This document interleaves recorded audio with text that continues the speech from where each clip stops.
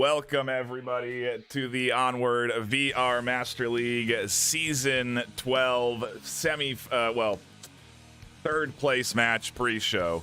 My name's Nightfire with 2 E's. I am joined with a host of analysts to discuss our upcoming third place match to decide who is going to take that prize, that third place prize pool. My casters are Nomad, Lord Visceral, and Jamie. Nomad, I'll start with you. How are you feeling this afternoon? Fan-freaking-tastic. It's a Sunday morning. I get to watch some Onward or cast Onward. Could not ask for anything better. Yeah, it is going to be a hype afternoon, to say the least. I want to get your thoughts as well. Visceral, good morning, good evening, good afternoon. How are you doing today?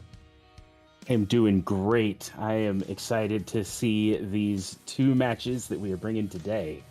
Oh yeah, it's going to be a lot of very good Onward here this afternoon. Jamie, last but not least, how are you feeling this afternoon, our EU representative? Well, it's been a beautiful day here in the UK, and looking forward to seeing how the teams shape up today, considering yesterday was a day full of brilliant Onward. Yep, we will talk more about that in just a bit, but first, let's dive into the nitty-gritty and what these teams are competing for. For those not in the know, the Onward VRML has regular seasons. This is the 12th regular season. It has been 15 weeks of gameplay. At the end of those 15 weeks, we take the top 7 teams across the regular season ladder, and we put them up with a 8th place team in a postseason tournament. That tournament has $10,000 in cash and hardware on the line, over $7,000 in cash. And that prize pool comes from the VR Master League sponsors: ProTube VR, HyperX, VR Cover, Downpour Interactive, VRML, VRware, Arma, and myself, all contributing in to that prize pool to help, VRML and esports grow. So we do really appreciate their support. The 8th place position was determined a little bit differently. We take the teams that are ranked 8 and below in the regular season ladder, and they all get a chance to compete for that one position to go in and be that 8th team to compete in the postseason tournament. That is called the Challenger Cup, with over 60 teams competing in it this season. I think it's the most we've ever had. We had one winner crowned last afternoon, and it was Raptors beating No Fun Intended in the Challenger Cup final. They went on to play in round robin Group B, where they actually had a couple of pretty good games. If we look back on the action, if you remember correctly, they were the team that beat Beginners. And Jamie, just real quick, as we're going into this sort of history, I want to get your thoughts on, Beginners not even advancing past the round robin group stage, a team that historically has made it into the finals. Completely unheard of, really. Every single season, the main contenders have always been Beginners. It's always been a question of who are Beginners going to be playing in the finals, and this season, not even here.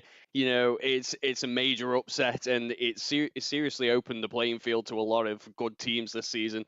Maybe that just shows where we're at in terms of the new teams coming in and the older teams that have been here a while now.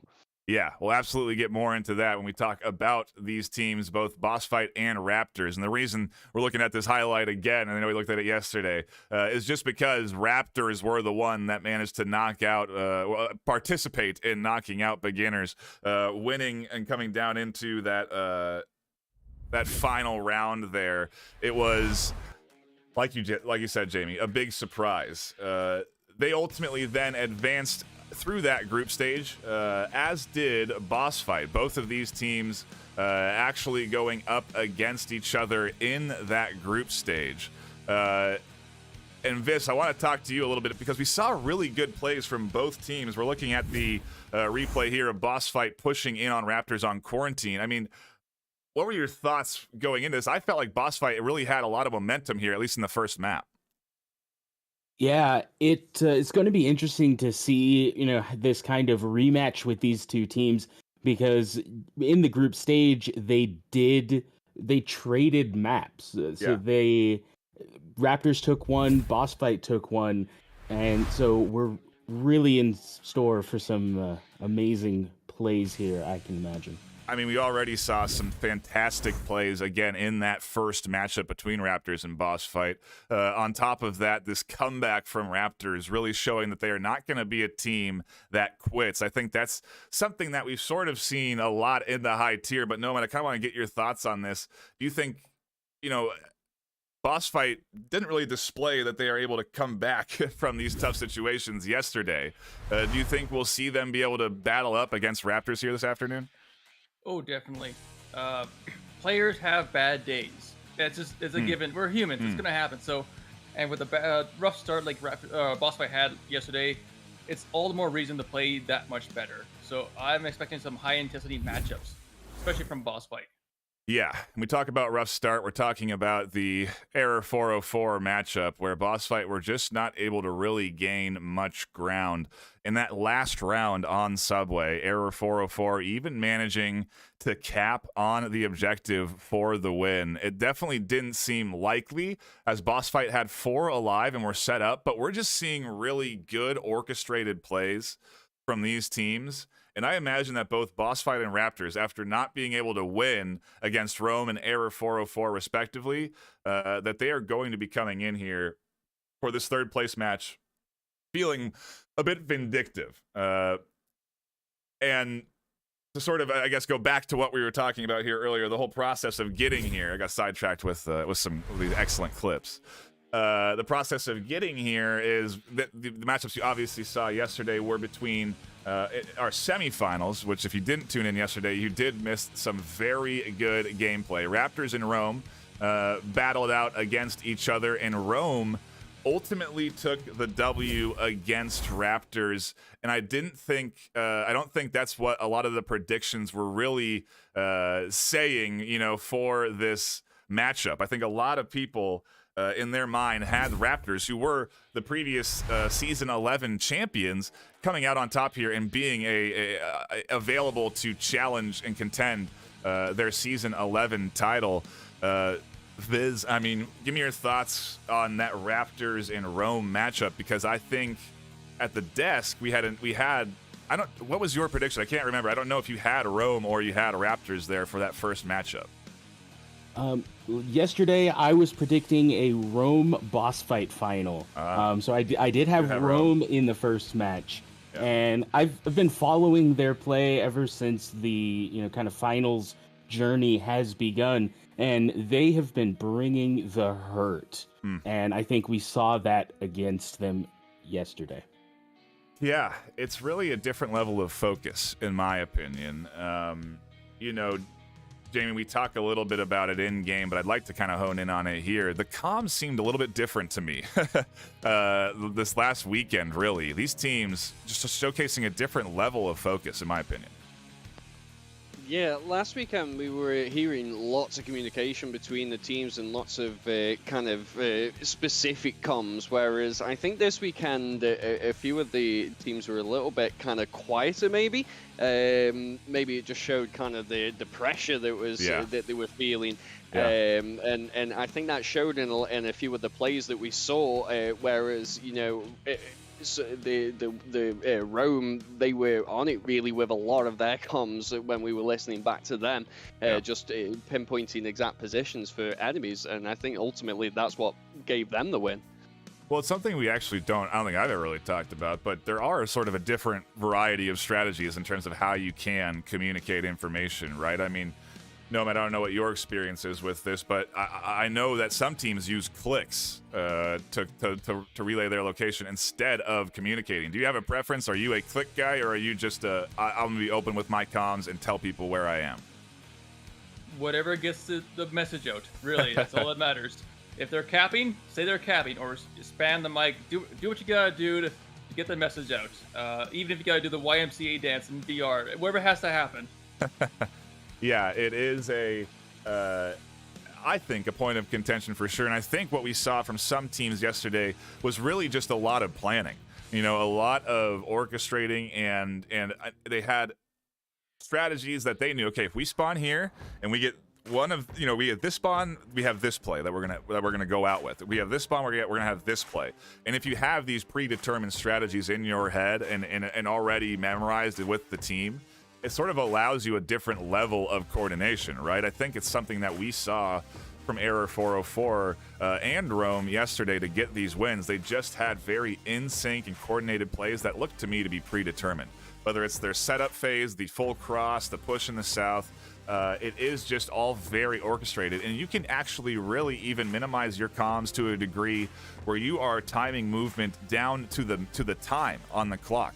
So you don't have to talk to your team on offense. You could say, look, we're going to push at 3 minutes to this position. We're going to be here at 2:30. We're going to be here at 2.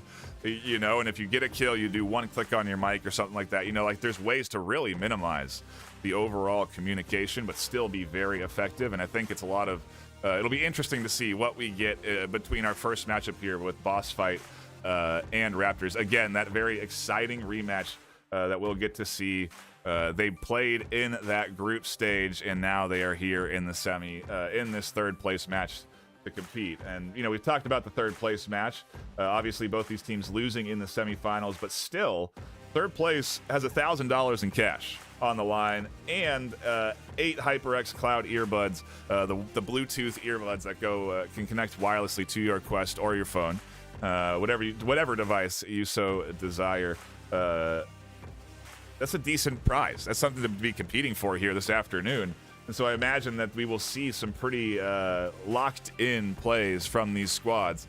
You know, one thing I saw from Boss Fight yesterday, Jamie, I want to get your thoughts on this. I think you kind of already touched on it, but they said they apologized for their performance to the EU side. Clearly, they were not happy with how they played yesterday. Is it possible that we really see a very different Boss Fight here this afternoon? I think we're going to see a much more bolstered boss fight this afternoon. You know, they're not going to want to go out without taking a place. I don't think historically they have gone out of the competition without taking a place. So they're going to be fighting for that third place, and I think we're going to be hopefully hearing a lot more communication and just a little bit more, you know, fun in the game. Maybe they weren't in it yesterday, but today I think they're going to be going at it. Yeah, I think we talked a little bit about it between rounds. It just seemed like maybe they were underestimating their opponent in front of them and didn't anticipate Error 404 to bring that type of coordination. You know, I saw in some chats afterwards within the community, folks saying that this is what Error 404 does. They've been bringing this coordination since their inception in Season 11. It's why they climbed the ladder high enough in Season 11 to be at a point now in Season 12 where they are one of the top 7 teams worldwide.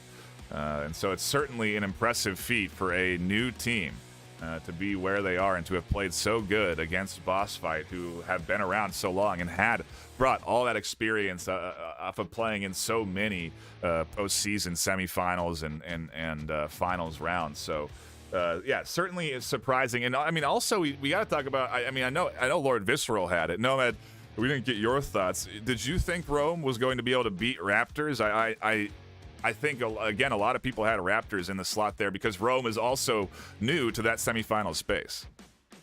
I was sort of on the fence there. I knew Raptors had the potential to win, but I've seen and faced against Rome in recent history, and I know what they can bring. So I really was on the fence on who's going to win because they were all just great, aggressive, communicating teams. So the coin was up in the air.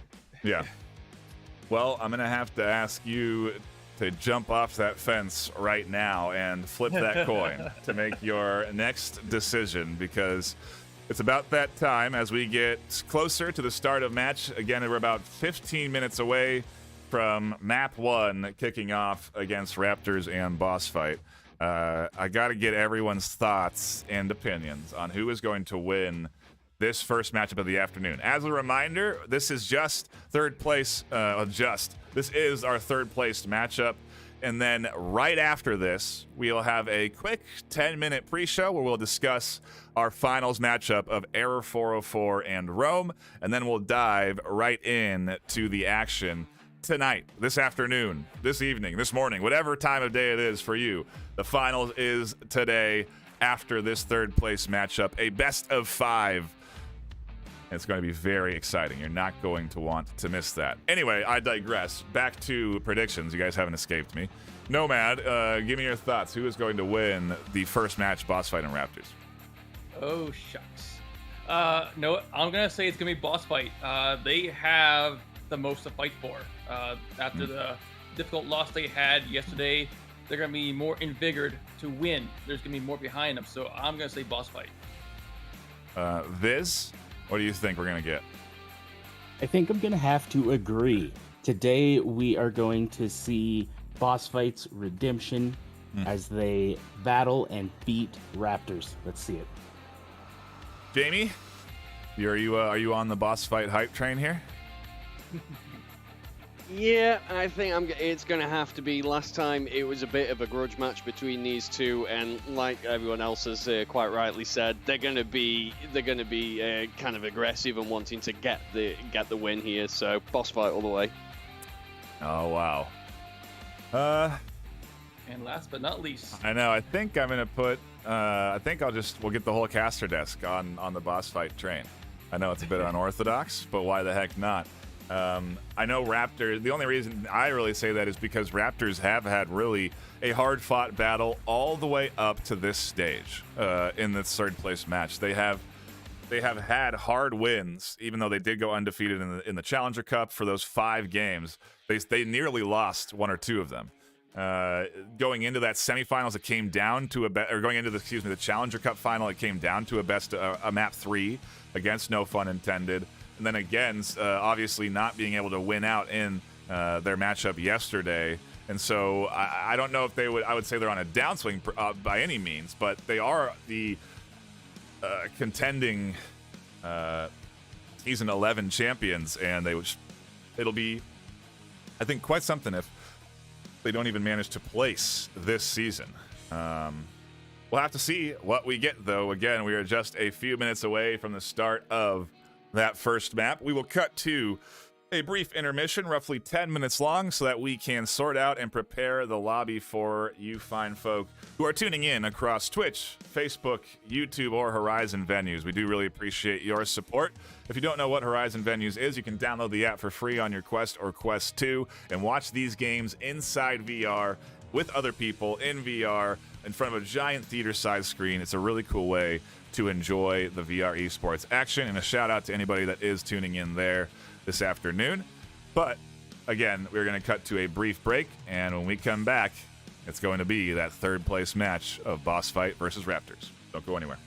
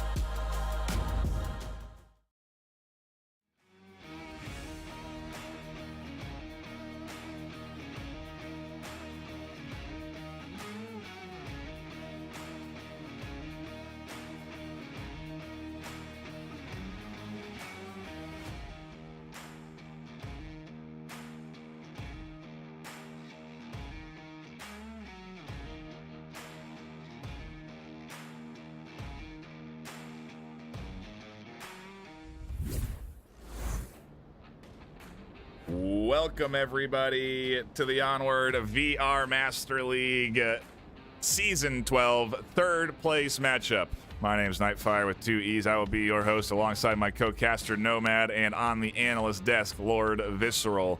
We are in for an exciting matchup this afternoon, gentlemen. Nomad, how are you feeling? We talked about it a little bit in the pre-show, but now we are here and ready, just moments away from our first round. Oh, it's on now. The nerves are kicking in, not just for me, but possibly the players too. But yeah, only time will tell. Yeah, we didn't talk about it too much in the pre-show of this, but I imagine the pressure and those nerves is definitely an element here in today's matchup. It's got to be factored in. I mean, who do you think is going to be the team that's going to be better able to deal with it right now? Well, when you're talking about being able to deal with nerves, both of these teams are going to be pros at that by now, but Boss Fight has more experience with that. They have been contending for the top spot for years before Raptors making it on the scene. That said, Raptors have definitely proved themselves able to deal with the stress. And I think that they are both going to be bringing their absolute best here.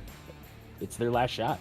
It's a crazy finals matchup, or a crazy third place matchup. I say finals, I feel like it could have been the finals matchup too. I think this is actually what quite a few people would have predicted to be what the matchup that we would have been seeing just after this, but it's not. Instead, it's going to be Rome Error 404 after Boss Fight and Raptors here this afternoon. But still, this is going to be a very hype match, and I am starting to get pretty excited here at the desk. We got to get into the whole system here, though. If you're new, this is a best of 3. Beneath us, we have options for bans from each team. Boss Fight is the home team. They get to ban the second map. I learned just the other day that actually the away team bans first. Either way, Boss Fight ban Subway and Raptors ban Quarantine. Boss Fight as home team get to pick the first map, and our first map is going to be Abandoned. Now I want to get your guys' thoughts on this, and I'll start with you, Nomad. I mean, what do you think of these bans? Are they is it Boss Fight banning a Raptors good map? Is it Raptors banning Boss Fight strong map? Is it a weakness? What are we seeing here? What are the stats telling a story at all?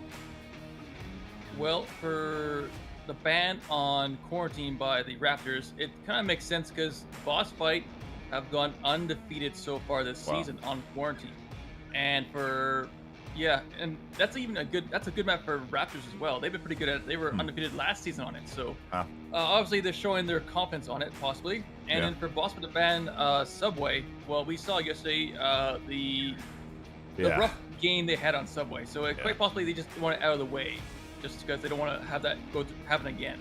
Yeah, very good point. They had a tough go against Error 404 on Boss Fight, so it makes sense that we're not seeing it here today. And so, Abandoned as the first map. Viz, what do you think? We've had this map, I feel like, banned for most of our postseason. You know, whether it's in the group stage, we didn't get to play it in the Challenger Cup. I mean, what are your thoughts with this being our first map this afternoon? With that, I think that Boss Fight is attempting to play towards a weaker map for Raptors. Of course, all these teams able to play every map. Yeah. But Boss Fight has more experience on Abandoned. And, you know, if we call back to Boss Fight versus Raptors back in the round robin, Raptors banned Abandoned. And so now that Raptors have chosen a different ban, a Quarantine ban where they had lost during the round robin, I think Boss Fight's looking to pull out another one of those weaknesses from Raptors. Ooh. Just moments away from diving into the action, we're going to take a look at the active rosters. Over on Boss Fight this afternoon, we have Scooby-Doo, Woods 43, Little Sayonara, Legal, and Icy Woods. And over on Raptors, we have Marksman, Messino, Soldiers, Void, and Rypick. Both teams a little bit different than what we saw in yesterday's matchups. We talked a little bit about subs. Viz, I'm curious on your opinion here. We didn't really see any subs from Boss Fight yesterday. It's got to just be that Abandon is maybe like Legal's favorite map, right? Yeah, it's interesting to see a team like Boss Fight and not see subs coming out. It's a team that is famous for knowing what teammates are good at what maps and constantly subbing out players. So that was a little bit on the stranger side from them. So I'm expecting them to be back into their normal form and see some subs for different maps today. Well, we're into the action now, and Nomad, it's round one begins. Our first objective, I think this one leans more into the defense favor, but we do have kind of a quick spawn. Yeah, that southeast spawn, very short distance to get the objective, very short distance to get to the action, which may happen between Marksman and I believe Scooby-Doo, who's in the south warehouse. On the east side. Oh, Marksman is going to be the first one to find the kills, but it's going to be on Lego all the way across the map. Nice hold there to shut down the cross to that apartment complex. If Boss Fight are able to make that cross, they can get to the apartments and start to work around the defense. They can get over to that north side and challenge in on the other side of Raptors, who are essentially down in a defilade, and we'll have to see how this rotation works, because Woods does get across now. Marksman does ID this. Now they're dialed in, waiting for another, and they do manage to make it past Marksman, able to get across there. Marksman going to be rotating around and watching the other side. So they know that two are going to be rotating there, and they know that there's likely two more from that spawned out of the east. And all of this information has to be processed by these players only through comms. They don't see any of the overhead. This is the view that Marksman has without any of the additional UI that the casting scene provides. It really does sort of amplify what the challenge is that some of these players are able to overcome in terms of identifying their targets at a distance, the understanding they have of what a window is without a head in it and with a head in it. Yeah, and looks like Soldiers has been identified, which is kind of tough, as Soldiers is in the 3-story building. It's got a very dark background, as you said. To ID whether or not there's someone there or not is very difficult. Sometimes you just gotta pre-fire it. Just put bullets regardless if there's someone there or not, and just hope for the best. Yeah. Yeah, sometimes teams will just shoot into corners they suspect people to be in. Scooby gets rid of Marksman. That's a big pickup because it allows for this duo to take control of the hilltop and fire down into the defense. This is not looking good for Raptors now if Boss Fight can set up on this hill. Yeah, with the south now open, Void needs to be careful because there's some walls in the building that Void is in where bullets will go right through it. So if there's any pre-fire going to that little tin shack building, whatever we're gonna call it, we may just lose Void. Scooby does find the kill, but the call out came in, and you can see Soldiers dialed in up here. Soldiers, though, may not have the freedom to stay locked in, as the rest of the Boss Fight team is very close to pushing up and challenging this inside building. And I think Soldiers is going to have a pretty tough time hearing these footsteps. Positioned right by this generator, it's not going to be easy to hear somebody running up behind them. And so if they do sort of tunnel vision over onto that hilltop, it could be bad news for them. And it sounds like Rypik found a Marsoc drone and is taking it out. So one less eye in the sky for Boss Fight. Yeah, I heard it buzzing around up there for a little bit. M203 launch comes in from Scooby-Doo up top. Almost tags Messina, but not quite. We have to keep our attention split. Oh no, a team kill from Sayonara. That's not what you want to see. They team kill. That go 3. Yeah, it sounds like that TK got called up by Soldiers, so they do have an accurate kill count.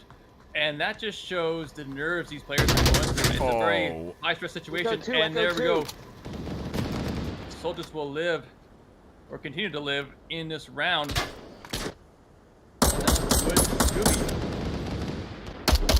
They're firing down. They have the hilltop advantage. They're able to deny Soldiers' vision on them and really suppress the duo here, but the time is ticking. With a minute and a half left, Boss Fight are going to have to push down into this Raptors defense, in which case Soldiers will have some pretty good angles. Woods is trying to get some smokes and utility out. And it's going to be an interesting advance here as Void nearly snags the headshot onto Woods. Scooby's got to be very careful as Scooby has to go through a lot of open crosses to get to objective, whereas Woods has some more cover than Scooby, but still a dangerous cross nonetheless. Woods is out of ammo. At least for their main gun. You see the pistol coming out there. They've done so much suppressing that they are out of their rifle ammo, and Void going to find the headshot there over the top of the log. And now it's all up to Scooby-Doo, who's trying to play patiently and diligently here and wait for an opportunity. And they may find it. They may be able to push this. There's only 2 here on objective. This is a 1v2 opportunity if Scooby can advance down. 32 seconds left. Soldier's not going to have a line.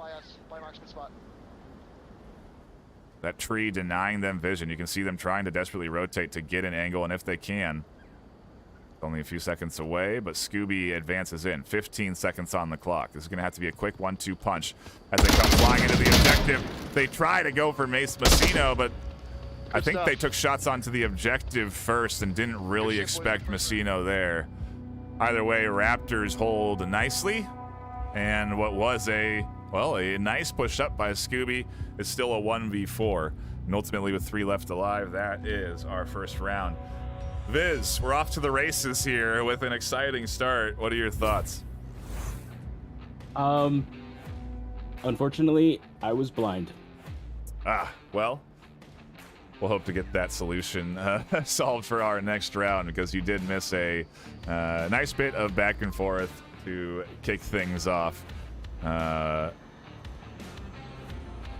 Either way, boss fight now, go on the defense. The way that the game of Onward works is that each team gets a chance to defend the objective. The attacking team is trying to get within a certain radius of the objective so that they can secure 2 points. Otherwise, if you eliminate the opposing team, you net your team 1 point. And so it is a battle of the question of, do I go for the cap or do I try and find kills? If you go for that cap, you have to push very close to the objective. You have to really get into that's the defense. You have to have utility like smoke grenades or flash grenades, or at least it is a helpful element in capturing the objective and punching in the code. But we'll have to see what boss fight managed to do, or Raptors managed to do when they go on to their attack. As again, we swap sides and we now patiently wait for the beginning of our next round, which is right about now, as we get into it for round 2. Looks like a round reset, as looks like boss fight only had 4 members load in. Oh. Well, I guess a little fun fact for those not in the know, you can restart the game if you do have issues within the first 15 seconds. That's what we saw there. And we did get a little peek at where Raptors are going to be spawning in. It will be over in that same spawn that boss fight had. They will be getting that quick spawn onto this objective. All right, you guys sprint hard. I'm gonna go right into HQ. You're going right into HQ. There we go. Now we got 10 players. How do you anticipate Raptors pushing this, Nomad? I feel like we very well could see a pretty aggressive start here to this round. Marksman, just pick them off. Yeah, I mean, they're calling you out for marksman to just pick them off, so I imagine we're going to see some early shots here out the gate. Right. I would have Try to stay as tucked as you can and not expose yourself, so they don't know where we are. From Raptors. And Raptors tend to be a pretty aggressive team for the most part. They do play passive at times, but aggression is kind of their main strategy here. So to see marksman hanging back and get picks, not surprising, hence the name. And we'll see how the remaining 4 players push ahead.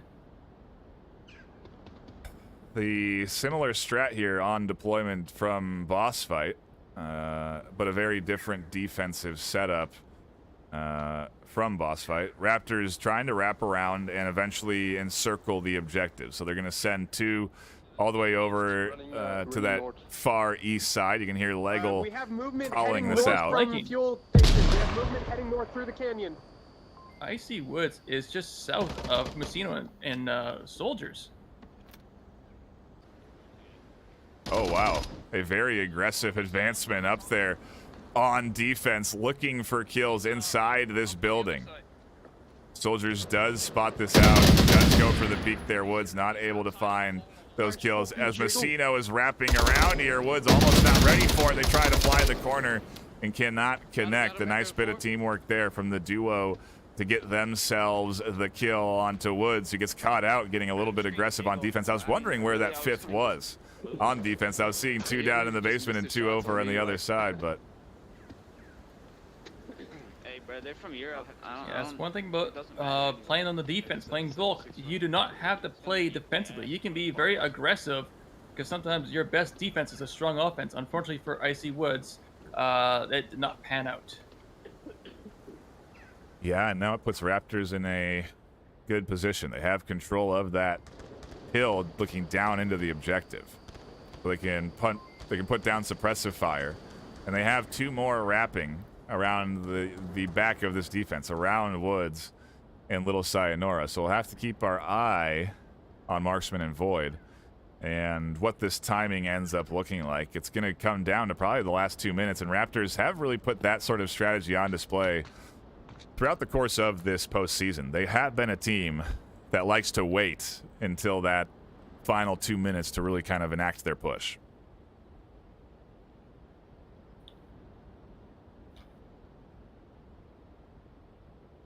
And we're just still seeing the setup phase here with 3 members of Raptors still to the south trying to get the high ground. Yep. Meanwhile, we got 2 more members, one in the apartments to the east. That would be Marksman, as well as who's the Void.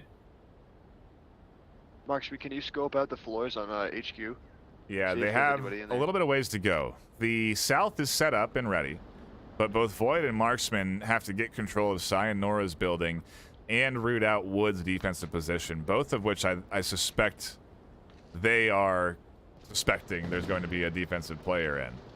We'll have to see if shots do come out onto objective already.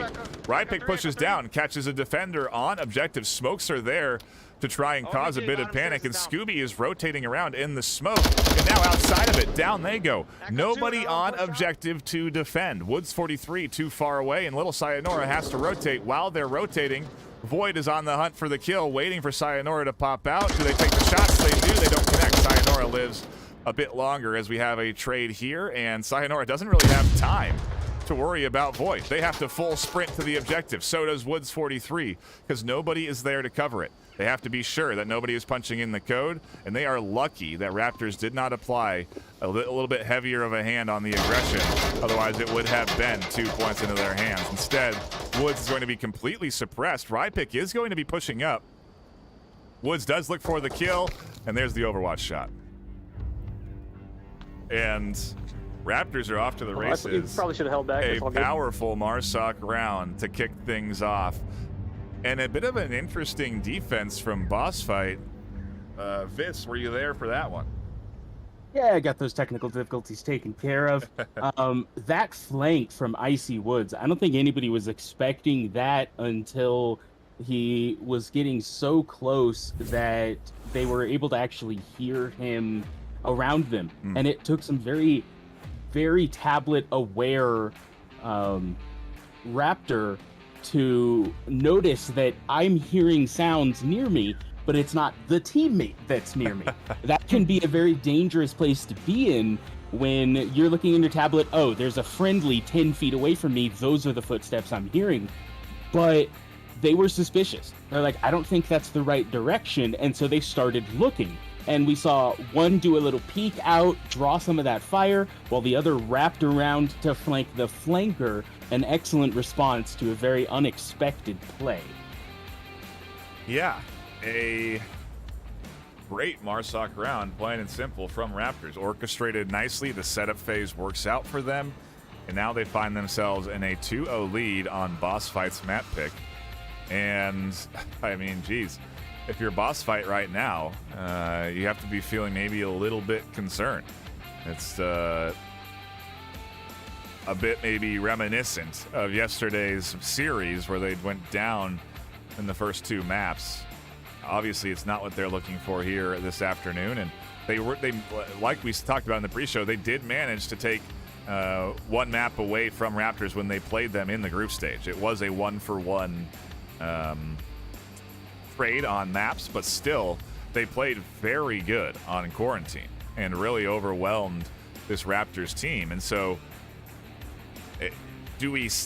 what boss fight do we get? Is it going to be that boss fight that does overwhelm the Raptors, or is it going to continue to be Raptors playing their game and finding the kills that they need to then set up like they did there on offense? Either way, we swap objectives, so we'll have to wait and see what Raptors do on the offense, as they will be defending here, and our new objective takes us over into the east side of the map. Again, if you're not familiar with the standard game of Onward, every 2 rounds the objective changes. There is more than 4 objectives on a map, so that means you don't know where the objective will be going until it is placed at the right after the end of your second round. And so, again, every 2 rounds the objective changes, and you swap sides every round so that each team gets a chance to defend that objective. The Marsoc team has random spawns for each objective placed, and so there's a lot of information to process for each team. They have to find out where Marsoc have spawned in. Rypic now is looking down this east alleyway to check in case anyone's here, but it's not the case. Everybody over on Marsoc has pushed over to the opposite side of the map, over onto Soldiers. Soldiers does get the call out, and so now information has been relayed to the rest of Raptors that this is where boss fight are trying to push in from. It's an interesting approach, and we'll see if they're able to get rid of Soldiers and eventually work their way up through the warehouse to, I imagine, go straight to the objective. Yeah, taking down that 3-store is key to pretty much any objective on this map. It's just such an important building to take. And with no one inside the tank warehouse... What? Got him. Headshot. Wow. What? Holy cow, Scooby. A one-tap headshot through the window over 3/4 cover? That's nice. Echo 4, Echo 4. Starting to see why boss fight is #1 in the regular season. Yeah. Their shooting skills are starting to show themselves here. And we know we almost never talk about that. You know, the art of aiming and the art of shooting is something that takes a lot of practice. It really is a skill set in its own. It's why you have people like marksmen who are standout shooters from range, like Scooby, who are great with those one-shots. And I mean, geez, very impressive bit of shooting there. Lego also finds one. And so Raptors are down to 3. This is not looking like a good defensive round here for them, as again, boss fight really have the advantage and are going to have all the time in the world to set up with 3:45 left on the clock. And Scooby now taking advantage of the Marsoc drone, but to find Void's location is really going to aid boss fight in their approach to the objective.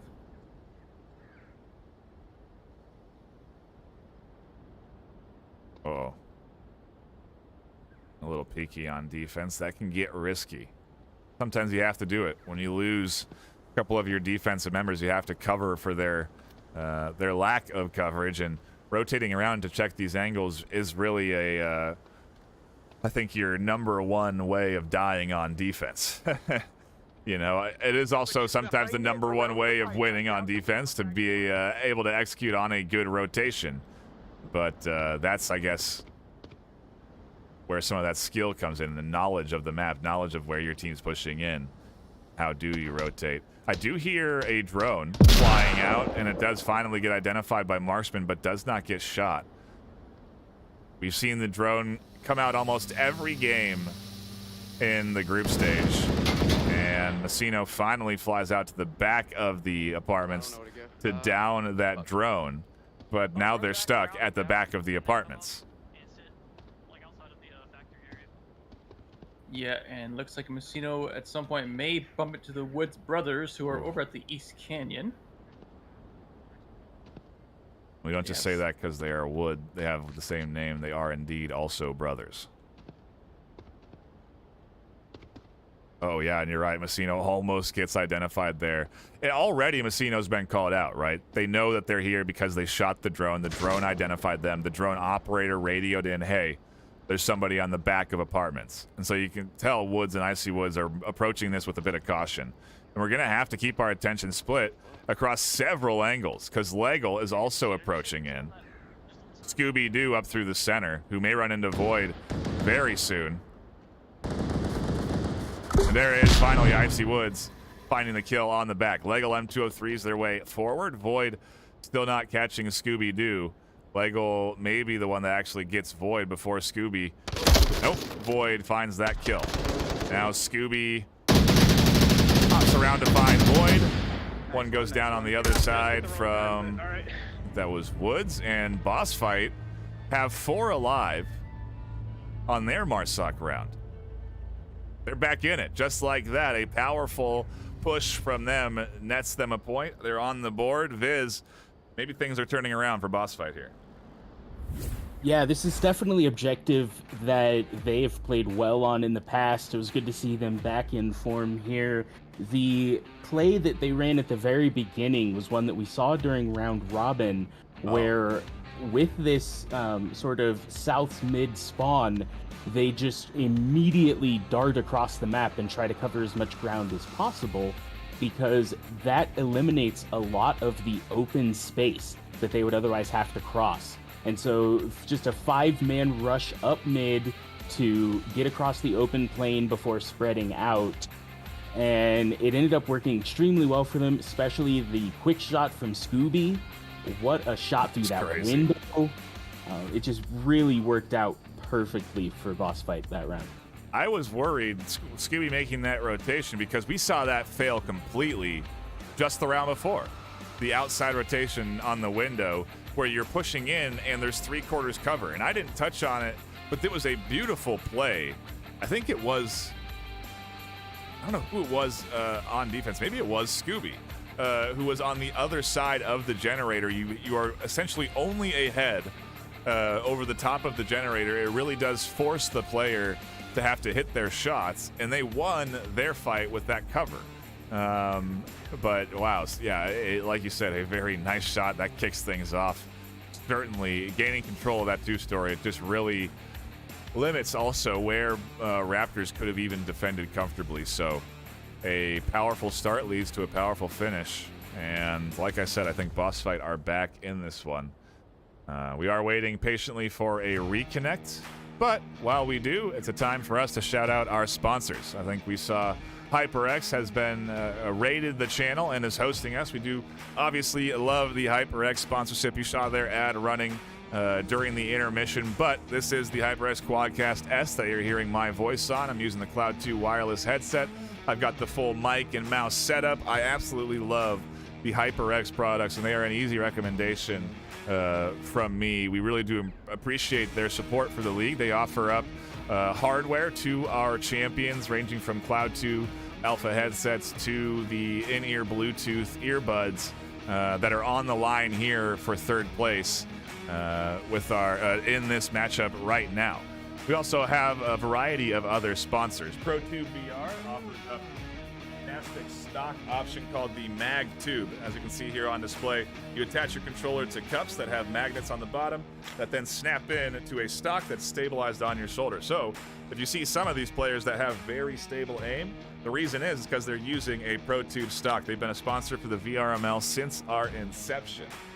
We really do appreciate their support. They have evolved heavily as a company and now have a variety of products ranging from mounts like joystick mounts, so you can take your controller and put them in a cup, and it'll be the same thing, a mag tube that can connect to a joystick that straps onto your the side of your chair, so you can mimic flying in any sort of VR flying game with a joystick with your controller. And they have, again, other variety of mounts and products, including a haptic feedback version where you can feel the recoil in your shoulder.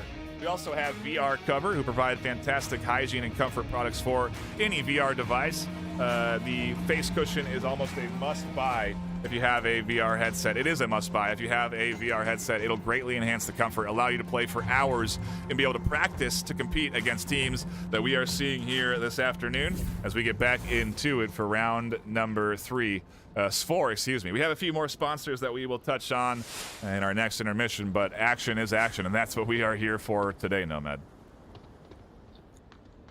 Yeah, and once again, Marksman is already hanging back with that now M16 now. Non-push center. Hey, God. No one push center. Trying to find so they're those either early behind picks, apartments trying to or find running those up to early HQ melons to pop. or factories. As Scooby-Doo tosses C4 on top of a boulder. Retarded.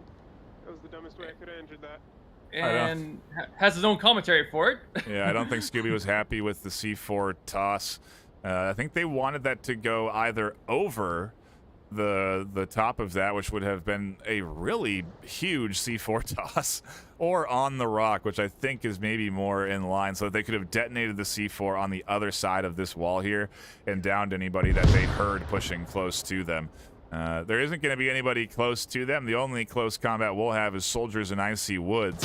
As Woods actually looking for a range fight there, trying to get rid of Marksman, who has that ACOG but can't quite land the shots onto Woods. Soldiers is close, as is Void and Ride Pick, and so Woods here is a very important element in pausing this offense, which is important. You know, buying time is a key factor of defending the objective. If you can simply buy your team several minutes by defending an objective point, then you are doing a successful job of defending. If you can find kills, it's even better, as Icy Woods connects there onto Soldiers.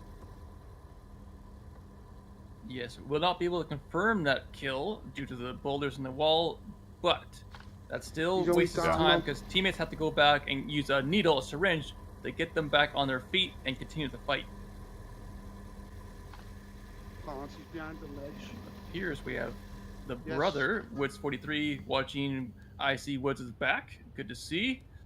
You always want to have, especially on defense, your teammates supporting you as you're holding a certain angle. That quick frag, or just to waste even more time, as you gotta go through another player just to find the one you want to kill.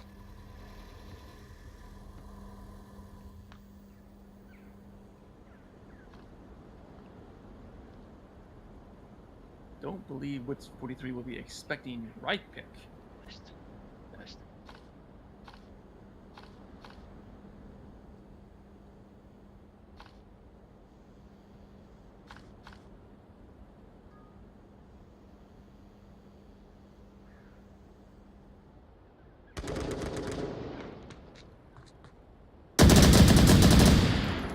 One down, another one down. We do get right pick to get a pick onto Woods 43, but Icy Woods right there, the brother, getting that refrag.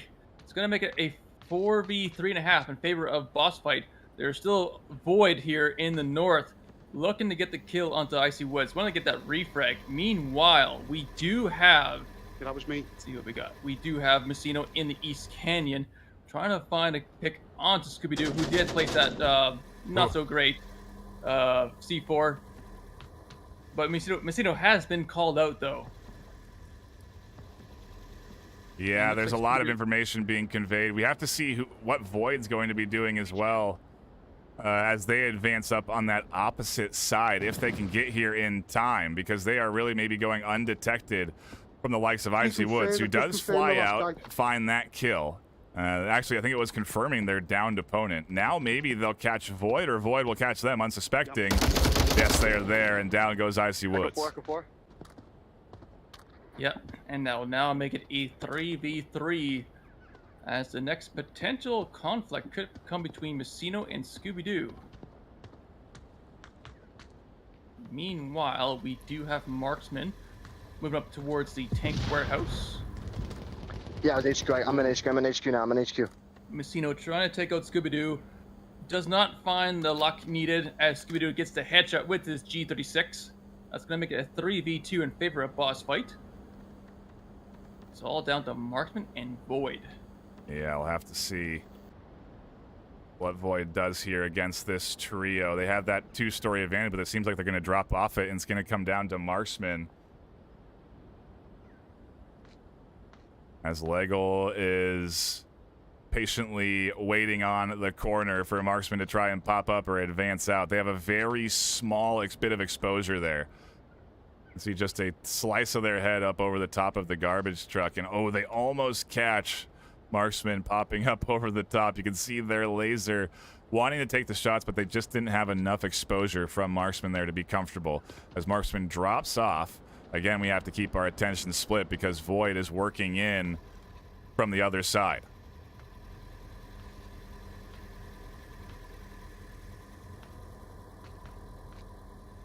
I just guess. Wonder if Ooh. Leto will find the pick on There it the is, finally. down to Void now. Yeah, and I'm thinking, is there a route here for Void? I don't think so. I don't think they have enough smokes to really deny the vision on this push, but they do throw them out, and the time does tick down. I just wonder if they know that they only have 15 seconds left.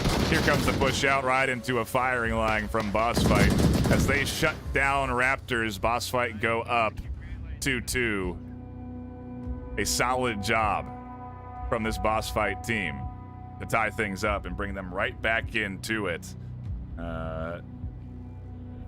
This is third place matchup. This is a solid battle here.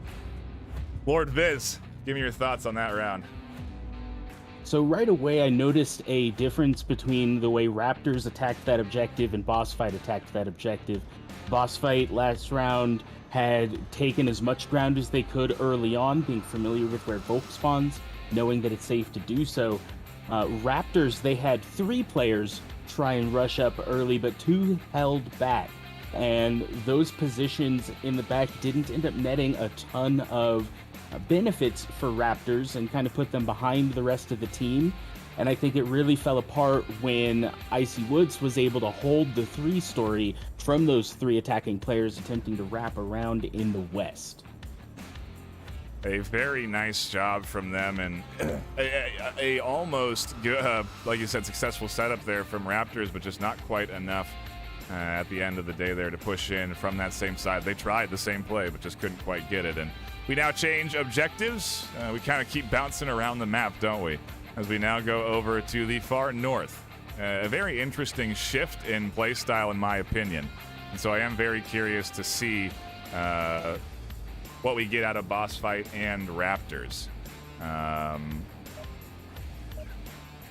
Raptors, again, going on the defense here, so they'll have that sort of, I suppose, defensive advantage. And I think for this objective in particular, you also have that elevated height, you know, so you're looking down on the advancing team. I think it makes it a little bit harder for the Marsoc to push into this objective. I think this objective does favor the Volk side a little bit more. I need those. Yeah, you're sort of backed into a corner with this objective. You're very far north. You know the enemy's coming from the south. It just matters if they're coming from the west side, east side, or the center. And there's quite a few open crosses to make just to get to the objective. So, indeed, a very Volk favored objective, but that does not mean it's guaranteed to be a Volk win. A well-coordinated push, followed by a good sniper, can tip the favor towards Marcel. No, I'm not. Nobody.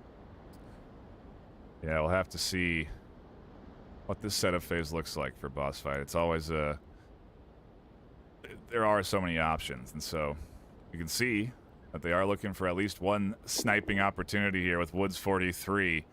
They've got that 12 times dialed in. They are looking, you can tell they have the eyes on Void's potential angle. If Void decides to peek out and look for any sort of information, they will find a couple of sniper bullets very quickly.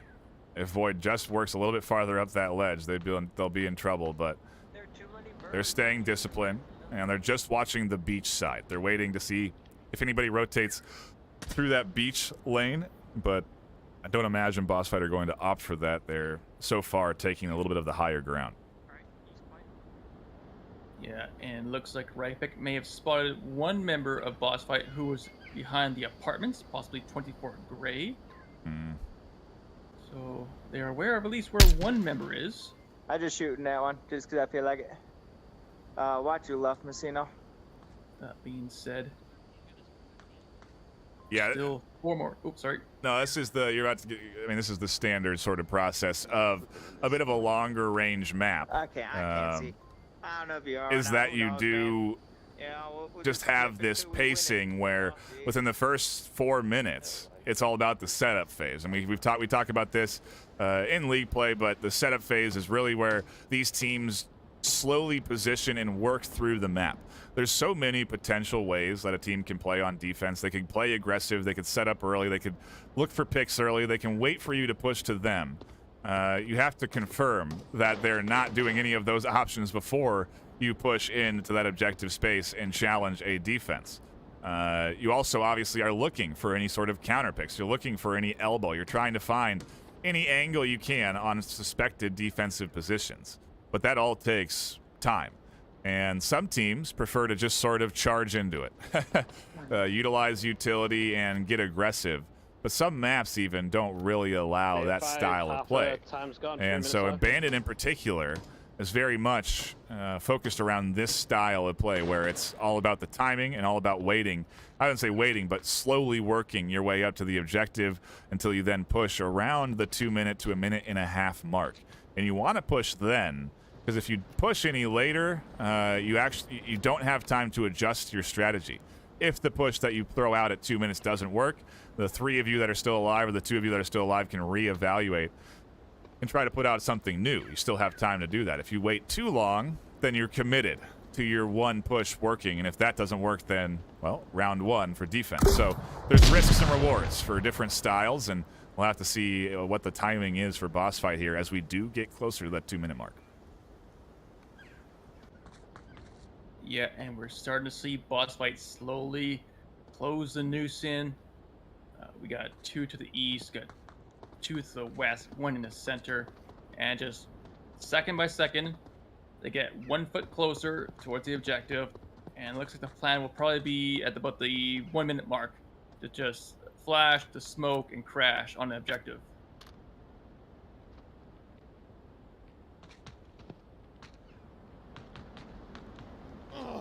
Lego drops off, takes a little bit of fall damage. Fortunate they didn't go down there. Fall damage, a big element here, but they are going to have to heal, and if they do get shot, they will not be rezzed. They will not be able to get picked up by their team. It'll be an instant down no matter where they get hit. And so that actually is a bit of a, I would say a decent negative there for Lego here on their advancement. The drone is out, and it's certainly identifying some of these defensive positions, or at least verifying that the front of the objective is clear, and it seems that this is where the push is going to be coming from, with Icy Woods, Gray, and Legel dishing out smokes, Scooby-Doo coming down from the hilltop, more smokes coming into the objective space with flashes up over the top. Rypick is flashed out, and on the backside, Woods says surprise, snipes out Void, no one there. Marksman has to duck down. They're going to go for the res, and back up comes Woods for the double. Both go down. You can see soldiers on the backside trying to catch them out, but they're getting pushed in by the brother as Woods finds that trade. Rypick and Messino now have to worry about being completely surrounded. You can see Messino dancing around the objective, and the call-out comes in. That is just them two. 24 Gray goes down. Legel goes down. They're defending for now, but Scooby scoops up a double, and that is the end of the round. And boss fight takes the Marsoc W, advancing up 3-2. And that there, folks, is how you become a master team. That is what's required to attack. That all requires communication and coordination, and that's how you win a round. Viz, your thoughts on what was a stellar Marsoc push? Yeah, we saw a very tight defense from Raptors, and that posed some issues for boss fight in the latter half. It did allow them to take a lot of ground early. And I think one thing that was very key to boss fight's push is they had a Marsoc drone out that went unidentified until just a minute left in the round.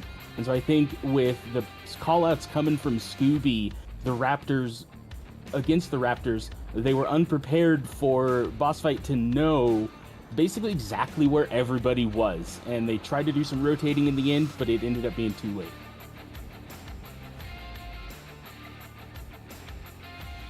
Now, we swap sides. We have to see what boss fight can do on the defense. And, I talked about it, right? We talked about it. There's different strategies for defense, whether it's to get aggressive and look for picks or to stay back and hold around objective. They both have their risks and rewards. And we saw the risk of playing a too tight of a defense. Like you said, Vis, you can allow the offense to just gain too much ground. And once they've done that, they're within utility range. And once you're within utility range, that's when things get dangerous. Once you can get flashed and smoked, that's when really a defense can get broken apart. And that's exactly what we saw. Flashes come in, it disrupts the defense, smoke's coming in, They disrupt audio. They make it hard to see. It was just a very nice push. They analyzed the data that they were presented properly, and Boss Fight now are looking at 1 round away from taking their first map and coming back against a 0-2 deficit from the start here against Raptors.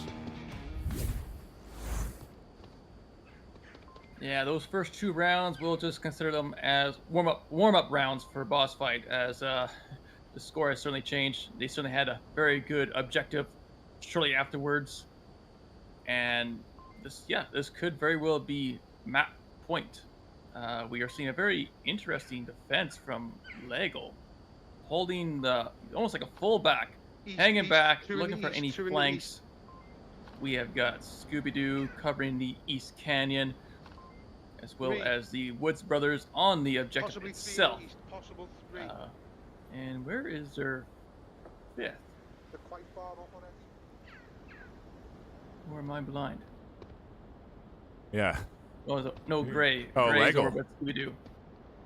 Okay. Yeah. Gray's here by Scooby, and Lego's way back in the deep there against the wall. I don't think I've ever seen anyone take up that defensive position, but they're guarding from that potential south rotation that worked out so well for Woods there with that sniper, where they found the double by rotating in from that beach side. So trying to shut down entry there. Gray and Scooby, like you said, watching this alley, and it seems that they have coverage across all 3 lanes. Now it's going to be up to Raptors to get rid of some of that coverage, open up one of these lanes for entry, and then pick and choose the right way to advance forward. As we'll have to see if Rypick can find the shots. Woods is a little bit out there looking for any sort of angle, but it's all very calculated. You know, Woods knows that where they are, they're not going to get seen from their right side. This tree is blocking vision from Rypick, or the branch or whatever. You know, it's just a lot of very in-depth map knowledge that does get factored in to help properly defend these kinds of objectives. And these little things could certainly get overlooked if, you know, you're not paying close attention. So Woods there, still in a safe spot for now. Lego took a few shots from the back. I wonder what that was. Maybe a drone flying up over top. VR Marksman had a drone, and yeah, Lego did spot it and promptly deactivated it. You know, that's one thing we didn't talk about. I mean, the drone is... It's interesting. We've seen it utilized in several different ways, but I feel that Raptors actually use it quite well. Marksman is very good with the drone and sneakily moving it into spots and hiding it and keeping it hard to detect. That's one thing that I think some drone operators don't do necessarily well, is they just sort of fly the drone up, look for info, and then down it goes because it's in the middle of the sky.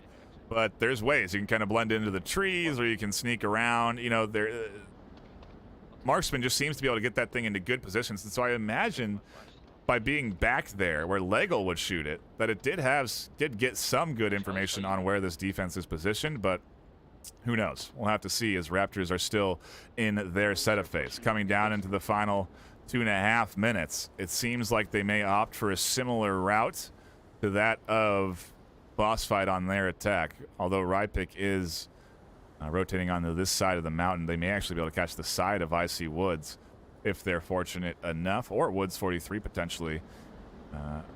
Either way, they are definitely the forward element of this offense.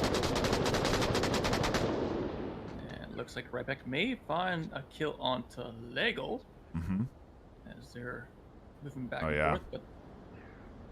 But the attention's focused on Woods 43, that's for certain.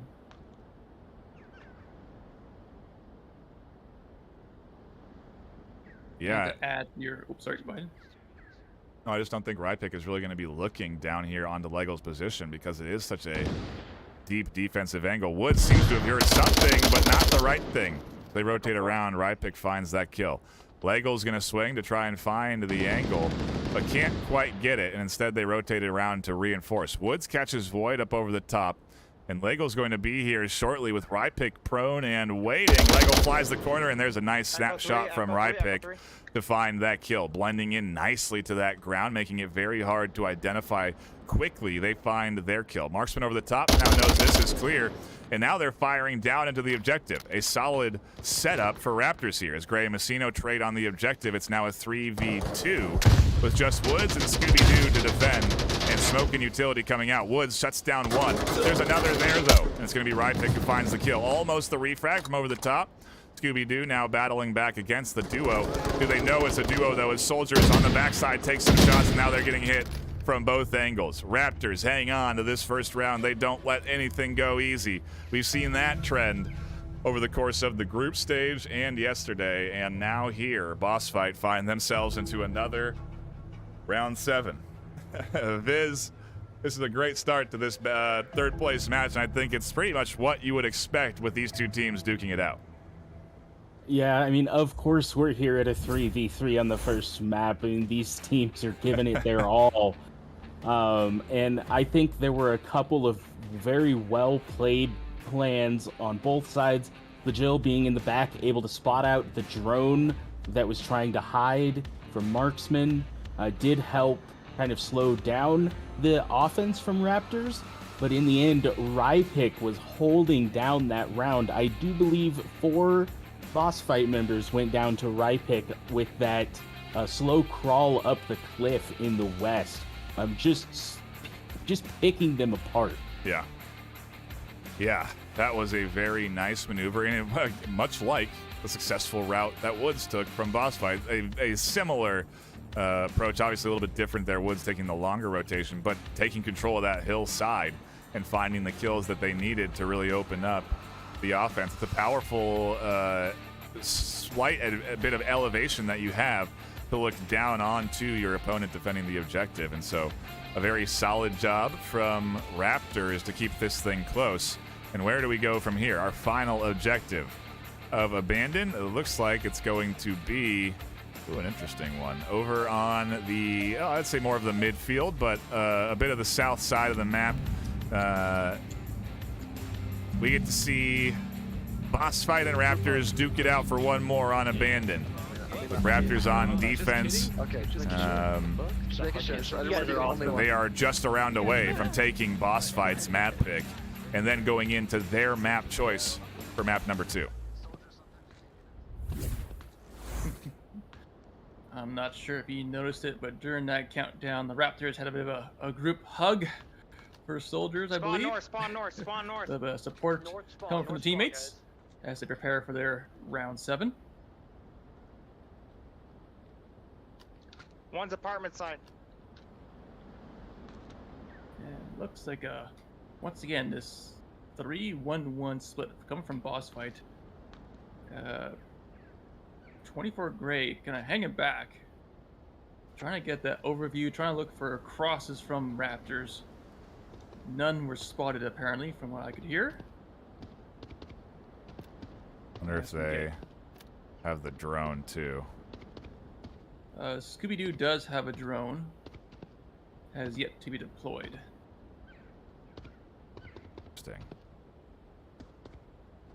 You know, popping it up here, it's a bit of a risk because you'll deploy it and then it should be heard.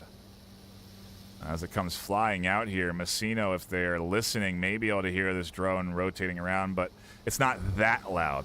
Soldiers might be able to catch it, and as we're following the drone, Rypick and Icy Woods both find a pick respectively, keeping it 4-4.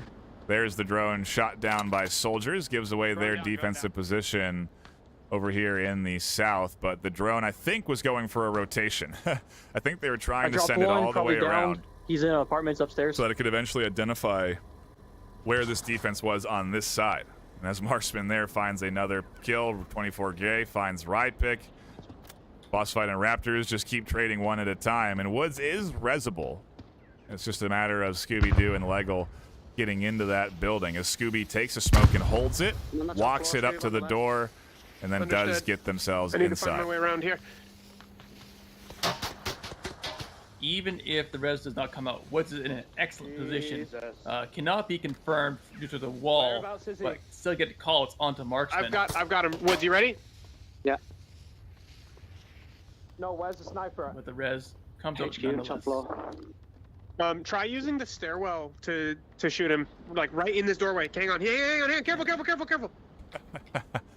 Fun to listen to the You might comms be able to sometimes. do- You know, these are open comms, so we can hear them if we're close, as can the opponent.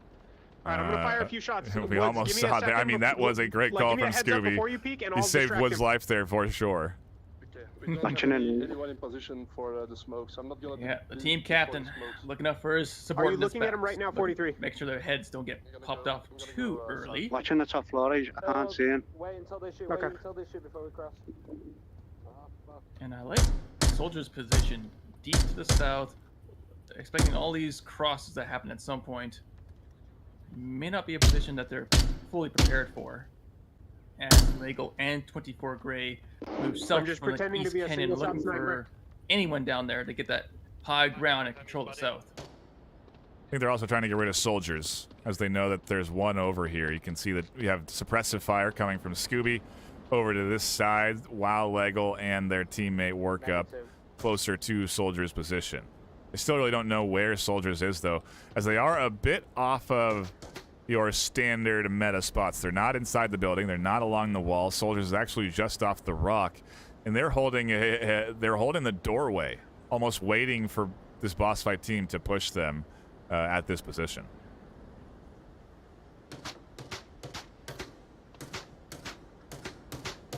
All the while, Scooby-Doo placing suppressive fire. Marksman desperately trying to find the pick. Not quite land those shots. And all the while, I don't think Messino, who's been sitting pretty quiet in the center, I don't think they've been. Oh, we got to keep called out. eyes on Soldiers here as they advance forward underneath Legal and Gray. I don't know if they heard Soldiers making these moves, but they do get down here. Gray comes flying over the stairs to try and shoot them. Woods with a single shot can't connect. Soldiers with a quick double, the triple for Soldiers as they lock it in, and they're able to call it out. Legal down and res. Scooby's not going to get this. And I don't think Soldiers is going to get rezzed either. There's only 2 left for Raptors. Watch the south. One watch north, one No, watch south. 1v2, but Scooby-Doo is in a well-known position. Actually, Marksman now rotating, so both players now moving around, but Messino should be hearing these footsteps. Is Messino going to be getting the pick? Come on. Ready and waiting, the final defender for Raptors, well, one of 2 finds the kill, and Raptors take the round against Boss Fight here. Oh, it's obviously not done yet, Viz, but Raptors do kick off the series with a map win. Yeah, great start for Raptors to come back against Boss Fight there, who were kind of holding an early lead. And I think it really fell apart when it took 3 people to deal with Soldiers in the south. Just taking them down, not giving up any ground until that final trade with the third. And we could have seen a dangerous rotation coming in from Marksman or Messino to worry about a cap coming in from the south, because you can't defend this objective from the north only. And so if the trade had gone a different way, or Marksman didn't know how exactly that had gone down, that could have ended very badly for Raptors. But a very unexpected position. Messino staying quiet there behind the dumpster, just catches Scooby by surprise and takes the whole thing. Powerful round there, and like you said, clutch plays coming in to lock in a big W for Raptors. We now go to map number 2, selected by Raptors, and again, we have an interesting available map pool with a lot of range on it, but also a lot of close quarters available. With Quarantine and Subway off the plate, we still have maps like Cargo, and obviously other Tanker and Suburbia. There is a lot of close quarters options. We do not go there, though. Raptors want to give Marksman their time to shine. They want to put their standout sniper at range into effect here. And we are going to Downfall for map number 2. What do you think about this? I feel that Boss Fight are still okay on this map, Viz, and I don't think this will be an easy W, much like obviously Abandon was no easy W. Yeah, these teams are well known for enjoying Downfall. I mean, when you get up into those higher ranks, the preference kind of skews towards maps like Downfall that require a ton of map knowledge. And both of these teams are going to be very familiar with this map, and it'll be interesting to see how this goes. Of course, both teams do have their long-range players that they'll be playing here, but an interesting pick simply because Boss Fight's record on Downfall is a little better. Yeah. They might be looking to shake things up as I didn't see this map played between these two back when they played each other in the round robin. Yeah. Doesn't look like we're going to get any subs either, so Boss Fight's not going to be bringing any sort of experts on Downfall. They're going to stick to what they got, and, well, that's perfectly fine. We saw some excellent shots coming in from the Boss Fight side on Abandoned. The same goes for Raptors, though, and again, Marksman is sort of that standout sniper for the Raptors team. I'm sure we'll see them take the sniper more often than not here on Downfall, and it'll be a bit of a battle of range, I think, that we'll be seeing here. And I think that, in my opinion, the best way that Boss Fight can play this is to really try and neutralize or nullify how often they're exposing themselves to those long-range angles. I don't think looking for early picks is going to net them a lot of reward, whether that's on offense or defense. So, that's obviously a big challenge on Marsoc when you're attacking on Downfall, to stay hidden when you're pushing. And we'll have to see what kind of boss fight we get here this afternoon. If it's going to be the boss fight we just saw, I think they're going to have a good chance of battling back against Raptors here, even on Raptors map pick, because we've seen map picks go wrong before. We've seen both picks of teams go wrong, and so we very well could head to a best of three for that third map. But if Raptors do take this, that is this series done. Our third place decider would be Raptors taking away that prize of $1,000 in cash and the HyperX Cloud earbuds. It is just a few rounds away if Raptors can manage it. But obviously, Boss Fight wanting to put up a good representation of the EU squad here this afternoon. We talked about it in the pre-show. EU has just had a tough go in this postseason. You know what that means, I don't know, but beginners, they're the first time not being here in the finals or even in the semis. Boss Fight, having a very hard series, two maps lost to Error 404. EU needs something here.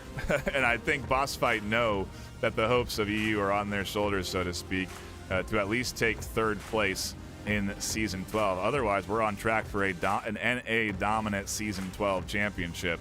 I think we are into a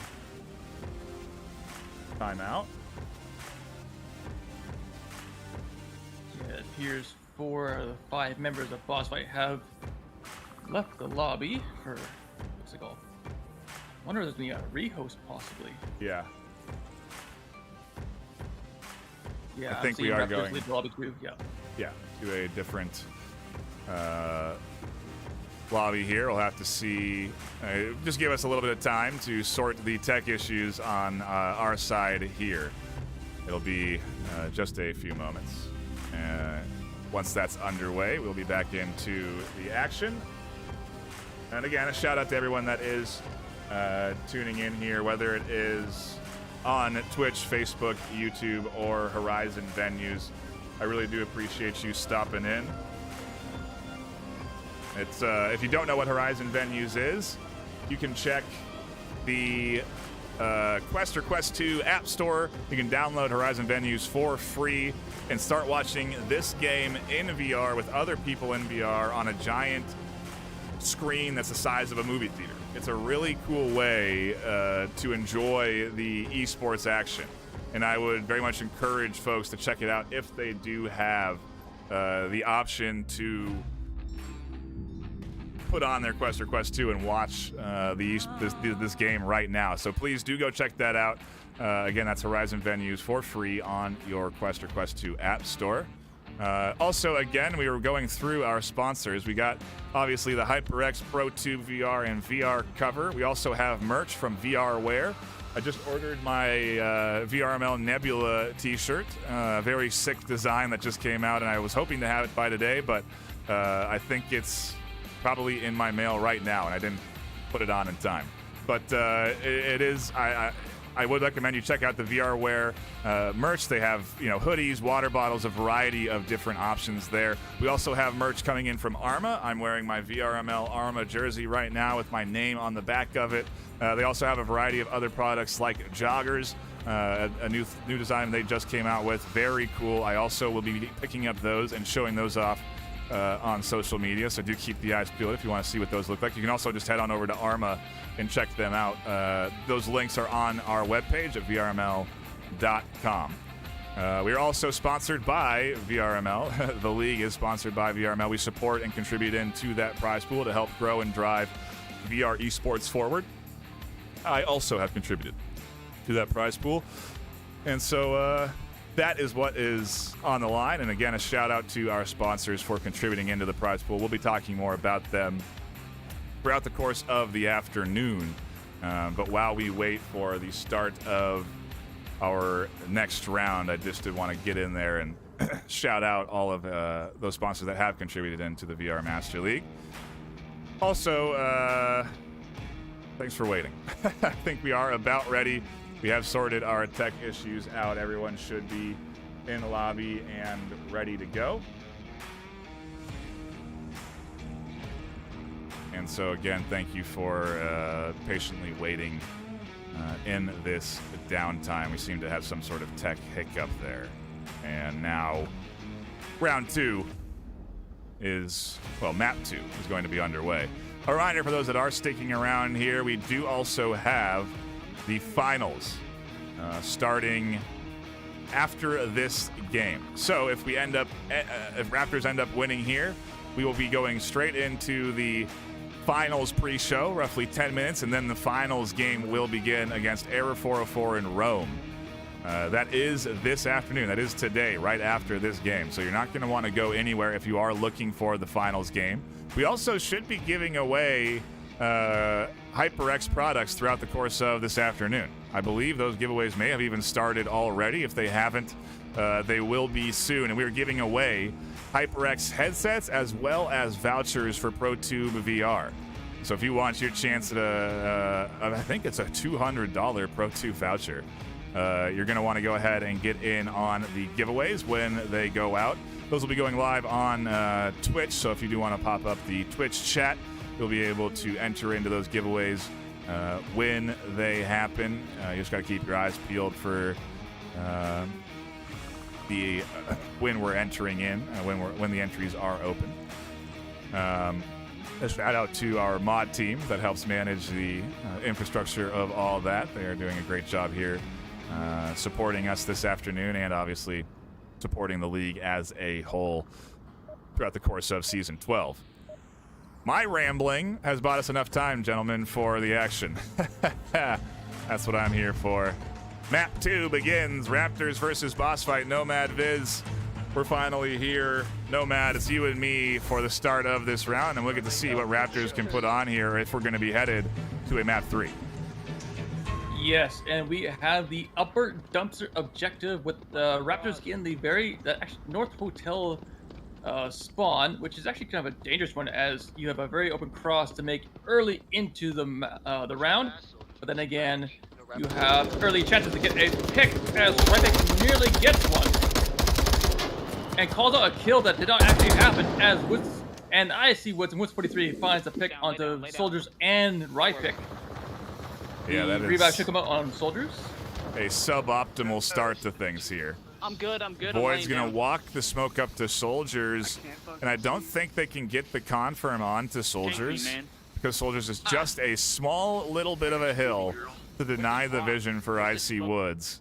As Woods, I think Woods 43 found that first kill over the top, but still, the res comes in, and we'll have to see if Raptors can bounce back from this 4-5 deficit that they now find themselves in.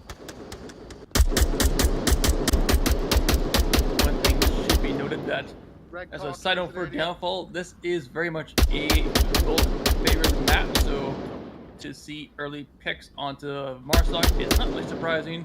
But then again, with teams of this level of skill, Marsoc wins on Downfall are not unheard of.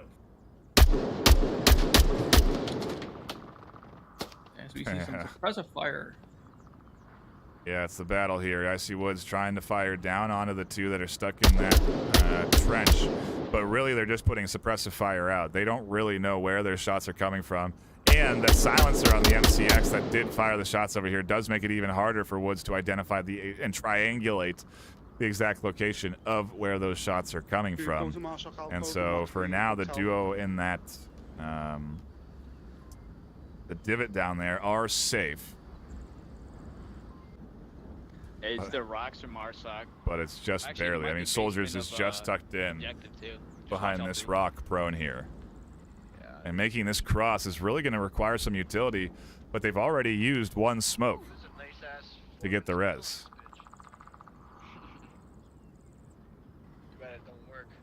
Yeah, we even see Marksman lane prone, slowly going down the hill.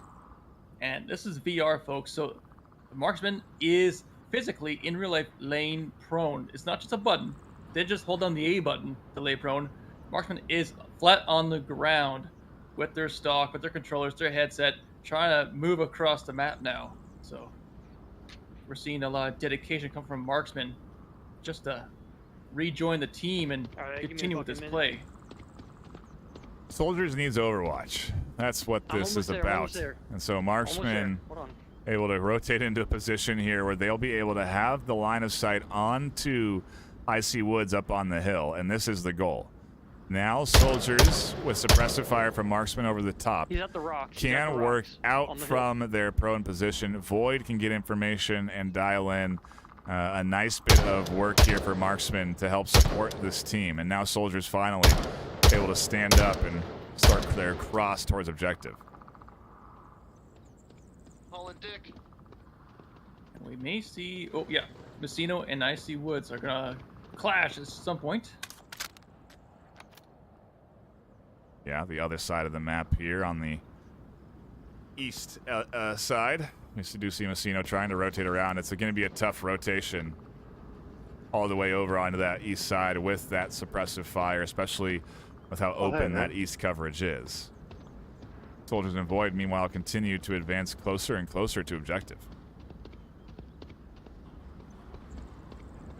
And already we're down to 1 minute and 53 seconds left. The first kill and one down has really killed a lot of time. So Raptors are gonna have to make some, Raptors are gonna have to make some really risky crosses just to avoid running out of time to get to objective. Yeah. Minute 30, boys. We gotta go. There's the call out too. They are aware that this time is ticking, and they are really quite a distance away from objectives still as a whole. We do have the two that are close. But even then, there's so many defensive angles that can be held here. Obviously, it's what this box fight defense is set up for. It's a tight kill box around objective, and they're waiting for Raptors to push to them. We got 1 minute. 1 minute, we got to make something happen. Soldiers, you ready? I'm going across. I'm crossing. Do you have the smoke? I don't. Yeah, I'm ready. Woods 43 will find the pick onto Marksman. There goes the sniper coverage as Scooby finds the pick onto Void. And another kill for Woods 43 onto Soldiers. It's all down to Messino. Yeah, they didn't find anything, plain and simple, throughout the whole time of this round. They were searching and looking for any sort of angle they could find, but they didn't spot out a single boss fight defender. And even when they did, they couldn't connect on their shots. And now it is literally Messino pushing into a 1v5.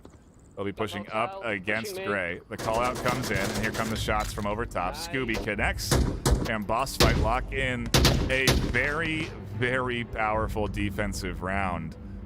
I wonder, Viz, do you think Raptors are second-guessing their choice here on Downfall? I would say they definitely are at this point. To have a perfect defensive round come out from boss fight, 5 up to none, just a powerful way to answer back to just barely coming up short on Abandoned and ending the 3-4. Those early shots down to take out one of the Raptors, to down soldiers and force that, kind of slow res to come out with the smoke, that really slowed things down and just showed how well prepared Boss Fight is for this map. Yeah, they're certainly coming in with focus here after a tough loss to Raptors on Abandoned, their map choice of all things. They now really have to lean into this Volk advantage and play it well, play their Volk rounds very strong, and that is, again, the best start for them after a tough loss just a map ago. So off to a good beginning, but it's now going to become a matter of, do we trade rounds all the way down until we get to 3-3? Do we see cap attempts come in from either squad? What objectives do we end up getting? Because that ends up being a big factor in even being able to cap. I think this objective I've certainly seen captured, but it is a pretty big challenge. You have to whittle down the defense, which means that you have to be looking and finding a lot of picks in order to get rid of standard defensive positions so you can open up gaps and coverage. That's a big risk.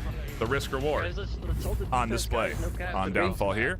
Let's hold the defense. So we'll have to see Could they get how a mirror Raptors marshal? defend as we kick things off. Yeah, Boss they Fight could. could have an They could. opportunity. Take some shots very early if they so choose. I'm good. Yes, Boss Fight getting the exact same spawn as what Raptors have, and Oh! like I said, there's the early shots and the early kill this time onto Messino. Now it's going to be Marsoc that has the numbers advantage early on into this round. Look at Soldiers. They're throwing counter aggression at the aggression they just experienced. They're looking to take back a couple of kills. They're flying to Leggle and Scooby-Doo, and they're now holding center's two-story. They'll be able to watch out from this window and hear this advancing duo of Leggle and Scooby, and I doubt that they'll be ready for someone to already be here. Ooh, there's the one. That is one of the risks you take for firing early. You give away your spawn, which is a lot of information given away to the enemy. That allows people like Soldiers to know exactly where they can rotate and cover before getting spotted. Scooby smokes stairs. Soldiers drops back to a different blade angle, and also they can drop out of the two-story, fly out of the window, retake a different second floor position, and actually work all the way up to the third. Scooby certainly thrown off by these movements, and as I say that, they seem to know right where Soldiers has gone. They advance and take control and clear bottom floor, and now Soldiers is waiting for Scooby to push them up on the third. Yo, somebody watch North Roof, just in case he pushes up the stairs.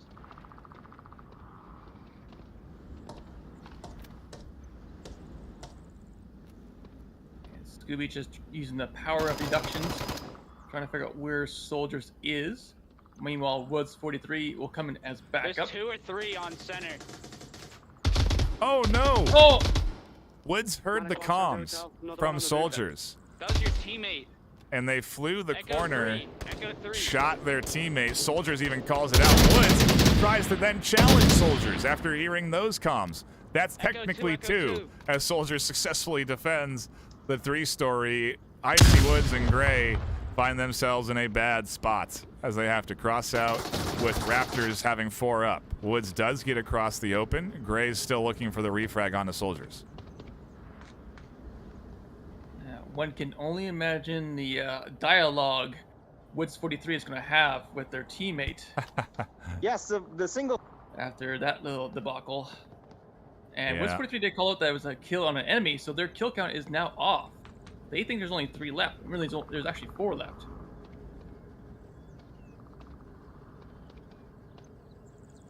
This peek is risky. Oh, Marksman almost tags Woods from distance there. Now Woods tries to fire back, but Marksman, the successful shooter there, finds the full kill. Bray's alone in a 1v4. And Boss Fight had a great start, but couldn't quite execute on their push. And didn't Soldiers get a triple last time on defense too? On Abandoned? Yeah.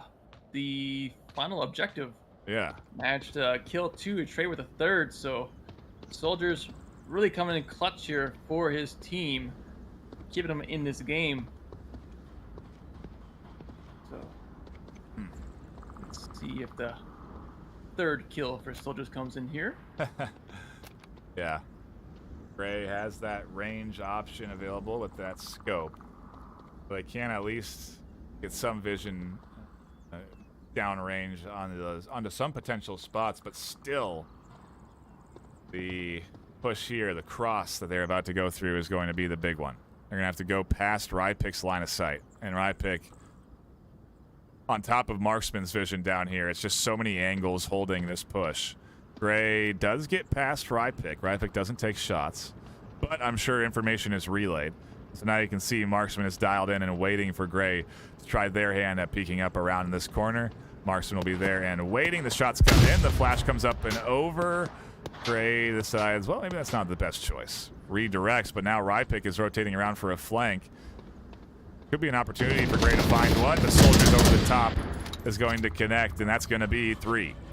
As Soldiers locks in a good defensive round for the team, or at least is a key element in setting it up.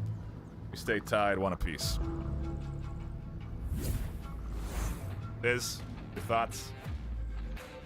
Well, what started as a great pickup from Boss Fight to bring it to a 4 or 5 really fell apart again, as you mentioned, with Boss Fight attempting to challenge Soldiers in CQB. And I think that's something that they're going to have to avoid in order to push in on Raptors defense. Of course, the unfortunate timing coming around the corner, taking out Scooby with the team kill, definitely didn't help. But Soldiers was instrumental there in taking that down, including the team kill. 4 people died to pushing Center Hotel. Just an immovable wall there from Soldiers. Yeah, very nice job from Soldiers there. And even the communication that they were putting out threw off the offense, resulted in team kills. You know, really just a solid round overall. I think I might be late to this party, and so if I am, please stop typing cap in chat. But giveaways are underway, like I said, so keep an eye on chat. Type in the code that only the official modded VR Master League account posts to type. Do not do anything else. Do not spam. Do not pretend to be a VRML mod. If you do, you will get banned. So just a note, but still, keep your eyes out for those giveaways when they go live. Back into the action we go. We got something to talk about out of spawn. Raptors getting a quick spawn, and they're all prone. A standard strategy here in Nomad, just in case you do spawn at this location. Yeah, if you're left standing, you will be spotted, and knowing, like I said before, knowing the spawns is critical, especially on this map here. It's information is freely given, and looks like with those shots, it's been freely given already, as they now identify the quick spawn. Wow, Gray is still able to work up and get inside to this 3-story. It's a huge spot to be because now they can threaten several different angles. They can watch this cross to rotate over to the east, which it seems that they're doing, and they're trusting in their teammate Icy Woods to watch the immediate angle of the spawn. And now as they go up top, they will also be able to pop up and peek over down onto any potential threat, also tuck in a very familiar position, one we saw Soldiers take up just last round. Yes, Center Hotel is a key building to have. You have so many different angles to lay fire on, and so many different places to bob and weave and poke around, peek. It has to be cleared when your objective's on the west side of the map. It has to be taken regardless. You said you have 2 smokes? See a little bit of pre-fire onto some windows, trying to get a pick onto Woods 43, who is on lower dumpster building, the objective building for this round. Come the smokes. I wonder if that was intended for the corner here on Gray, or wow, those are good smokes. They're going to deny vision from the 2-story. Well, not really. 2-story can see over it. It does deny some vision from the dark room dumpster, but no one's there. Gray has pushed out and is, again, up on this 3-story waiting for the push. But Raptors are able to set up. Even with this defensive position, you can see both Rypick and, I think, Marksman advancing over to the east. If Marksman can get nice... Wow, they can. If they can rotate to the east, they'll be able to get down onto that hill and fire down onto the defense from the hilltop on the far southeast. And we're seeing an interesting defense from Boss Fight in terms of having Scooby and Icy Woods both in White House. You typically only see one player in there. So to see them double up there is to cover in maximum angles is kind of an interesting choice.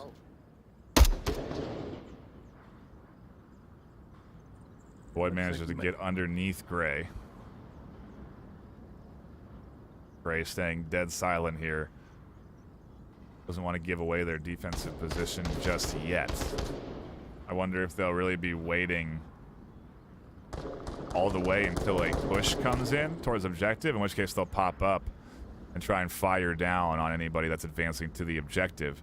It is a bit of a risky defensive position to be taking if that's the plan, but they don't want to overextend and look up over the ledge here and get headshot. And so there's just a lot, again, the risk-reward of decision-making here in this game. Have to see if it pays off for Boss Fight. Again, Marksman I'm about to be up in the going hills. to be able to get all the way up on the 230 on hills, Hawkeyes, 230.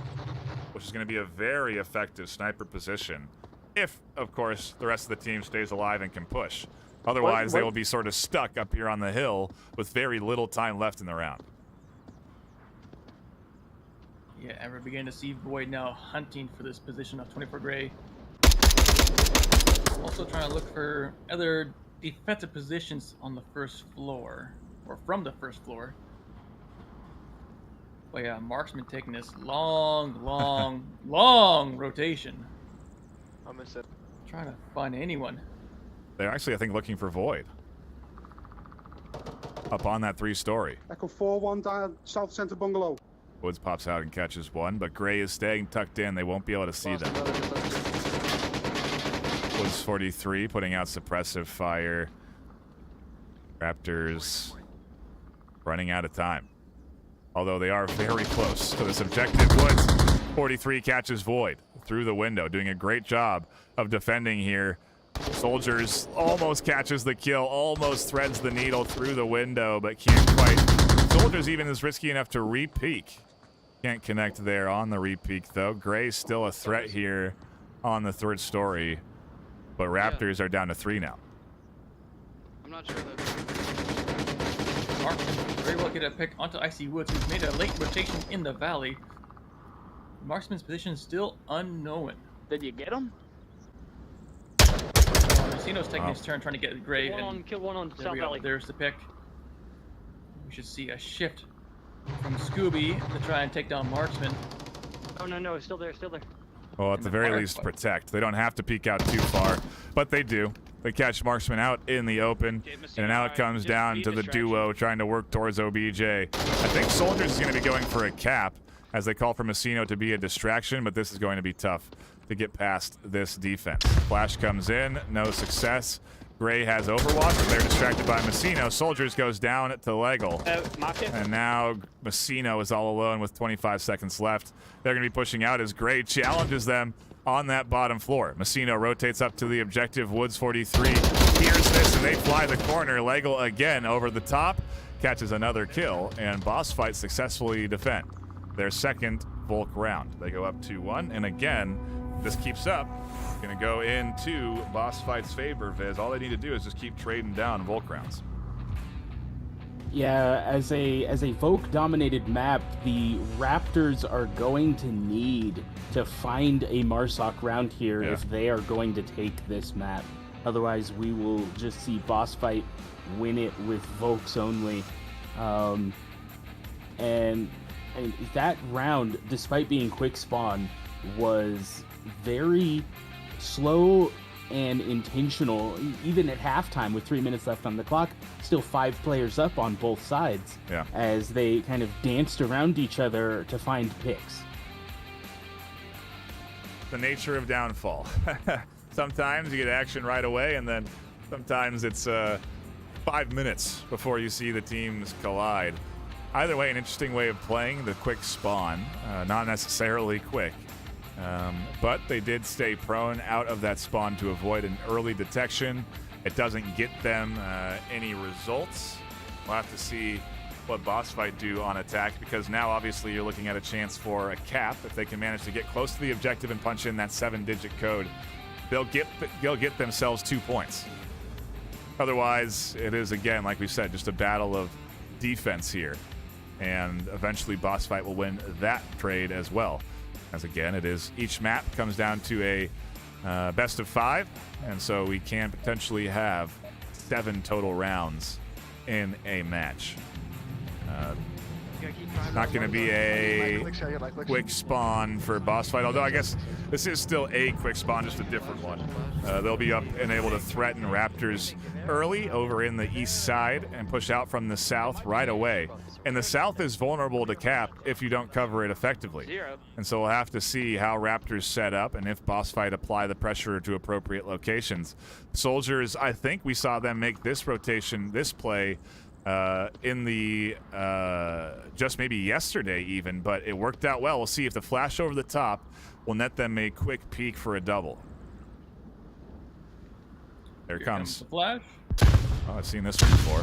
Scooby blind, Lego blind, and look at the planning from Raptors. They know what's coming. They know where that play is, and they have Woods on Overwatch, able to avoid the flash. They counter Raptors play that was on display just earlier this week. If not, I think it was in the group stage. I don't think it was yesterday. Just a great bit of homework done by Boss Fight. They clearly came in here prepared. And, well, that homework nets them a kill. As suppressive fire rains in, the rest of this push comes in from Boss Fight through the south. A lot of resources invested in clearing out this white house on the hill, and it's because it's a powerful position. They gain control of so much of the objective space, and they can then push in from the south side. Uh-oh, that's one. Marksman with a quick refract.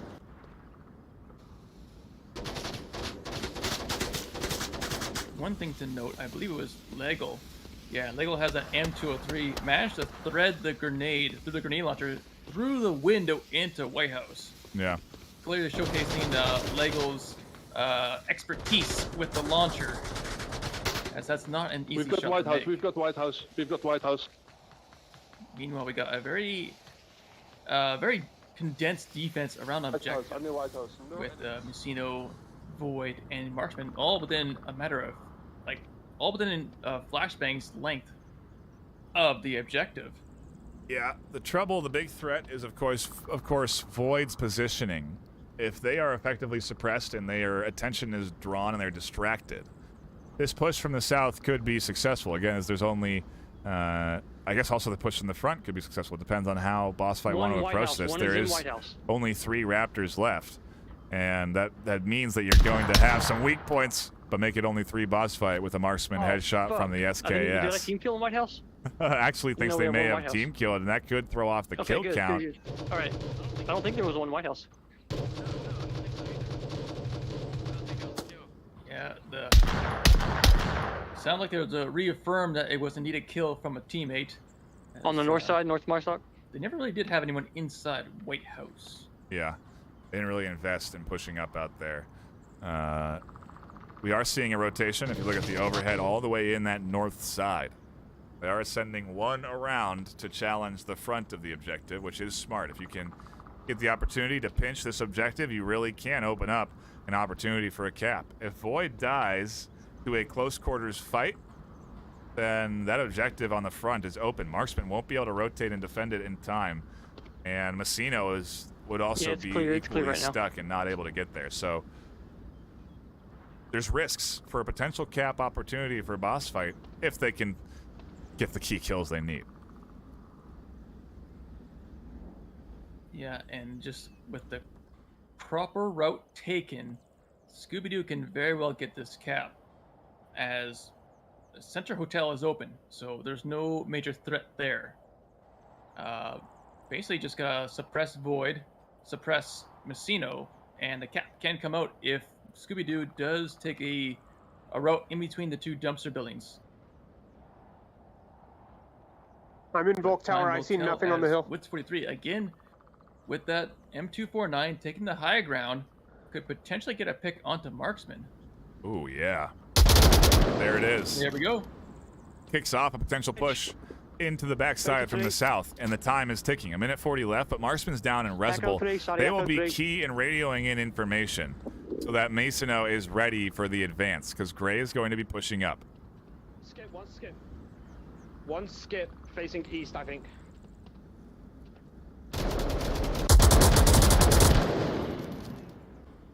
Looks like Messino was identified. Again, suppressive fire from Woods 43. And Scooby-Doo. They are really taking us down to the final few moments here. Yeah, Scooby-Doo is still at the North Tower. With a minute left, we'll have to make a rotation now. Wow, look at that smoke. Come on. What? A perfectly tossed smoke all the way across the map to deny Messino vision out the windows. Force them, if they want to peek out the doorway and limit their amount of options. Woods is going to push up here to be able to get the confirm. Messino has no way of seeing Woods. 30 seconds left. Woods is going to not get peeked. Marksman still alive. Does finally get confirmed. Now comes the push. Void goes down on the front. Messino has to fly out the back. Woods has tablet out, and Gray finds the kill in what could have been map and cap. It is instead boss fight. Still going up 3-1. It could be worse. Could be better. Lord Viz, we almost had our first cap of the day there. Yeah, that would have been quite a way to end the map, but they do secure the kill and take a Marsoc round. Yeah. And now the Raptors have even more ground to climb. And we discussed, taking Volk rounds only would play to boss fight's favor, but having them secure a Marsoc round here instead, that is going to definitely put Raptors on their back foot. And I think we are going to head into map 3 with one for each team. Oof. That is the dream for us casters here on the desk. We want to see the map 3s. We want to see the best of 5s. It does, of course, mean a bit longer for Error 404 and Rome until we get into that best of 5. And I know that they are eagerly awaiting to get into their game. I'm sure at this point, I know I saw them practicing and scrimmaging and warming up. For now, they're going to have to plan to do it a little bit longer, at least for another map, if Boss Fight can take this next Marsoc round. We do go to an objective that I feel is more capable, if not probably as capable as our last objective on that dumpster. It does have 2 points that you can cap from with a wall separating you in between it. And so there is a threat of a cap here. And we saw Raptors cap in this exact situation on Snow Peak. When they were down 1-3, they got and secured that cap. So who knows what Boss Fight are thinking and what Raptors' plan is. We'll have to find out as we dive in to the action. Boss Fight get the close spawn. This is, I think, the only objective in the game, maybe one of 2, that has multiple Volk spawns for the objective. The Volk team could have also spawned on the other side here over into the south, but they get close to the objective, and it does, force this long cross for Lego and Scooby. They have to cross out in the open, and they're fortunate nobody picks them there, but they do get into position, toss out the C4, and Boss Fight are all set up and waiting for the push for what could be their last round on Downfall. Yeah, we're seeing a very nice triangle of defense around the objective with Woods 43 at North Brothel, Scooby-Doo and Lego in Center Hotel, having Icy Woods in the Heli 2-story and 24 Gray at the Heli Bungalow as control. The very well be the IGL for defense. Meanwhile, we have Marksman crawling away, or crouching, towards North Hotel, we have got soldiers and Rypic at the upper red truck building. Messino over at the Marstock Tower, and Void making a long rotation all the way to the Valley of White House. So trying to encircle this defense with 4 minutes 35 seconds left. We'll see what happens. It appears that Woods 43 may have spotted Void. Oh, wow. It's so impressive, the identification range that these players are able to spot out and notice just a little different pixel over the top of a ridge from so far away. It takes a very attentive eye and a very knowledgeable one that knows all of the ins and outs of these maps to really see these very minor peaks from these players when they're just trying to get information. And then suppressive fire obviously goes such a long way. Woods 43 isn't checking the full ravine here, and maybe an opportunity for this prone movement to work all the way. I think that's Void in the south there. And it looks like Marksman has spotted Icy Woods, who claimed to have gotten a down, which did not actually happen. And 4 snipers down. And the player Marksman claimed got down ended up getting Marksman instead. And with a pick onto Void now, it's now 5v3 in favor of Boss Fight, with 3:25 left in the round. This is it. At least it's looking like it for Boss Fight. They are looking to progress on to a map 3 here. It comes down to the trio of Raptors, and we've seen some big clutches from these teams in this postseason, so there is nothing off of the table just yet. If Boss Fight relax even a little bit, it's an opportunity for Raptors to chip away at their defense and climb back into this one. Raptors, like we've seen, and like we've said, a team that will not quit. Even if they're down 1-3 and down into a 3v5, they're going to be playing this focus. Comms will be on point. They're going to be looking for anything that they can do to get an advantage, and you can see over the top here, Rypic almost has an angle onto Woods.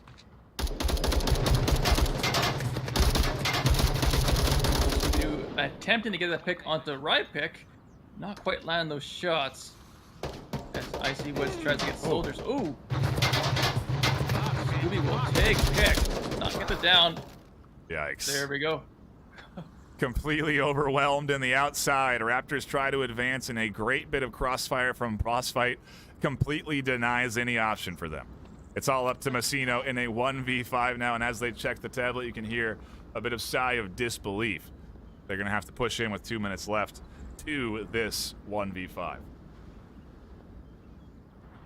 If someone's going to clutch, it's going to be my fellow Southpaw Messino. As we all know, the left-handed people are always right-minded, and the right-minded tend to clutch the rounds. See if Messino can pull it off here.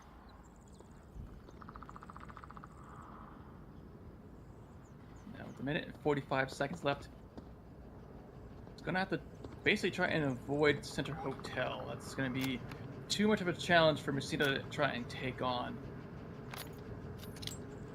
As smokes begin to deploy towards helicopter.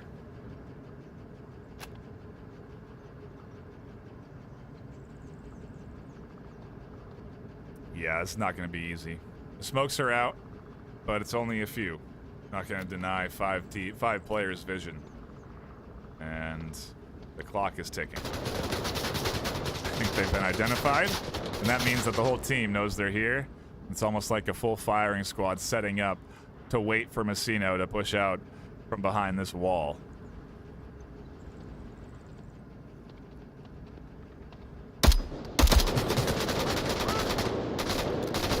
And I mean, just look at everybody here. Lego has eyes, Woods has eyes. Woods goes down trying to get aggressive to push up to Black Op, and that's one. Messino now only has 4 left.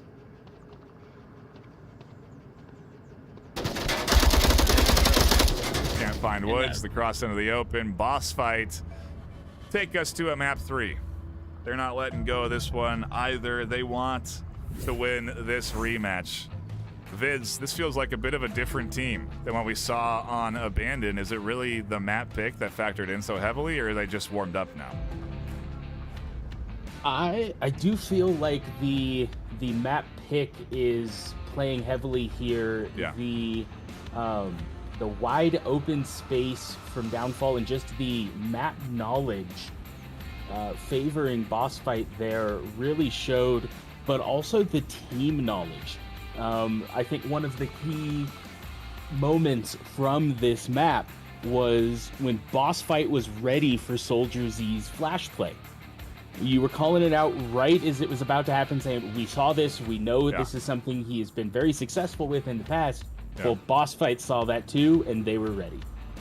Yeah, they played tight defense and solid offense, and like you said, they seemed to be looking almost for marksmen up in the high ground and up in certain positions so that they could nullify that threat right away.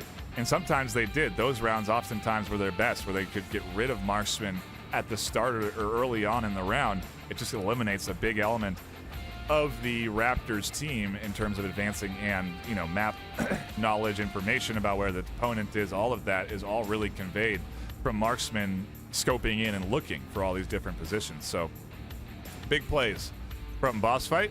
We now go into their map pick for map number 3. Quarantine's off the table, as is Subway. Downfall and Abandon have already been played.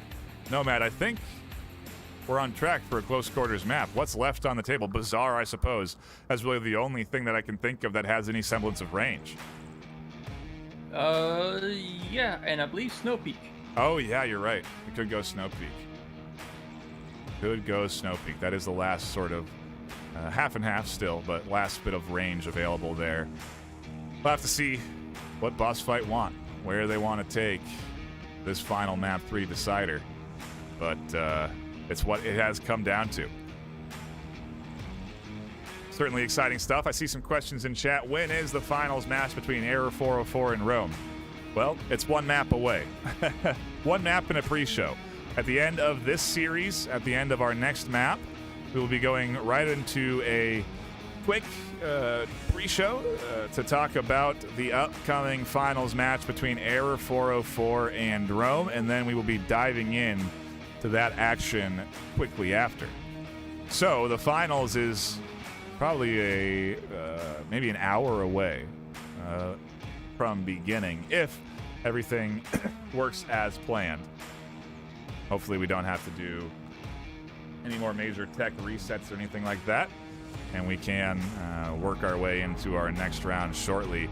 It looks like map 3 has been picked, and it is going to be Snow Peak. We're sticking to the theme of range. It worked for Boss Fight, and Raptors certainly aren't going to hate it, as again, they get marksmen the opportunity to fire from range. But Nomad, you said Snow Peak. Why were you thinking this one? Oh, it's big, it's cold, I'm Canadian. All right, well, those are some good reasons. Viz, why do you think the Snow Peak was picked here by Boss Fight? Is it just they saw success on range and they wanted to replicate that? You know, I think they are confident in Snow Peak. They played Raptors on Snow Peak back in the group match, and they started very strong. Yeah, that's right. The only reason why I was expecting a different map to come up here is they did end up losing Snow Peak. They had a 3-1 advantage. Raptors capped on them in the south and ended up swinging things back in their favor. So I was expecting them to shy away from it, having just lost against Raptors on this recently.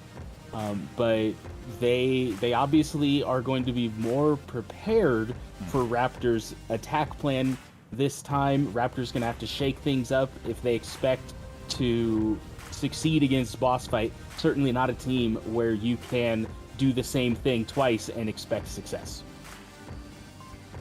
Yeah, and you know, Snow Peak again is an interesting choice because it isn't a guarantee in terms of what you're going to get. Like I said earlier, we only play 4 objectives in a map, but each map has more than 4 potential objectives. That means that you're not really sure where or what you'll be defending. I guess you know what, but where you will be defending throughout the course of a map. You obviously have plays for every possible objective, but still, you don't know. You might have one that you really like and are successful at that never even gets chosen over the course of a map. The thing with Snow Peak, obviously, is that it has that mix of range and close quarters. And if it does get to the close quarters, I wonder if that's where Raptors will be able to find some success. They certainly did on Abandoned when we did get into some of those tighter rounds. And so I will have to see. Boss Fight have put out some very aggressive plays here on Snow Peak that have paid off very well. In that group stage, I remember seeing the quick spawn from them, and they went right into the action. So I know that they have that quick style in their back pocket to try and counter Raptors. It is just a matter of what team do we see here this afternoon? Is it going to be the Season 11 Raptors champions contending for third place, or is it going to be a Boss Fight trying to lock in their chance at third place and represent the EU side of things? We'll have to see. We are just moments away from jumping in to that action. We can take a quick look at the active rosters here for Boss Fight. We have Scooby-Doo, Icy Woods, Woods 43, Lego, and Sayonara. No subs for Boss Fight this afternoon. We're waiting on the 5th for Raptors, but we so far have Marksman, Right Pick, Void, and Messino. So again, no subs so far, unless they decide to bring in a new 5th here to try maybe reinvigorate the Raptors team after a tough loss on Downfall. I mean, Viz, we talk a bit about it. The value of a sub is really, I think, a bit underestimated by some teams. Yeah, and I mean, we mentioned it earlier with Boss Fight especially being known for switching out players. They did play 24 Gray for a little while in the middle there. They started Sayonara, they seem to be ending Sayonara, but they did sub out for Gray there for just a little bit in the middle.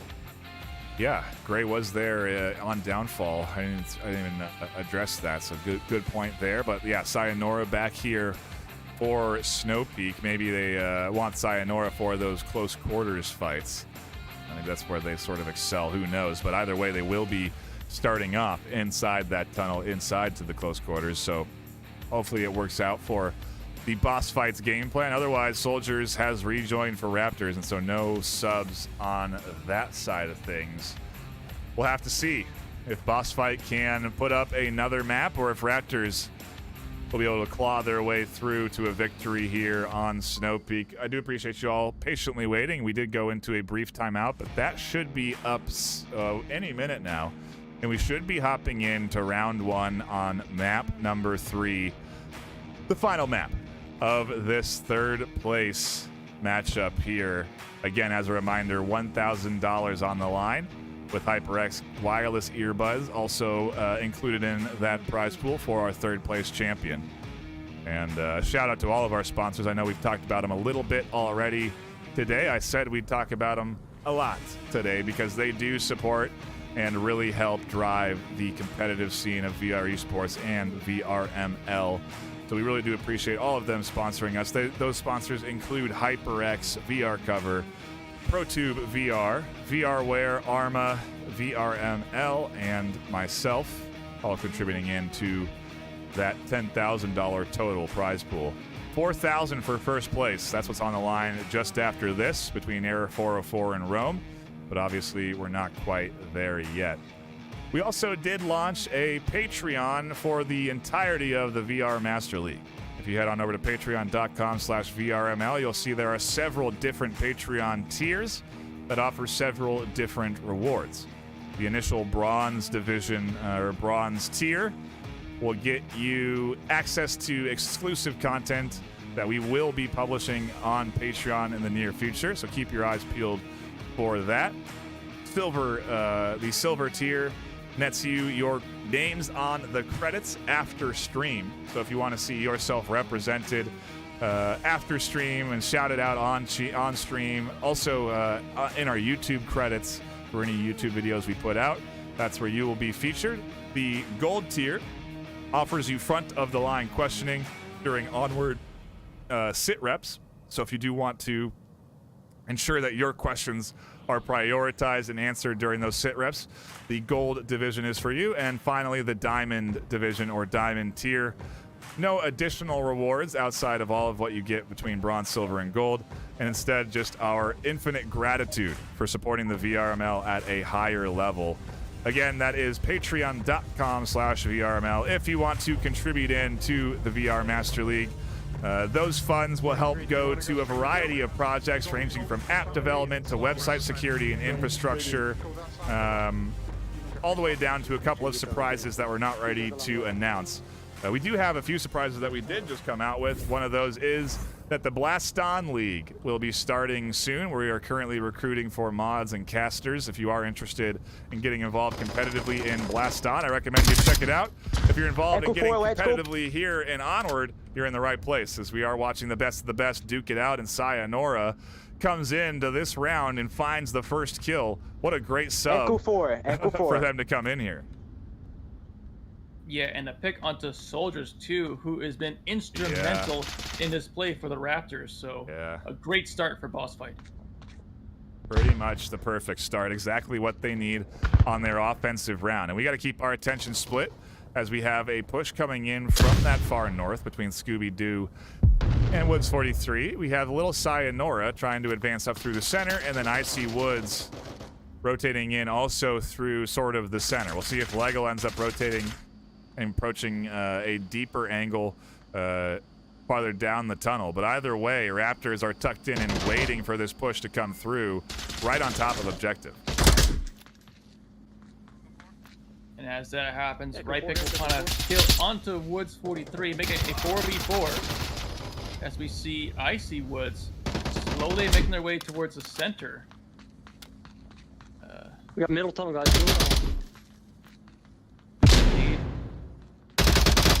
They will come up from Void, will not find anybody. Oh, Rypik's going to go for the swing outside of the smoke, and it's going to result in a trade on that north side. It comes down now to the 3v3 with Marksman putting out suppressive fire on the corner.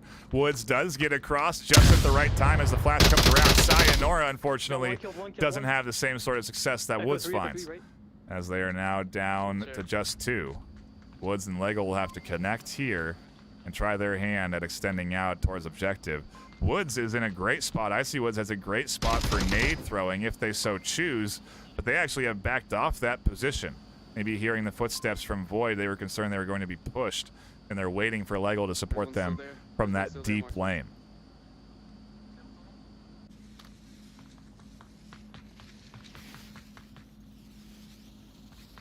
And from what we can see here, a little bit of smoke from Lego. Flashbang will not find anybody. Lego trying to clear the snowbank, which is a common position for the defense. And will not be prepared.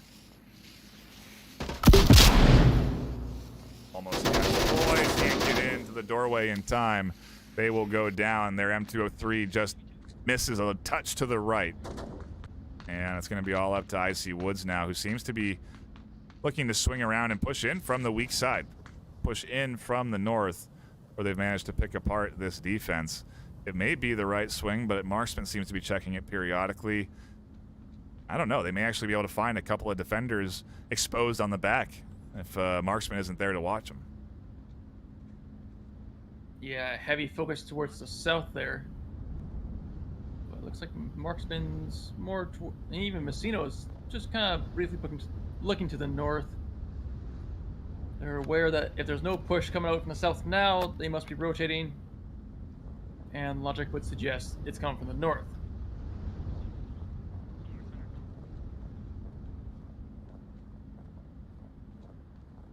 Two minutes, 15 seconds left. We should be seeing competition within the next 15 seconds.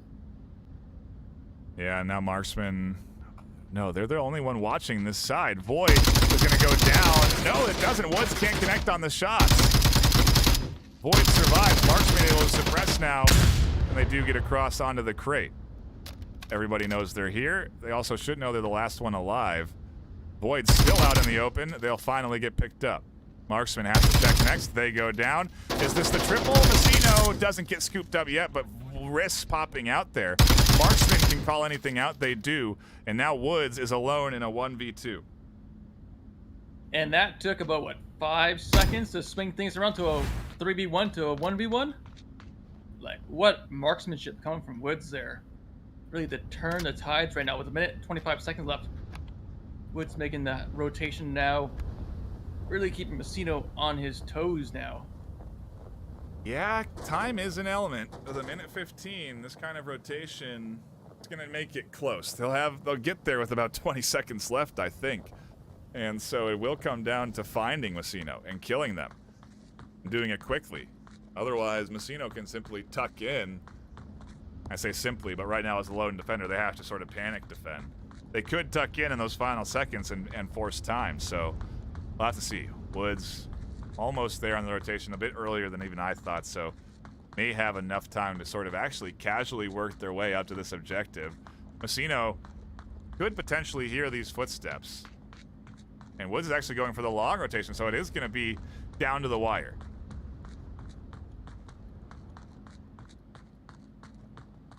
Yeah, I kind of like where Woods is going. Taking the south side now. Gonna be focused. That's actually Messino. No. Was worried about the snow defensive position, and in checking that gives their position away to Messino. Messino finds the shots, and they take the round W's. They could not clutch it up, but they certainly got close. Raptors are on the board and back in the lead for our final map of the afternoon. Well, of our third place match. We obviously have the finals after this. Biz, what are your thoughts? Raptors certainly coming in here and, well, I guess getting it close. Boss Fight had a nice attack and almost locked it in. Yeah, what a play there at the end with Messino pushing in and securing 2 kills. A very risky rotation there, and the Raptor was able to, Messino was able to identify that Icy Woods was rotating based on timing, and so they kind of dropped off the north there, was watching the south a little more heavily, watching the rotation in from the tunnel. We saw a defensive line just before Woods ran past it. That could have ended poorly for him there as well. And just a good idea of the map and the timings from Messino to know exactly where to be paying attention to based on how long the rotation took. Yeah, very smart to be looking to that angle at all. Also, I would say a bit unorthodox defense from Raptors there, not really investing too heavily in defending the north side, albeit they did initially and then lost those 2 that were defending that side. But just to have Marksman peeking that corner there certainly was risky. I see, yeah. And I think they're fortunate that Messino was able to lock it in there for the defense. But let's see if Boss Fight can put up a solid defensive hold as we get back into it for round number 2 of our map 3 decider for third place. Yeah, and I was just peering into the Boss Fight comms, and it sounds like they may have had some slight mic issues. Here in Scooby-Doo asking if Icy Woods' audio is working correctly, so that's kind of a worry, given that we are on map 3, the map decider. Don't want to be having any technical issues now, especially with prizes on the line. As we see Messino and Void in the garage making a south approach. Yeah, likely to be a full encirclement setup here for Raptors. They're going to be putting 2 more over into that north side. And they'll have 1 pinch in from the middle. Of course, they'll be going up against a nicely spread Boss Fight defense with Lego holding in onto this deep corner. Void maybe running into Little Sayonara soon enough, who is also sitting up and waiting for anyone to push in through these tunnels. A very minimal exposure position that they're going for there, trying to stay stealth but also aggressive and be able to find any shots with anyone advancing down this lane. I would imagine both Messino and Void will be cautious of this threat, but we'll have to see if Sayonara can catch him out. There could also be a C4 up there, but I'm not sure anyone got there in time to deploy it, so again, it's a matter of timing, and it probably won't be, well, I say for a little bit until we see action, but Sayonara goes down from shots to the box, and that's a kill as easy as just sort of guessing. They don't even need to know that Sayonara's there. That's a position that you would just shoot at just in case. Oh no, my legs! You know? Yeah, that position is more concealment to cover. Those cardboard boxes aren't exactly full Good job. Pretty far the location. Get the kill. As now it looks like Icy not very Woods is nice. getting a bit He's of a shooting at firefight. us. Echo 3, Echo 3. One down up through the center. That's going to open up the central push. So 2 wings have won their fights. You fuck. We'll have to go up over onto the north now as Rypick and Soldiers try and suppress down Scooby. The flash comes up and over. No, it's a grenade. It detonates the C4 as well. It doesn't catch anyone out. Soldiers and Rypick drop back, and Scooby does go down on the corner. Now the push is going to come into effect with both Void and Messino pushing down their lane. Marksman eventually challenging Legal. There are 2 on either side of Legal here, but Legal flies out to catch 1. Now is able to adjust and defend against Messino and Void and is dispersing utility. Under the guise of smokes, though, Messino is pushing to objective.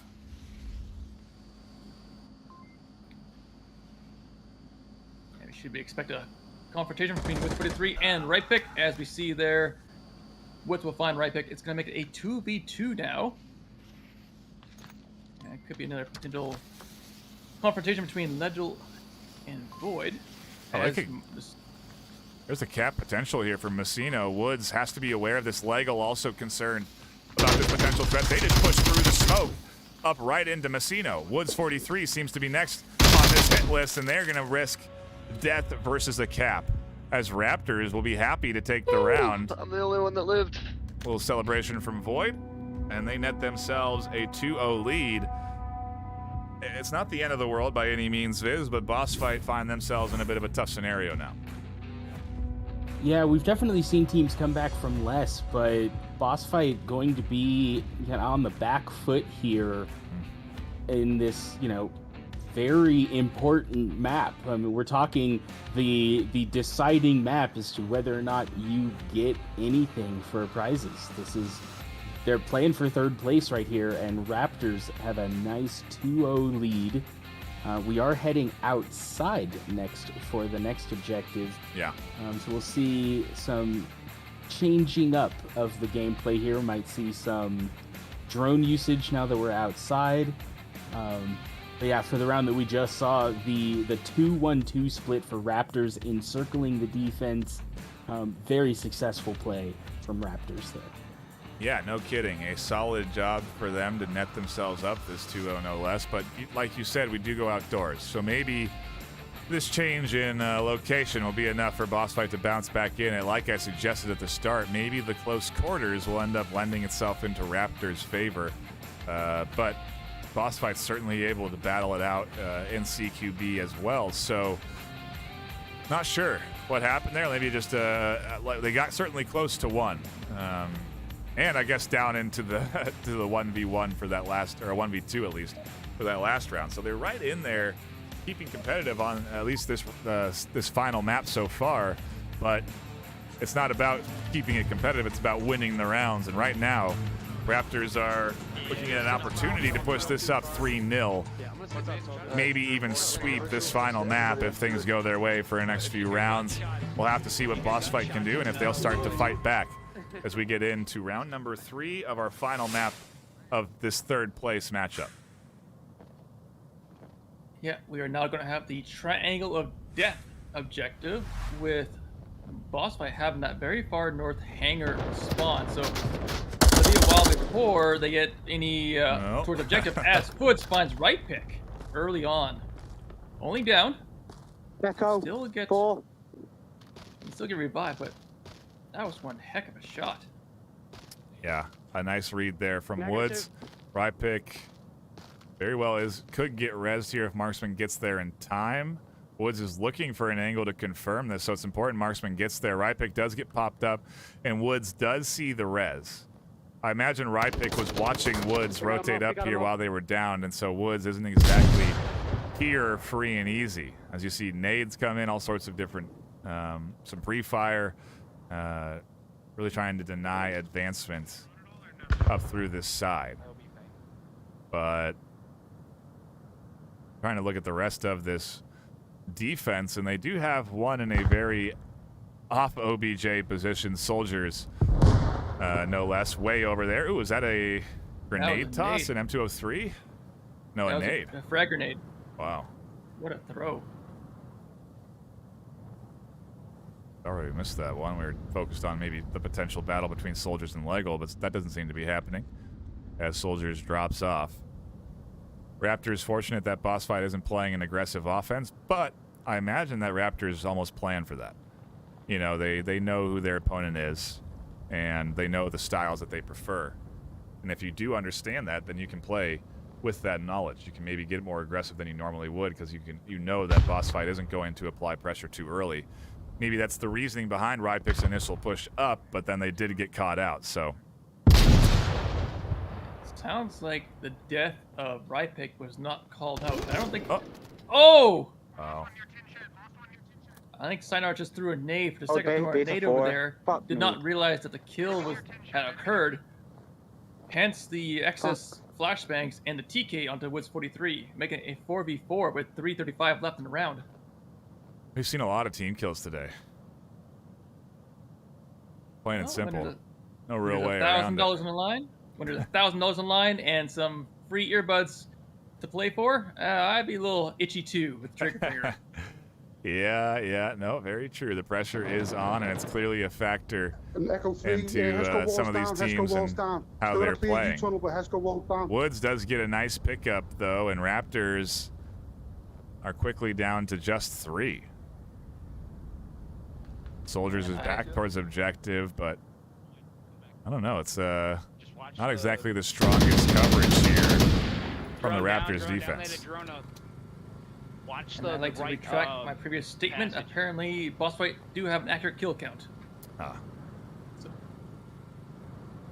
Especially now after team killing their own teammate. Oh yeah, there you go. And already another down onto Void from Icy Woods. M203 grenade goes up. Soldiers finds Scooby-Doo. It's gonna make it a 3v3.5. Marksman finds little Sayonara, making it a 2.5v2. I killed one. 2:20 left on the clock. All down. Go ahead. I mean, what interesting play from Soldiers here to counter the aggression, to go for that sort of flash out off of being smoked. It I think completely surprised the pusher here from Boss Fight's side and completely caught them off guard. Another great pick from Marksman on the other side. A res comes in just like that. Raptors are up 3v2, and Lego's looking for a frag here onto Marksman. Can't find it. All down to Icy Woods now in a 1v3. Is aware of Soldier's position, is aware of Marksman's position, but will not be aware of Void's, as they do believe they considered him a kill, so the kill count may be off. As Icy Woods makes a rotation through YouTube with 1:20 left. Gonna be attacking from the south now, trying to flank Marksman. With not much time left, he'll have to be fully dedicated to this push.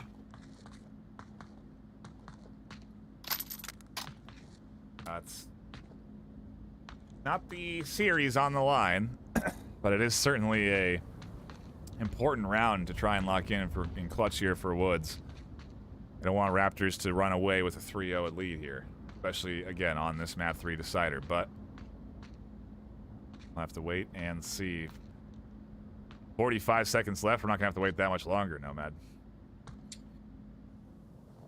Nope, but a round can be won. A 1v3 can be a 1v0 in just a matter of seconds. As Icy Woods does spot Marksman, cannot land the shots yet.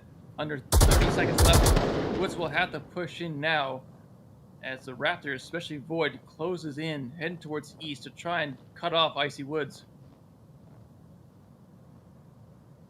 Yeah, it's going to be up to Woods to be quick checking this angle. They do. They find Void, but not before the trade comes in. Raptors, with 2 left alive, take their 3rd round on Boss Fight's map pick on Snow Peak. Viz, when Snow Peak came in here from Boss Fight, did you think that Raptors would be taking a 3-0 lead? I did not. I was a little concerned about the map pick from Boss Fight just because they had failed to take it from Raptors before. Right. And I was saying, maybe they've adapted, they're ready for it, but they are not looking all that ready for it right now. Raptors being the 3-0 like that, perhaps some nerves coming into play there. We did, of course, have that team kill as well. Prior to that, it was a 5v4.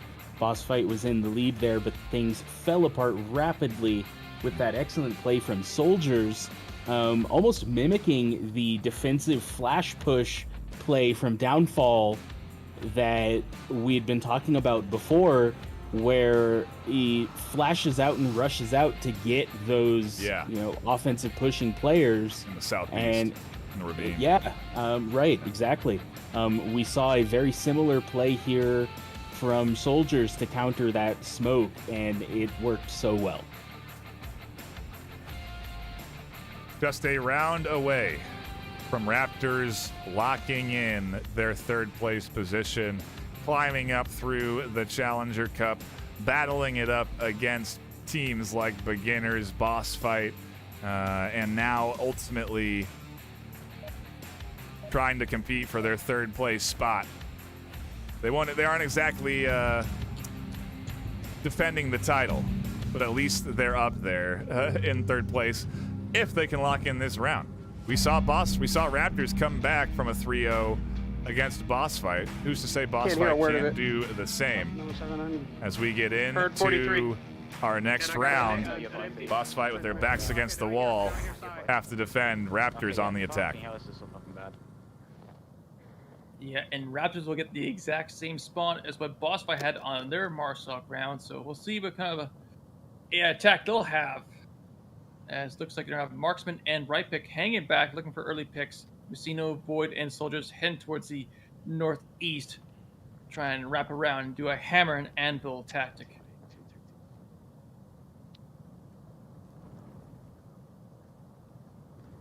Did you drone that, or did you just scope that? Looks like the defense is going to be a little bit passive in the south ledge, hiding in the little U-shaped canyon. Woods 43 looks like it was doing some circles around sandbags. Smoke up post. It's like you start All playing. the while, we got Scooby-Doo kind of to the east. Out in the open, using the defilate as concealment and cover. I see Woods. At the north sandbag, Hesco Wall, a very common position to be. And lastly, we got it's Little Sayonara in the garage. Really away from objective on that position. The garage is a nice forward spot that you could catch someone out trying to rotate. We did see, obviously, Woods rotate in from this side. But the rotation back to objective is a good 15 to 20 seconds of running, where you can finally then get an angle onto that objective space. So a little risky. Obviously, with no one dead, not a huge risk because you know that you have the proper angles covered, and once you start to lose folks, you can certainly rotate off of that loss. But it's all about the setup phase for now as Raptors again stare down the barrel of third place if they can just lock in this Marsoc win. Echo drone. Drone is dead. Drone is dead. Scooby-Doo taking It was down the hovering drone. above the tower, and it was there for some time. One last eye in the sky for Raptors, although intel would have been gained regardless of if they were shot down or not. Yeah, likely that Boss Fight have had a few positions given away. That could potentially cause rotations that could then be picked off by the likes of Raptors, but so far Lego is staying pretty tucked in. And I do wonder if they have identified Lego's position with that drone, because Ridepick seems to be popping up here, and they seem to know right where Lego was as they find that kill. Yeah, I believe that answers your question right there. Yeah. And that is the power of the drone. One thing we don't mention is these loadouts. Each piece costs us a certain amount of points. Yeah. You have 9 points, and the drone only costs 1 point, which is kind of the cheapest thing you can buy or utilize. So for 1 point and to gain information like that, your return to investment is certainly pretty high. As we see Soldiers, Ridepick, and Void all make their way to the south. They're going to be challenging Woods 43. left. I'll sit back. Looks like in another common position, using the Devil as cover. Finds the pick onto Void, making it a 4v4 with 2:25 left on the clock. Big pickup here, and you can see several different lasers dialed in over the top of Woods. Woods has to get really down in the crouch position and try and work their way out and away from this duo. Rypick saw Woods, didn't take the shots. I wonder if they ran out of ammo. Marksman almost finds them on the rotation.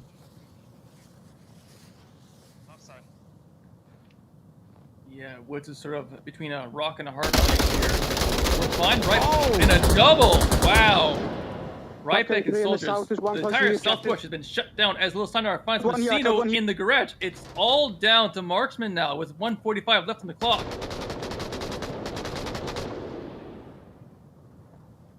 Completely denied. Boss fight say, this isn't over.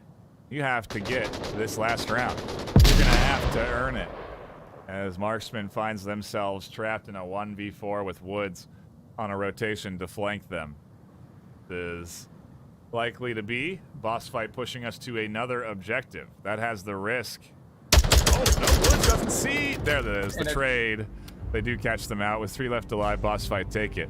We are going to now go to a new objective, Nomad, like I was saying, and it's a risk because it could be indoors, it could be outdoors. Instead, it is close quarters. Viz, who do you think has the advantage here? Is it Raptors who have to defend this kill box, or is it boss fight who have to win this Marsoc round? I think the advantage on this next objective is actually going to be towards Raptors. This objective is a difficult one to push. They're able to keep it tight in, and even if they don't keep it tight, the offense from boss fight will be less expecting a loose defense here, as Raptors just need to hold this down to take it. But boss fight showing that they are not out of the running yet. You know, Woods 43 getting 4 kills in the south there, not letting any ground up. They're in it to win it, and they have not given up yet. Yeah, a impressive performance coming in from both sides, but like you said, boss fight hasn't let this one go just yet. And like you said, I think this is going to go into the Raptors' favor on defense. There's only 4 doorways to enter. You have 5 players. That means you get 1 extra to do something fancy with. Otherwise, you defend the 4 doors and prevent entry from all 4. That's the real. You know, I say that entry from all 4 doors is a good strat, but I've seen the outdoor pressure work very well, where you just apply pressure onto the 2 doors that are outside. And you can really put up a good bit of a threat and fight there if you get the right utility and smoke. So, I don't know. We'll have to see what boss fight deploy. They do get that indoor spawn, and that could lead to some interesting fights inside, depending on how Raptors set up, as we do dive into round 5 of our final map for 3rd place. As you mentioned, there are multiple ways that you can successfully attack this. More often than not, the more common successful attack is to attack all 4 doors at the same time. You're trying to overwhelm the defense with attackers from every direction. But of course, as you said, sometimes the simplest approach is the best approach. Keep it simple, stupid is usually how they say it. As we have a very outward defense to some degree. We got Marksman and Rypick in the tunnels. Okay, that was leaving only 3 members of the Raptors to defend the actual objective itself. Yeah, Marksman pushed up here early into that forward position in the tunnels to catch out any bit of rotation. Also to hear any audio. Sayonara and Rypick do run into each other there down that main tunnel. Woods does catch Marksman, who was pushed up forward, and Sayonara downs themselves. I see Woods going to rotate around to hopefully get this res. And boss fight will be up 4-5 for the setup. Yeah, little Sayonara trying to throw a nade. It hit the corner of the box they were hiding behind. And in the mad panic, try to pick it up and throw it again. They hit the box again. And they try to run away, but the nade went off before they can get away.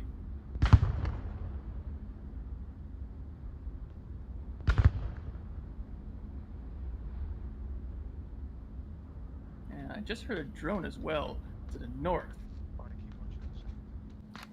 That'd be Scooby-Doo once again. Keep an eye on Woods here as they advance in through the underground to work their way up towards the objective as we wait for boss fight to get set up. Look at that overhead and get an idea of the plan. They're going to try and put 2 onto this outside pressure point, but Woods is here a little bit early before they have threat from the other side, before Scooby-Doo has gotten to that doorway. They're actually going to then go over to that north side, and hopefully we don't see any more team kills or disconnects on the boss fight side, as you do see Woods checking the tablet, making sure they know where this team is.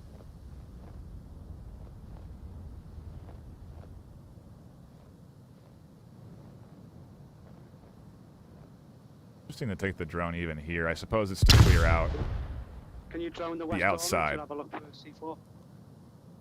Yeah, it's not uncommon for defenders to be outside the building, utilizing these little pillars on the outside as cover and concealment. So to ensure that the perimeter is clear is obviously a smart strategy to utilize with that drone. It appears that all 4 remaining members of the Raptors are now more or less inside the warehouse, realizing that they're now outnumbered and need to control every entry point to deny the cap. Yeah, I haven't seen a cap on this one in a while. It certainly can happen if you incite the right amount of chaos, but it is very challenging to get inside to punch in that code. It would be interesting to see a reversal of what we saw with Raptors and boss fight here, and a cap come in from boss fight, but we'll get to see the setup here. They have the 5-4 advantage. How much utility is left is the question. Where will they throw it? How does it get placed? For now, it just seems again like they're posturing and waiting for that time before they push in. Left of the door. I missed it a bit. Smoke coming in to the north doorway. Can you reposition that? 4 members of boss fight, or make it 3 members to the north. Legil is actually to the east doorway. I imagine Legil's going to be the one that takes it to the back door and gets the cap, from what I can see.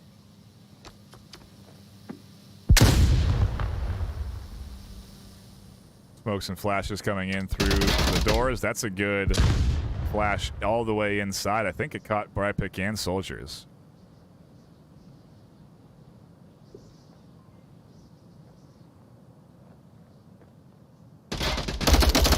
Woods with a nice little line there. Does catch out Void.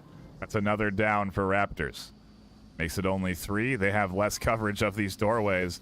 Lego could work behind. The drone has made it inside. That's an impressive bit of maneuvering. It does get a little bit of information. Albeit I wonder what bit of information there is. Rypick stays here, and here comes the smokes. Here comes the entry. Woods is inside. Soldier is able to catch Messino on the back. Scooby advances forward, and Soldiers drops back very nicely to counter this aggression. A flash over the top as Sayonara finds Messino. It leaves Legel on objective. Rypick smoked out. They turn to find Legel and catch that kill. There's still 2 more inside. Icy Woods is there, and Sayonara will find the kill. Boss fight take another. We continue battling for 3rd place here this afternoon. Sayonara, boss fight might be putting the coal into the fire here to get this thing rolling. Yeah, and that's how... Visceral, sorry, I don't know why I said Sayonara there. I had them in my mind. They're certainly on track here. Yeah, they just aren't going to give up any more ground here. Boss fight looking to attack that objective with very excellent coordination to hit it from several sides all at the same time. Waiting until that last minute to really put their all into the room. And the flashes are going out. They're smoking the doors, causing the confusion and the chaos. And we almost saw a cap there. And I think that boss fight are just going to be ready now to defend this objective. We were saying it was a little Volk biased before. They pulled off the Marsoc round, and I think they'll pull off the Volk round and bring us into a 3-3. Final round, final deciding bring it all down on the line. We'll have to see. This is a defendable objective, but Boss Fight did a great job to find the kills they needed to break in.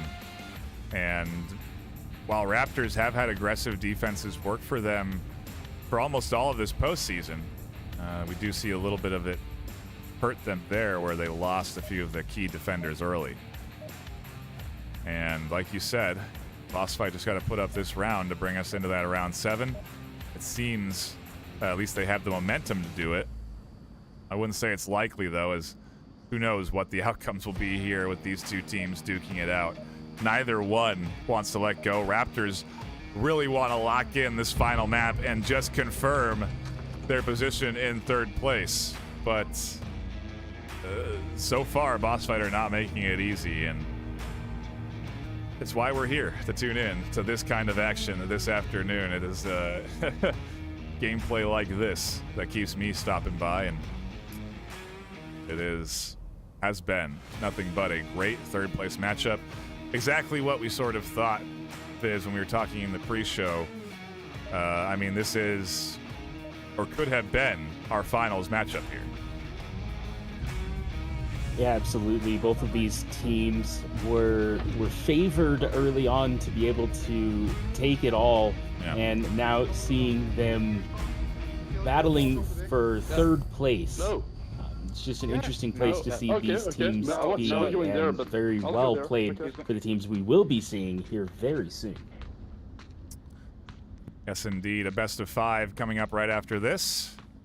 Just a round away from getting into that pre-show and then eventually the action. So if you are waiting for that, you don't got to wait much longer. And if you are waiting, well, at least you get to watch some high-quality Onward action between these two teams. Again, teams that I think most folks would have had in the finals or Season 12. I know I certainly did. Raptors and Boss Fight were, I think, my 2 picks to advance on as the 1 and 2 for finals, but here they are.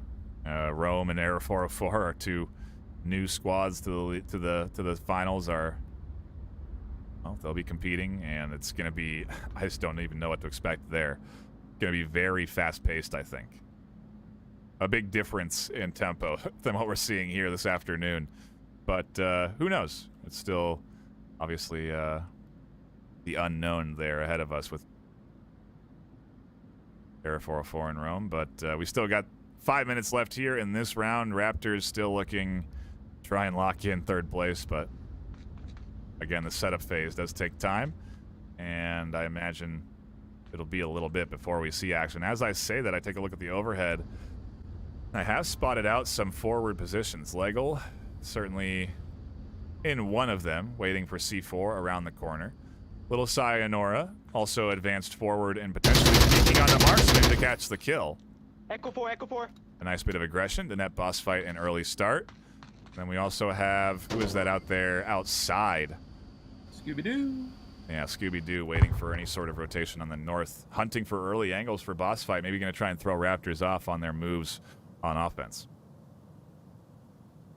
Yeah, might I add, Little Sayonara is not running Scooby-Doo optics. spotted one He's north, running spotted one iron north. sights. Scooby-Doo So to get a spotted one headshot north. with an AK-12 shows a little bit of proficiency there with those irons. Most players tend to stick with a hollow or at least a red dot of some sorts. Not unusual for players to use irons, but certainly not very common.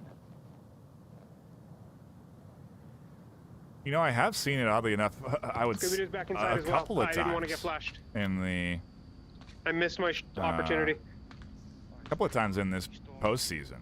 I was just listening there to Scooby discussing their mentality there on why they dropped back. They had a shot, then they couldn't spot it, and so they didn't want to risk holding their angle and instead tucked back into the objective space. They don't want Raptors to claw their way back and get the kills that they need. Turn this into a 4-4. Instead, they patiently wait, and again, it's a matter of the setup for Raptors. Where do they decide to attack from and when? Can they sync things up appropriately? Asino, I think, is going to be an important element in deciding on the timing of their push. Yeah, coordination is key to attack this objective, and with Messino just holding back a fair ways, usually best to just set up and hold. You have the entire boss fight team within the building itself. They are now contained. So with 2:25 left on the clock, you still have time to at least coordinate and prepare.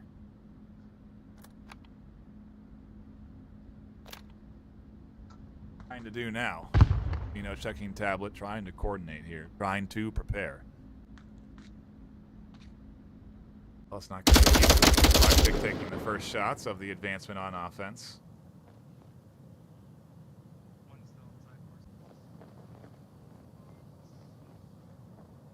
Good smoke. Off of utility, and with 2 left, the entry begins.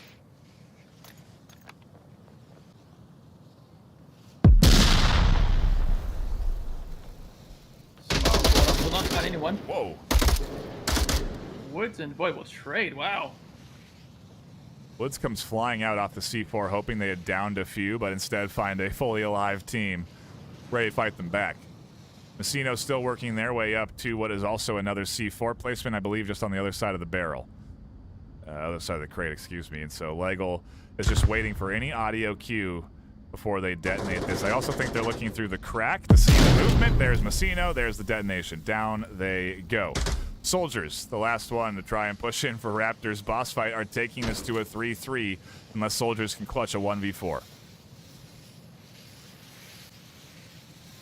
Yeah, little Sinara denying another north approach. Lego with the confirmation onto Messino. Here comes Soldiers. Here comes the push. He will get little Sayonara. 1v3 now.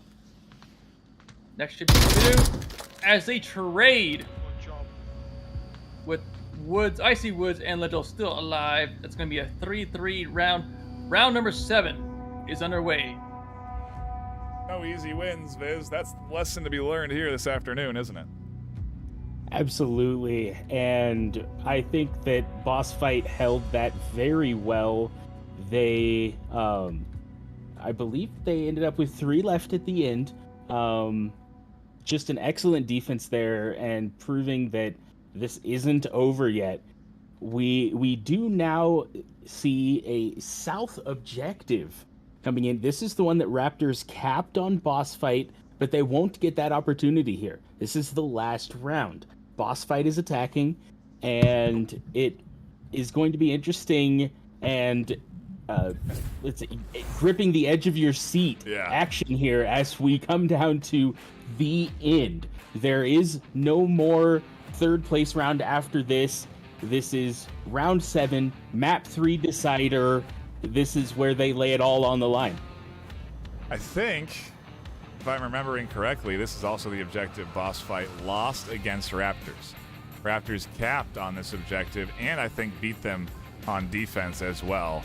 So quite the round to end on, quite the objective to end on as a real true rematch between these two teams who battled it out last weekend in the group stage against each other.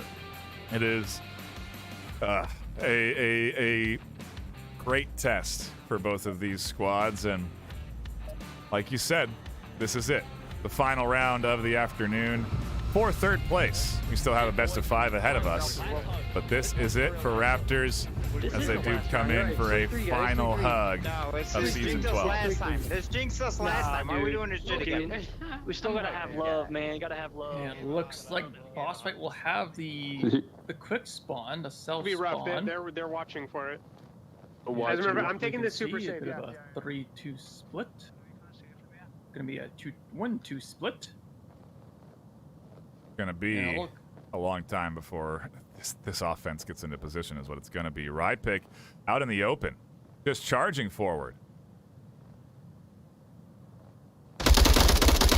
Oh, they find one.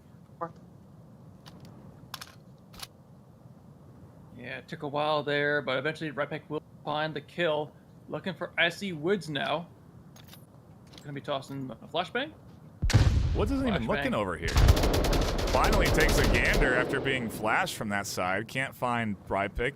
Information for Rypick to work with, though. And they don't have any support from anybody else. The rest of the team has split off.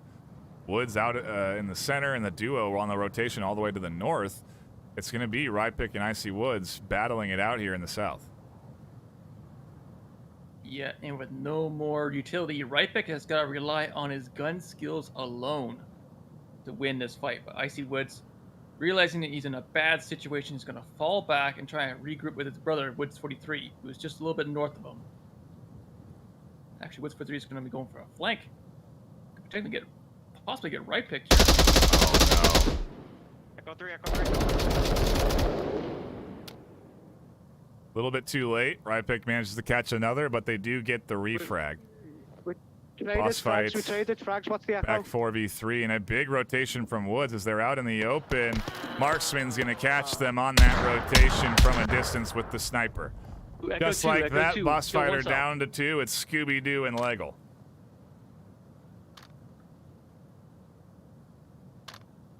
Hey, let me just drone. I'm going to do a quick drone. Woods got sniped. It's just you and me.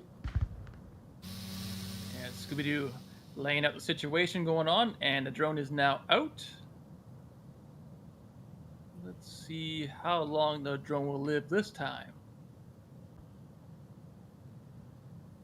Seems like it's a little bit too late. But they are going to be able to get some information, which will be important. Advancing across this as an M203 tries to go in from Leggle there. I think they were looking to thread that over the top of the roof so it would detonate behind whoever was on the other side of the hill. It almost worked. I mean, that was almost right onto Marksman. If it had just gone maybe 2 feet higher, it would have gone over the hill and hit Marksman. But wow, almost a very precise M203 launch from a long ways away, but it doesn't work. It does at least push Marksman off of that position. But the duo of Boss Fight now has to try and work this back, and well, they're going to take their time. They got 3 minutes. Looks like Scooby may very well reinforce. He's not there anymore. He is not. I drop one. Ooh, oh no. I'll move the drone in a little bit. I'm just using it like a camera right now. Oh, Scooby still on the radio, unaware that his teammate's now dead. Focused on the drone itself as a camera. It's all down to the captain in a 1v4 with 2:27 left. Sniper Hill looks completely clear, unless I'm missing him somewhere. Scooby is still unaware that he's all by himself now. Please confirm you heard. Ah, you're dead. And there we go. Finally. There we go. Yeah, they checked the tablet. They realize they're dead. They're not hearing comms. They don't know what's going on, and now they know. They're the last one alive. It's come down to this. It's come down to a big clutch moment for Scooby-Doo, a true 1v4 presenting itself here. The final opportunity for Boss Fight to try and take 3rd place this season. Otherwise, Raptors will be able to do just that. As this push comes in, the time ticks down. There's only a minute and a half left for Scooby to work with.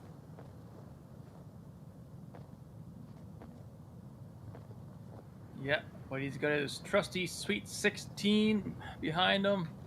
It is possible to get the clutch, but 100 20 left might be too much of an ask. Yeah, they're still using that drone, trying to get information, trying to figure out where they want to push from. And it is taking more and more time.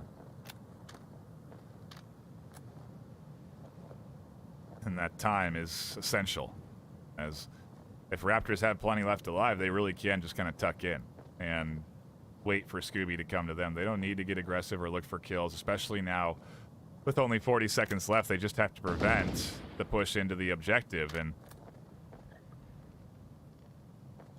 well, Scooby again has to clutch a 1v4 here, so they know that Void is on the corner. As they come up, they see Void. Those shots don't connect. Now their position given away, and they're trapped outside here. More flashes come in. Void tries to check the corner. Scooby can't connect there on the headshots. Utility going to come out and over for them to deny vision as they rotate back off of that corner spot. Time ticks down. 15 seconds left. Soldiers is here on the quick angle to defend, and even if they can find these kills, which they can't, it's going to be Raptors taking 3rd place. Soldiers finds the kill. Void, Marksman, and Messino celebrate by tossing guns up in the air. They are our third place champions off of a great battle back and forth this afternoon. Raptors have clutched it and locked in that $1,000 in cash and the Bluetooth earbuds from HyperX. A very impressive series here this afternoon, Viz, and I'll give you a quick, I'll get your quick thoughts here before we go to break and get ready for the pre-show for the finals.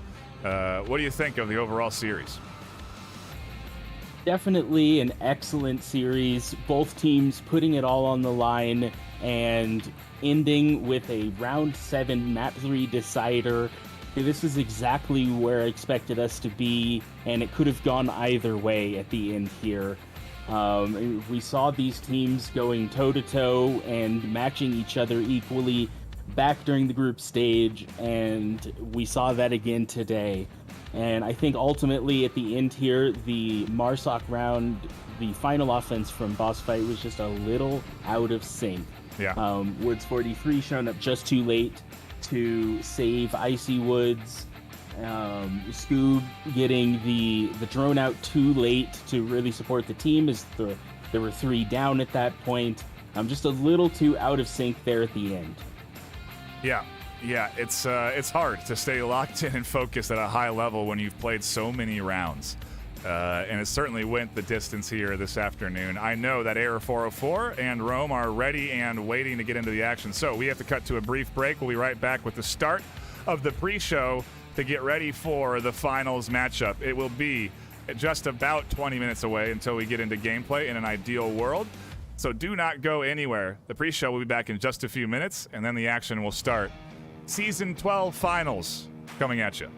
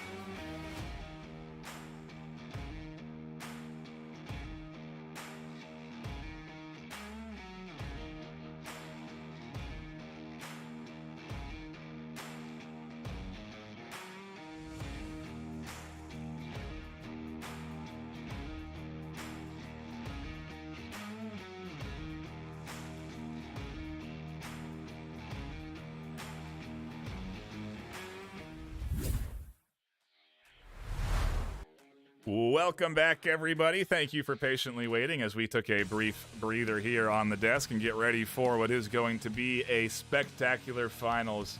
We've talked a bit about it already, but it's Error 404 versus Rome. I'll start with you, Sky. I mean, we got to watch Error 404 compete here in that group stage, and I just thought they brought like a completely different level of Onward almost. They were really playing some good teamwork and coordination.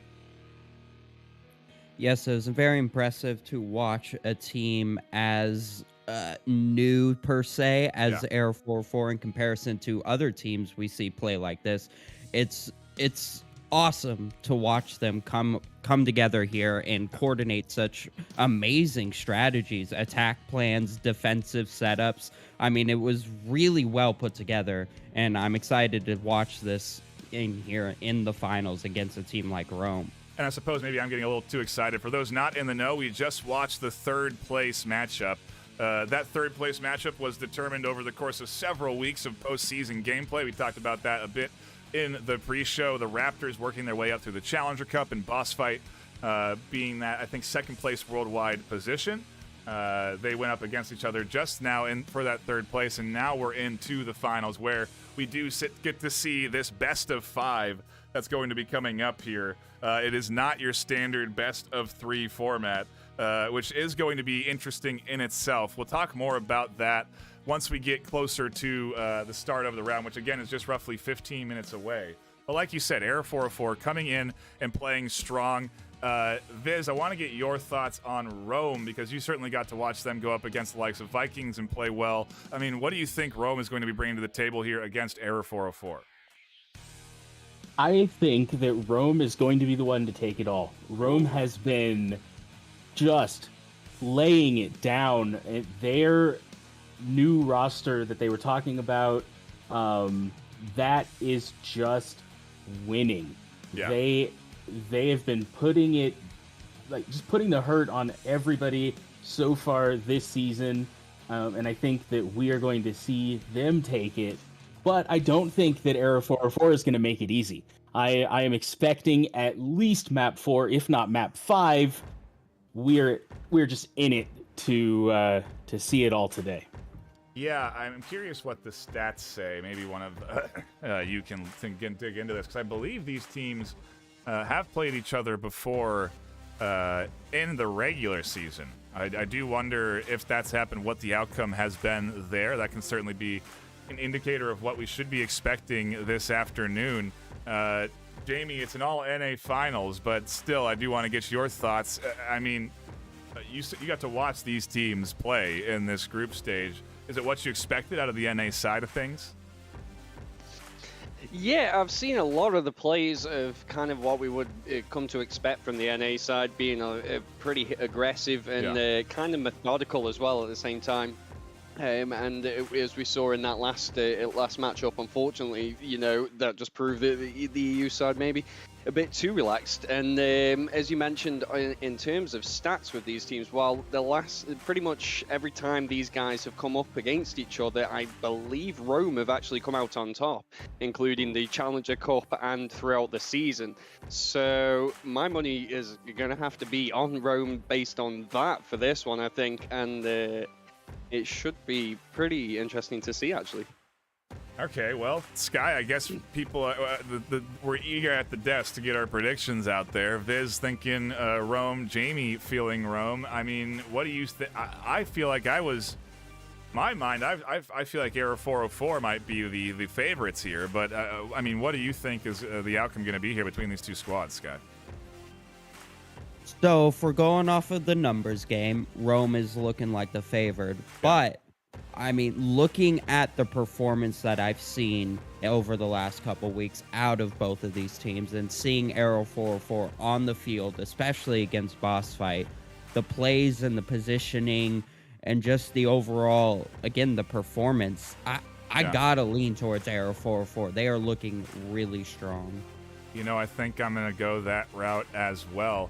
We were all wrong already on the desk with Boss Fight. So we have to stay split here for the final, so at least 2 of us can get something right this afternoon. I don't think we were right about in our desk. I'll be honest, folks. Our analyst desk predictions have been a little bit of a crapshoot. We have not been accurate on this stuff, but it's because these teams have, I think, been bringing a different level of intensity to this postseason. You know, you look at Error 404. I think they've been bringing a little bit of a different style than they have throughout the course of the regular season. Of course, you engage in the conversations with folks in Discord, and they may disagree with that there, saying Error 404 has always been strong. But still, they just played so well against Boss Fight. If they bring that level of focus against Rome, I'm very curious to see how Rome weather that sort of storm. And I'm also curious to see what kind of aggression we get into here this afternoon between these two teams, because while we did play a full, 2.5-hour series, maybe even longer, between the Raptors and Boss Fight, I feel like we could almost be in for the polar opposite. Even though it's a best of 5, we still could be done with this in 3 maps, depending on what team wins, how this goes. We could also be going all the way the distance down to that best of 5. And so there is a lot of variety here. And it is that we haven't talked about this at all really much because, well, we're waiting now until the finals. But this best of 5 format is certainly unique. Absolutely. And it's going to mean that more map opportunities are on the board. Even if you lose the first 2, you can come back and take the next 3. So it's really going to require map knowledge across the board. We're not just going to see 3 long maps like we just saw, because there are only 3 long maps. Yeah. And you're going to have to experience the gamut of range as it goes. And these 2 teams being the top spots ending in the season, Arrow 404 first in NA, Rome second in NA. We are definitely talking about teams that know all the maps, and it is going to be intense here today. Yeah, no real weak points on that map pool, but it does mean that we get to see variety. And I'm curious, Sky, do you think we're going to see some sort of interesting bans here? Because if you have such an open map pool, you almost have to plan to play deep into that best of 5, right? 100%. When you're dealing with potentially playing 5 different maps compared to 3 in a regular league match, there's a lot more opportunity for both sides to pick whether it's in their favor and their weaknesses. So bans become really important. When you only have one of them, you really have to decide whether you're going to ban for strength or you're going to ban for weakness. Yeah, I'm looking at chat here. The general consensus is that 404 has the W, at least with a few folks that have spoken their mind. I also see some Let's Go Rome, so it's not all one-sided. It is certainly going to be an exciting matchup that hopefully is just a few minutes away. We don't want to delay these teams any longer, as they've been waiting for that third-place match to finish. But I think we will cut to a brief intermission now. We're not going to get too deep into the pre-show because, again, the action is coming and these teams are ready. So don't go anywhere. The finals of Season 12, Error 404 in Rome, will begin in just a few minutes. Stick around.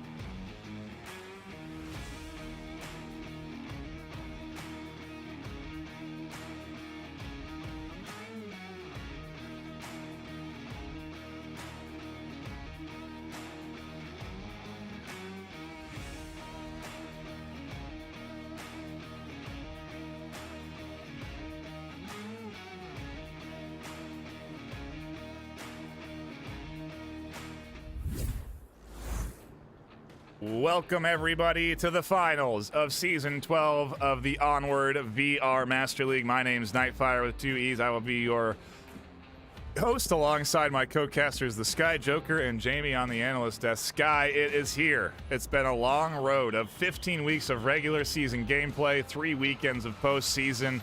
It's the finals for Season 12. That it is, Nightfire, and we are all super stoked.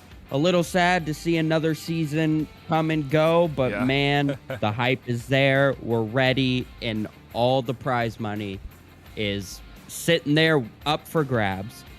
Jamie, it's going to be a big one. It's certainly an NA favored finals here, with first, second, and third all going to the NA side of things, but still going to be a fantastic matchup this afternoon. And I mean, how are you feeling going into this best of 5?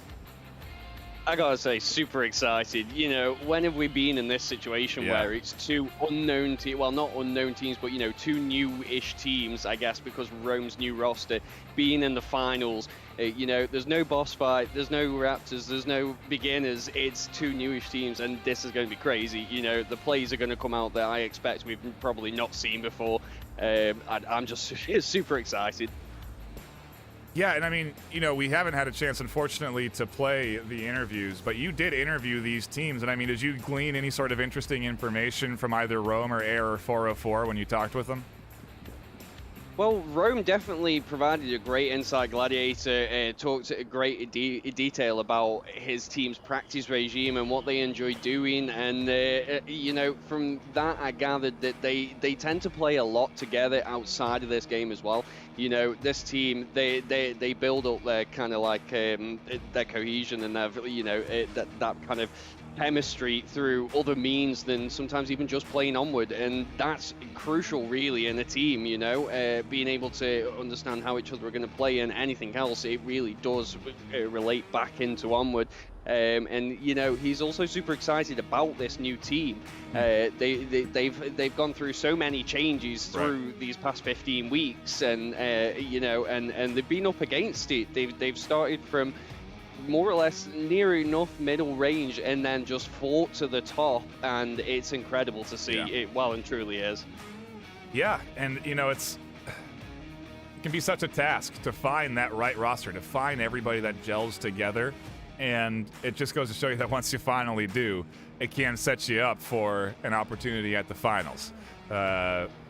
Error 404 and Rome duking it out in a best of 5, as you see beneath us here. Each team gets 1 ban, and then we play out 5 maps if we go the distance, of course. First to 3 will be our victor for our Season 12 Finals tournament. And as you can see, bans coming in from Error 404 are Cargo. From Rome, we have Suburbia. I believe Error 404 is home, but they are starting on defense. So I wonder if they chose side, or if we have things mixed up there and Rome are home. I don't know, but either way, we're into the action here for Subway on map number 1. Rome on the attack and Error 404 on the defense. Underway to the final match of the season. Plays we're going to see here are going to be the final plays. Yeah, you talk about like saving strategies and doing something unique. It's going to be here. If there's going to be any place to do it, it's now. As Icy waits patiently onto the corner and catches Captain Soda. I don't think I've ever seen someone sit there behind the trash cans and wait for somebody. John tries to rotate out. Dwight nearly catches him, but yeah, sorry, Sky. No worries. As the fight continues over in the tunnels here, John CZ and Icy up here holding their ground. Again, you don't usually see this. I haven't seen the barrels played that Johnny's at in a while. That's certainly risky. You can tell that they're just using these small gaps in the coverage to peek and check the corners, and it almost feels like Chawai and team won't want to push down that lane. It funnels them in to the other lane, And Icy is going to be the one that has to deal with it. As John flies out in the open, Irvati tries to get a nade around. Icy's here. Irvati gets the gun up. Off of the nade, John tries to rotate out. What a great bit of teamwork from Rome to pinch the duo in the basement. We got to follow on board Ree as they work up out of that basement and should be challenging Badger soon. And all the while, Nolu and Varix right next to each other in the horseshoe/overpass area. Yeah, just on the other side of this little bit of like you said, the horseshoe. I wonder if they know Nolu is there waiting for them around that corner. Oftentimes, you will invest at least one person to defend in this side, or at least a C4. And you do see that C4, and I think that's actually what Varix was probably shooting at. So now Nolu knows there's one on this side, and they are patiently waiting for Varix to work up. Nolu does give their hand away, though. Checks their corner with some pre-fire. No one's there. Varix now knows someone's around the corner. They're going to try dishing out a bit of utility. Ooh. He goes for the push onto it. And Nolu was still blind. Goes down. That's going to leave Arrow 404 with just 2, Badger and Cobra. Rome off to a fantastic start on Marsoc as Cobra does shut down Varix, and as they do, they're able to work up off of the stairs where both Chawai and Irvati were approaching them. Ree gets rid of Badger Zombie on objective, and now Cobra has to scramble in order to defend. As smokes come in, Chawai finds the opportunity in an exposed Error 404 playing in, and we're not wasting any time, Jamie. We're not digging it down into 2 minutes. We're not getting down into a minute and a half. With 3 minutes left on the clock, the Marsoc team takes their first round win.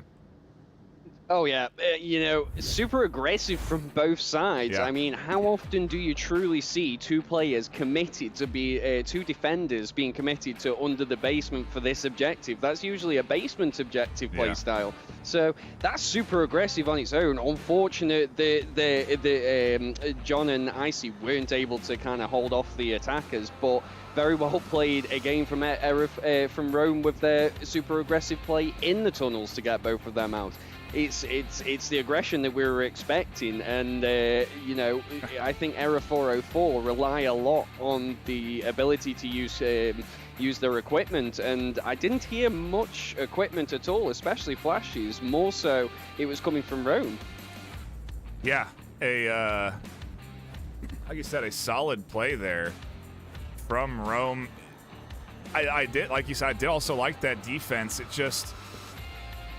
It wasn't quite enough, and for Rome to really counter it like they did, I think that was just so huge. The nade being able to avoid getting shot, finding the quick snap kill, and then advancing forward. I mean, a round that otherwise was looking to be Error 404s with the control they had of that basement is instead Rome up 1-0 now. And, well, as is the game of Onward, we swap sides every round.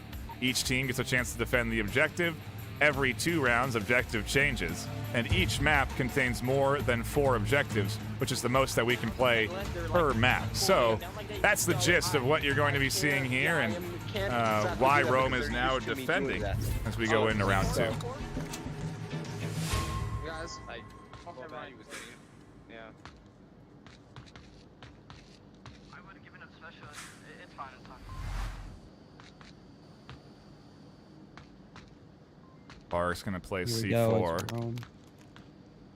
Oh. Standard spot on the stairs.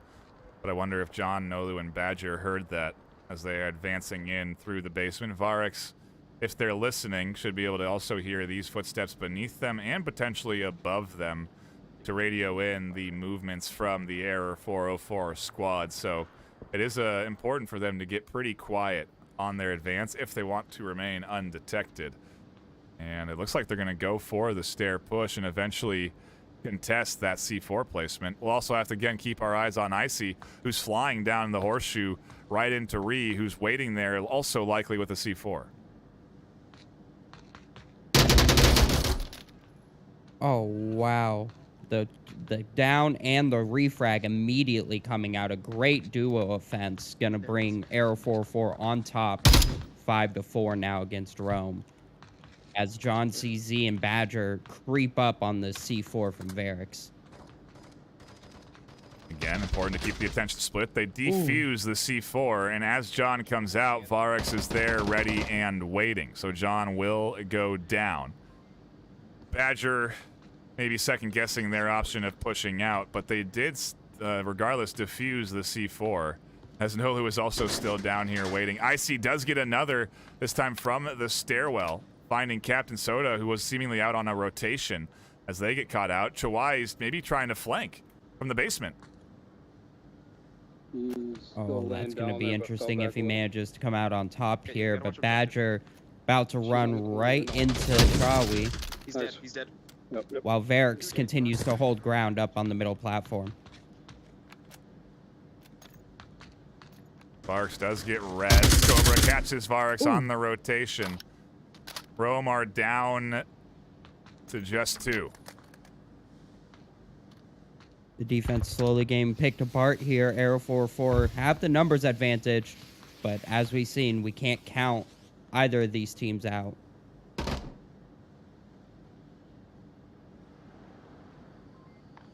Yeah, it's clear. I think they're overpass. Irvadi now just waiting. Yeah, I said overpass.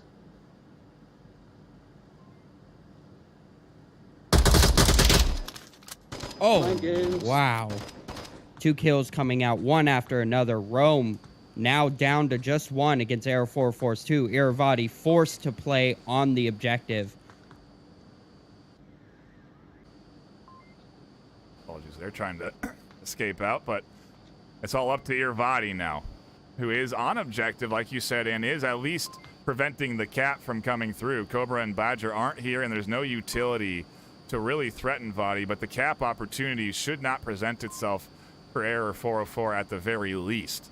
Rome really not far away from clutching this here. We've seen plenty of good clutches from Irvadi.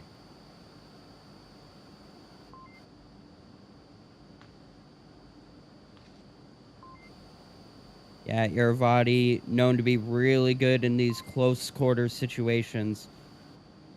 Very fast on the reflexes. He's going to need to rely on those if he's going to hope to be able to grab Badger and Cobra, who are likely going to time this assault.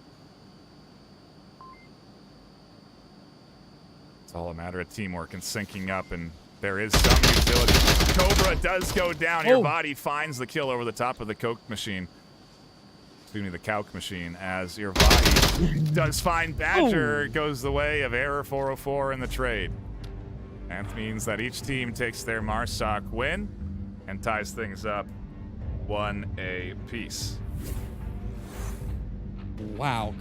Once again, coming down to the wire. I suspect we're going to see a lot of rounds just like it. Yeah, a very interesting kind of... Sorry, just an interesting kind of different playstyle there that we see from Error 404 versus Rome. You know, they took 4 minutes on that round versus Rome's 2. I mean, this is the kind of playstyles obviously we expect to see from the EU side. So pretty interesting to see those kind of differences actually and how they play out. Oh. It is the start of the finals here this afternoon with Rome and Error 404, and it sure is a great way to kick it off, tied 1 apiece, as our next objective should be the north stairwell. We'll have to see what we do if there's any tech pauses here. I think we should be good to go, but we'll have to see as we are waiting for the start of our round 3. Hopefully we don't have to do a rehost, but if we do, that may be a bit of a tech timeout for us to get everything sorted. So do please stick with us as we deal with a brief tech issue. It's the nature of online gaming. It seems that we have things sorted though, and a bit quicker of a break than I anticipated as we dive in. Nope, a bit of a false start there. I think we might have to do a reset here.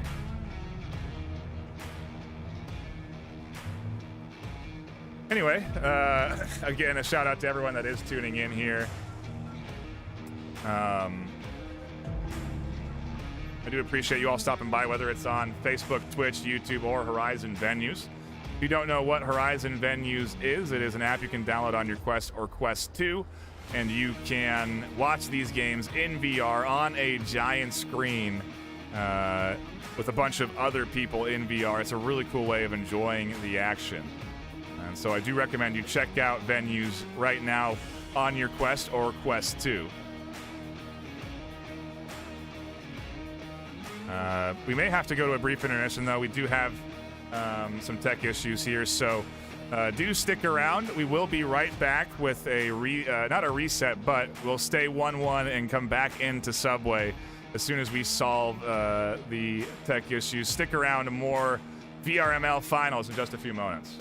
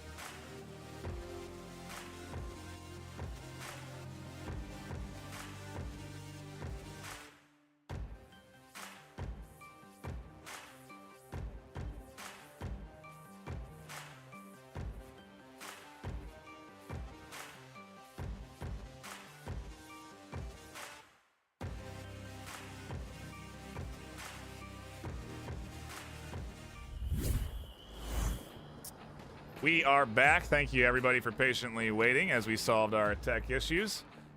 I think we have everyone back in lobby. We should be good to go for the remainder of the finals. Rome and Error 404 have already battled it out on Subway here for our first objective. It's come down to a 1-1 trade. Our next objective, Sky, takes us over to the North Stairwell. Oh, boy. This should be an interesting one. This objective, oftentimes quite volatile. You run into the action oftentimes right away, and with teams that play aggressive, well, I think we should expect a little bit of chaos in the alley. As we patiently wait for teams to get out of their spawns, I feel confident that it's either going to happen here in the North Stairwell, or we're going to see something similar to what we saw yesterday with a full push into the south from Rome. I do see at least Soda and Irvati pushing up to the alley. Icy's here to defend, and Utility does come in from both sides. Icy's completely blind. Another flash comes over. It forces Icy to stay blind. They're able to at least get down the stairs. I think Badger was telling them they were stuck on the comms, and it allowed Icy to actually get unstuck on that corner and push back, as it's now, well, in control. Irvati and Captain Soda, Rome, have the North Alley. The trouble, of course, is pushing down the North Alley, getting down these stairs, challenging defensive positions like the likes of Badger Zombie, Icy, and Nolu. These two positions in particular can suppress through smoke, but also are looking to chip away at the toes as soon as they see anybody come down these stairs. It was interesting to see Arrow 404 just completely give up the top of North Stairs. Usually you see at least one defender kind of sacrifice themselves to try and hold the top and at least take one with them. But no, they completely fell back and gave them that entire real estate to work with.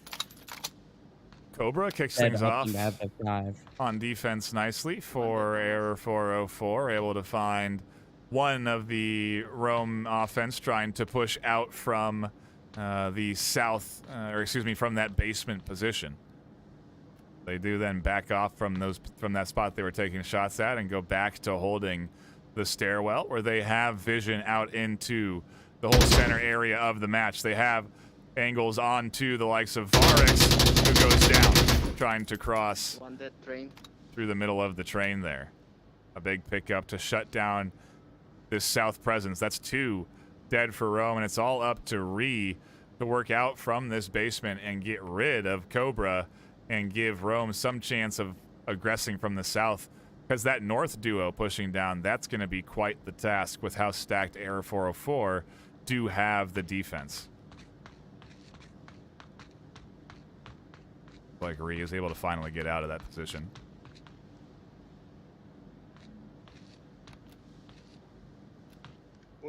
I don't wonder what Ree's going to do, if he's going to continue to try and aggress this, or maybe rotate back and join the other 2 attackers in the north.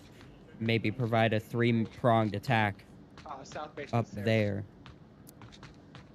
Yeah, it's what I imagine they'll want to put on, but Ree has to really get control of that horseshoe first. Either that or push out from the basement and get rid of Cobra, but Cobra is reading Ree like a book. They find them trying to push out from the stairs in the open.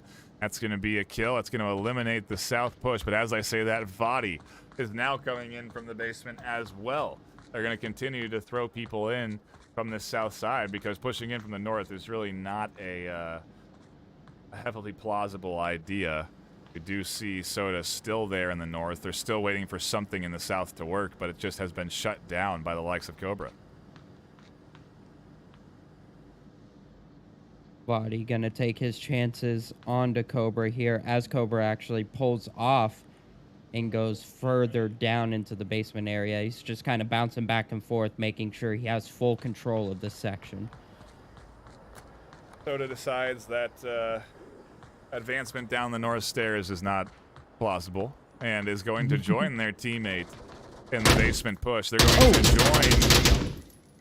join, well, We'll see if nobody now. Yeah, nobody, as Cobra finds their 4th kill. It was a kill. It's one more It could left. be the ace Wow. here. If Cobra shuts down Soda, I didn't notice the that guy. would be a big round for Error 404. But I think they're not gonna split up at the end. Like, it's 2 of them supposed to be here on the platform. Cobra just doing work here, rotating again up and down, catching the main approach from Rome. Oh. They really needed that south to work. Cobra said something interesting there. He said 2 are supposed to be here. Now, to me, that's that word, the choice of wording is very important here, and that Cobra is indicating that, you know, with their knowledge, with their reviewing, with what they've talked about with Rome's play style, it would be unlikely that they divided and that they have less than 1 up on that top entryway. It's an indicator to me that they've done some homework and really tried to research these teams and understand their play styles. And Soda is now alone in the middle of Subway, with Cobra technically behind them at this stage. They're going to try and advance past the likes of John, who does have a angle from the stairwell, but they're only checking that periodically as well. I wonder if Soda is going to be able to kind of get past this defense here as they continue to crawl forward. Finally, John does their duty and checks. Everyone on Arrow 404 erupts in celebratory shooting, and another defensive round's locked in. Well, I guess the first defensive round locked in here for Arrow 404 and for the series. Jamie, another solid set, but this time a little bit better defense, it seems. Yeah, a lot slower as well from the Rome side. We didn't see that early aggression that we saw in that very first round, and clearly the brunt of their attack was coming from the south there. So once the south had been taken out, Vati or Soda had no choice really but to have to rotate, as the north stairs obviously very well defended. They were never going to be able to get down there on their own, so it was the only way that could be taken. Maybe a little bit more communication between the two was required, as Soda kind of left his post as Vati was getting into position. So maybe it just needed a little bit of pre-fire from the north stairs to just divert that attention to allow Vati to clear the overpass area.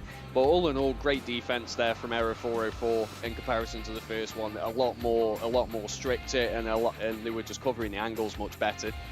Yeah, could be maybe first round jitters from both sides, who knows, but either way, we are into the action and underway here now this afternoon, and we swap sides as we talked about before. Each new objective, each team gets a chance to defend. So now Rome will get their opportunity at defending this objective. And I think we should expect another bit of, well, I would anticipate at least some action in this alleyway from the likes of Error 404. We've seen them push this objective very successfully in the past. And so it'll all be a matter of, well, the utility placement, the aggressive levels, if Error 404 are going to try and throw a different sort of pacing at Rome, or if we're going to keep putting the pedal to the floor, so to speak, and fly through these rounds. We certainly did have a slow one down to 30 seconds there last time, but, well, we could be done with this one in the first minute if everything goes the way of Error 404, as utility comes in to initially deter any of that aggression. Vati then takes control of the short corner, and they'll be waiting for anybody to advance down the alley. I think this is a strat we've seen from Error 404 before, where they do take up and control the alleyway, but they do not push out. Instead, they are waiting for flanks. Nolu is watching for aggressive pushes out of the catwalk. You have Cobra watching for any aggressive pushes up through the south stairs.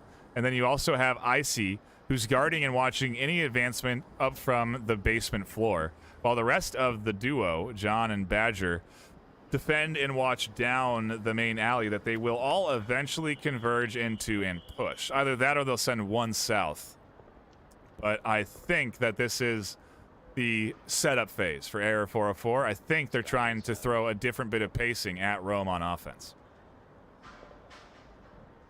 Something interesting to note, we talked a little bit about doing homework beforehand. Iravati calling out that John was the one holding the angle, and he was telling the rest of the team that they are probably 4-man pushing the basement because that's what we saw them do in their previous set on this objective. So that's what Rome is currently expecting. Totally forgot about. They think John is alone. Yeah, I forgot about that play in the basement. But they really executed nicely for that push into the south. It doesn't seem like that's going to be the choice here, though. A nade comes in. It's not cooked long enough. Body puts shots on. Soda's got the overwatch. They're both able to drop back and still hold. The stairwell defense, in my opinion, pretty powerful. Certainly vulnerable to a well-tossed nade, but you really can limit your exposure, and you can quickly drop back and force the offense to push to you. There it is. As the Icy pushes in, Soda's ready to go. Body seemed to be flashed out as John catches Soda over the top. Body's dropping back. Soda wasn't able to get past that bar, it seemed like. They got stuck on that as they were trying to rotate off of their flash. They still do catch one, but the smokes come in, and Error 404 seem to be setting up here. Lots of utility to force Rome off of those stairs, and they take commanding control of this north alley.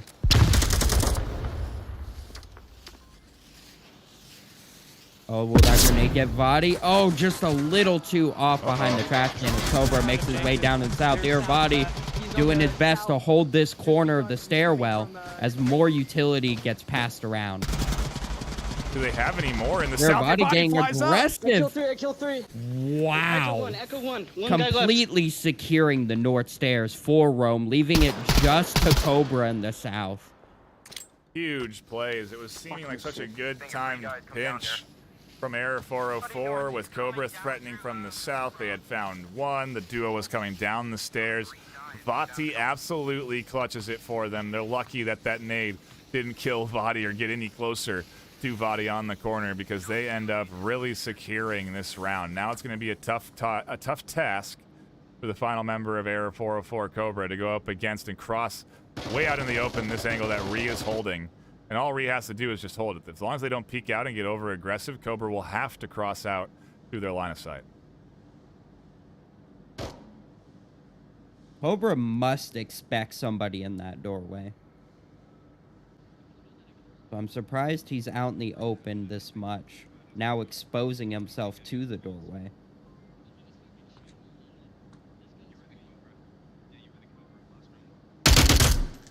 Thoughts?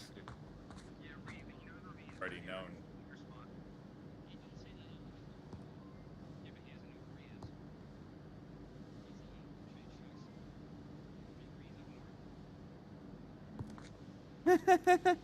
See a bunch of false call-outs in the duo, Varix and Vadi, talking about where Ree is, or where he isn't, I should say, just to kind of throw Cobra off.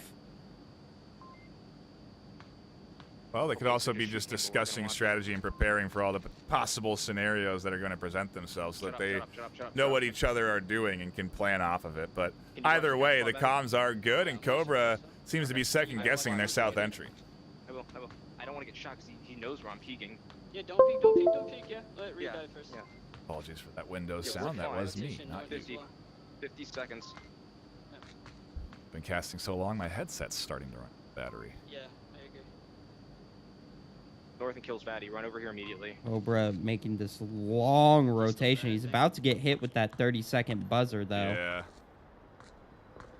Gonna be close on the timing.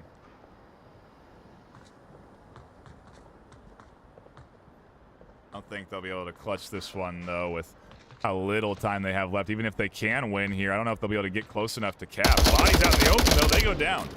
Oh. Ree is crashing. That's the plan. That's part of the plan. Varix goes down. A huge double for Cobra, but I think a flash came out and blinded them temporarily. Tablets out. Cobra tries to get the code in, but can't enter it in time. And I mean, Sky, it's really good that they plan for multiple scenarios on defense. Because plain and simple, I heard it was one of the last points that as Varix goes down, Ree has to immediately crash. They were planning out loud for all of the different scenarios of that final pusher, because they knew it was just one, and they knew what the scenario was that was going to present itself. Jamie, we are into it for sure now as we're tied 2-2. What are your thoughts on that last defensive round? Just wow, really, from Cobra there, turning that very nearly into a Era 404 win. Yeah. That was so close, and it was. I'm surprised that nobody took the same tunnel that they did yesterday against Boss Fight, as Ree was in a very similar position as to what Sayonara was. So that was interesting to see there, but it was a great decision to take the rotation. As I say, you know, if he hadn't gone for the cap instead, he could have taken Ree out on his approach in. Obviously, they were preparing themselves, I guess, for a similar approach as they did yesterday with Boss Fight, you know, allowing themselves to try and get in from the south with the smoke and the cap. But excellent play from Vati, you know, gotta give it to him. He pushed up those stairs so well to take out the Era 404 attackers and basically saved the day from that side, as that was looking not too great for Rome, actually, as Era 404 situated themselves there. So well played by Vati. Ooh. It's I don't know, you look at the KDs right now, and you can see Cobra 7-1, Body 4-2. Certainly the standout shooters there. But will the rest of the team for both sides start to come alive? We're not going to find out right away, as it is going to be a bit of a slower spawn. We could, however, see some action from Cobra if they're fortunate enough to get a pick or a cross from the offense here. I think they would have seen Varix potentially, but either way, they do drop back and tuck in. And we see standard pre-fire just in case there is a quick spawn coming in from the defense. Everybody able to get to where they want, though, comfortably, as Rome have to take their time to get up to this top market space. And taking their time allows the defense to get into the corners that they want to. I think these are defensive smokes that allow Icy to get tucked in here behind this Rome offense. John playing the front man and defending, drawing their attention while Icy waits in the corner. I'm really liking the duo setup from both of these teams. John going down to Captain and Reed. Now Icy here to finalize those two kills, going to end in a trade. Captain still reservoir. Chaos in the alleys here on Subway. It's exactly what you'd expect, though, as we really get to see some interesting and unique defensive plays come out here to try and throw off this Rome offense. And they work to some extent, but ultimately Rome is able to battle back against it, and we do stay even Steven here. Everyone down and non-resable. It's all up to Chwai, Soda, and Varix on the Rome side. Try and take the Marsoc round. Plenty of time left, though, Sky. 4.5. Really, again, the pacing just so different than the last matchup we just saw.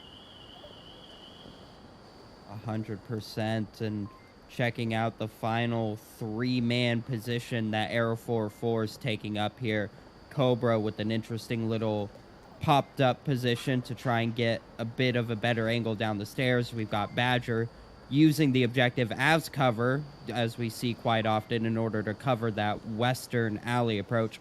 And then Nolu over in the north section, mostly listening for some audio cues. It looks like he's waiting with a C4 clacker on the other side of the wall there, just below the windows. It should be easy for the attacking squad to spot out as they make their approach. As I say that, Charlie does notice it and disables it, but that's going to tell Nolu, hey, somebody's coming from my direction. Yep, and Chwai now getting closer to Nolu's position. I've actually seen 2 C4 stacked here in this alley. It wouldn't be a surprise if they had a second clacker. They do, and it is on 3 around that corner. That's going to be a tough one to spot. It's almost like one was intentionally placed to be seen, and then the other was hidden. So they disable one, and that's going to make them feel a lot more confident in pushing this alleyway, as they think it is now clear of C4. but now there's a second one waiting as Badger finds captain. Oh no, this could be the end. Interesting little mind game. This could be the end for the Rome push. If it's timed right and Nolu's patient enough, the C4 will be very effective. But if it's even a second too early, it could be just a dud. It's not too early. It actually detonates the defuse second one, and they both go down in a great C4 setup. What a... That had to have been on purpose Jamie, to put them in the same radius. Tell me about it, dude. This is what you're here for. You're here to learn at the end of the day, and you're gonna learn a thing or two. That is a strat I don't think I've ever seen executed like that. I've been in here since season 2, seen a lot of things, and that is one thing I've never seen before. What excellent kind of strategy, you know, to make, like Sky Joker pointed out, they took out that first one and just so confident in their approach there, and just not expecting it. Nolu reading the situation well, in the perfect position to be able to hear all this movement, and you know, you just cannot put down what's going to go on next in this. You know, that last round we're down to the 5-second marker, and just, you know, and actions going off. This one, 2 minutes 30. You know, it's incredible to see, and I'm really looking forward to more from Error 404 to be honest. Yeah, you know, one thing I think I've brought up over the course of the regular season play is that if you want to be at the top, if you want to be 1, 2, 3 in your division, you got to have a variety of gameplay strategies. You have to be able to play quick and slow, and you have to be able to defend against quick and slow.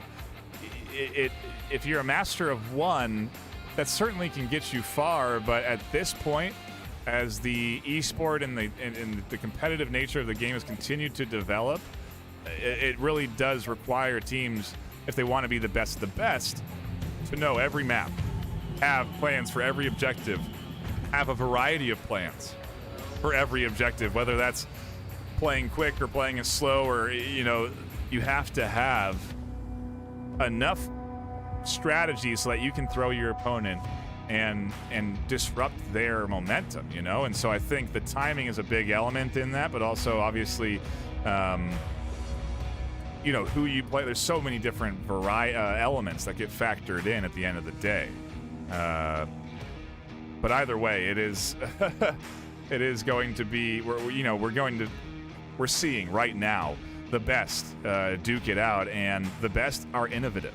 It's one of the best ways to get to the top, is to innovate and develop your own strategies and be unique in the space. And I just love to see stuff like that in the finals. You know, I feel like I've seen the double stack C4 before, but not set up like that. I've seen one across from the other, but it just feels like that hidden spot against the corner was saved for this moment, and now everyone should use it.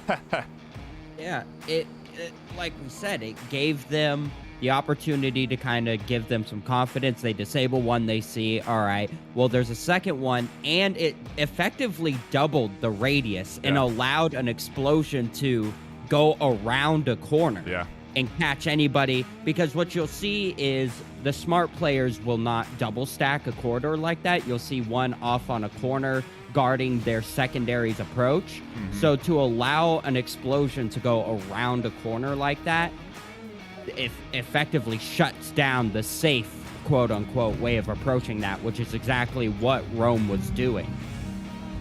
So cool to see, and that's why we're tuning in here this afternoon. Back into the action we go, as Rome now defend the objective. Error 404 get their hand at attack, but it is not the fast spawn, so it should be, well, if anything, similar timing. We may see action within the first minute or two.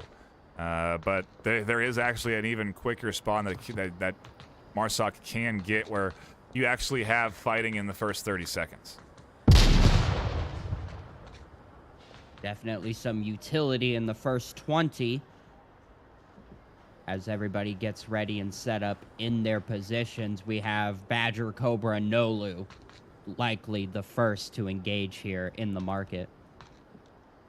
Yeah, where are the other two? Looks like they're going to be coming up catwalk, so it's going to be a a strong push down Ree's alley. Ree is in a very standard spot. It's a meta position to tuck into.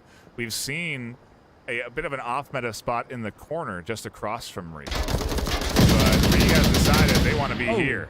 And so far, it pays off. They catch one. Cobra expects it to be the other corner.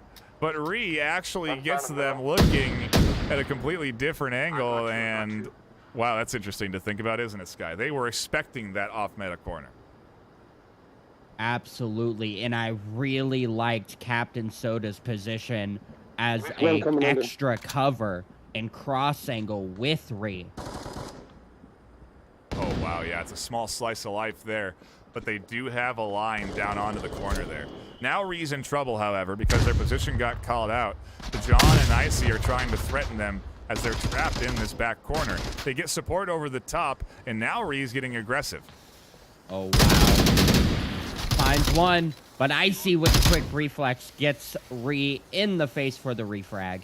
Now down to just Nolu and Icy against the 4 remaining defenders of Rome.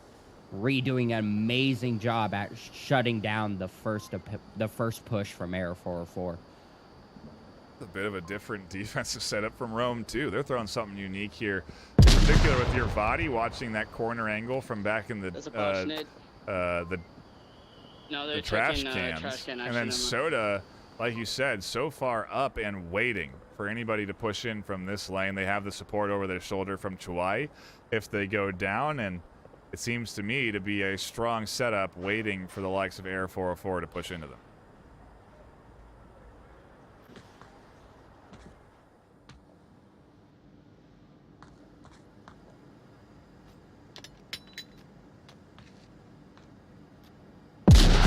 Minutes coming down on the clock. Still plenty of options for Arrow 404. Almost the team kill there. Icy just missing. Nolu advancing forward.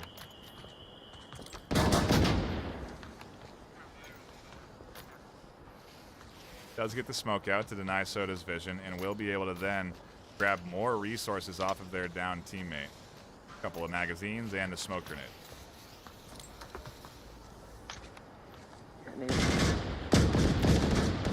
More shots from Captain, just not quite connecting as Nolu and Icy are approaching from the north towards the objective now. I didn't see any check for C4. Certainly a risky play here. As far as I can tell, they haven't looked for any, but Irvadi does take shots and doesn't connect, and now a bit of interesting rotation has to come out here from the likes of Rome. They have to crash back from their alley and now challenge Icy on the corner. It's not exactly what they want to be doing. But either way, Icy has to push down this street with 2 minutes left. Verix is prepped with the clacker as long as he doesn't challenge too hard. Oh, Irvadi catching Icy on the corner. 2 or 3 left, 2 or 3 left. That's fucking nuts. But if they cross the threshold of that corner and get past Vadi, they do have to deal with Verix's C4 on the column. Minute 45, Nolu seems to be reevaluating this push here.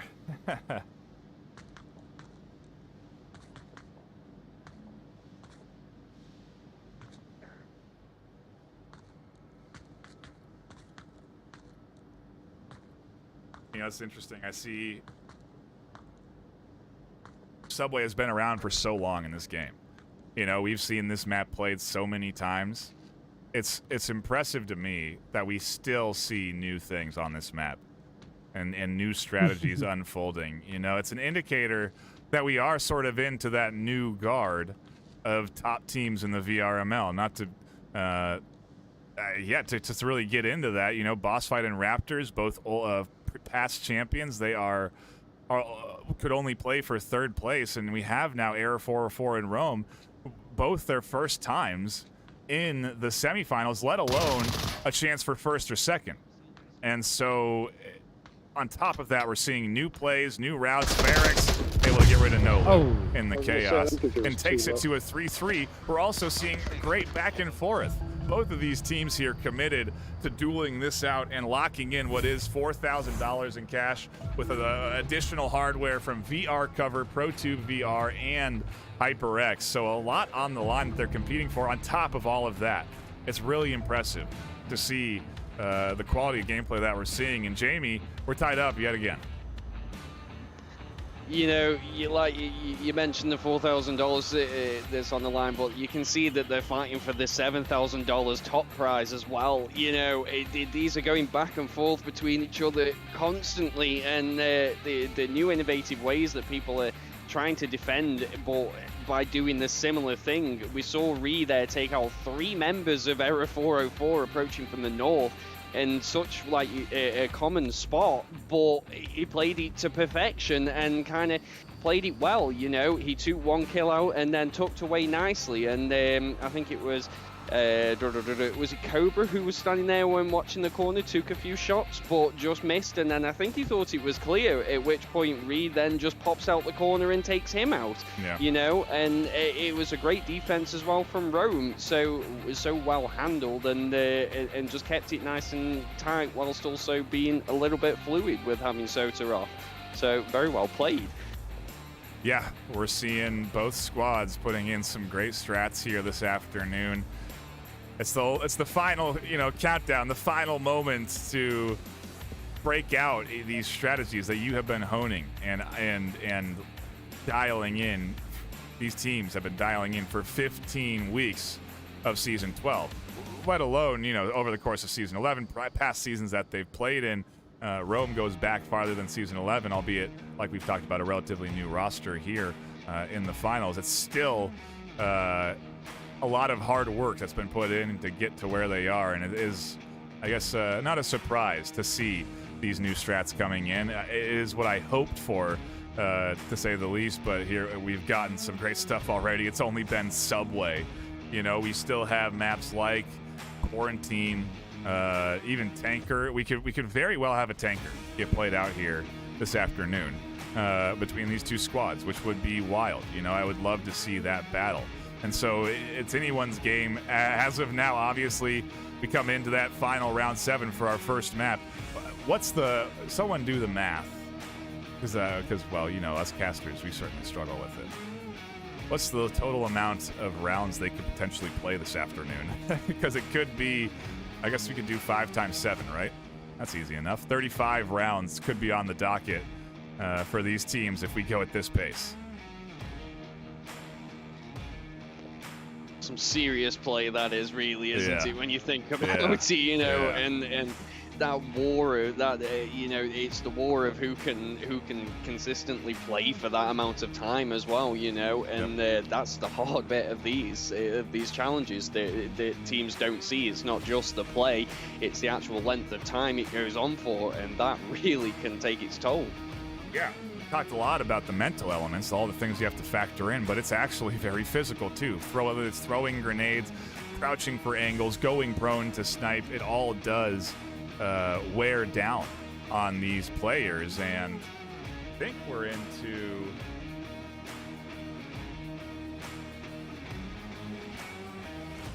we have to do a quick tech adjustment for the teams, as we do get an objective that we've had already once before. I do apologize for that, as we were waiting for us.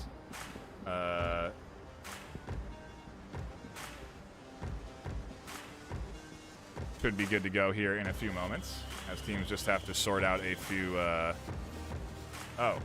guess we're rehosting.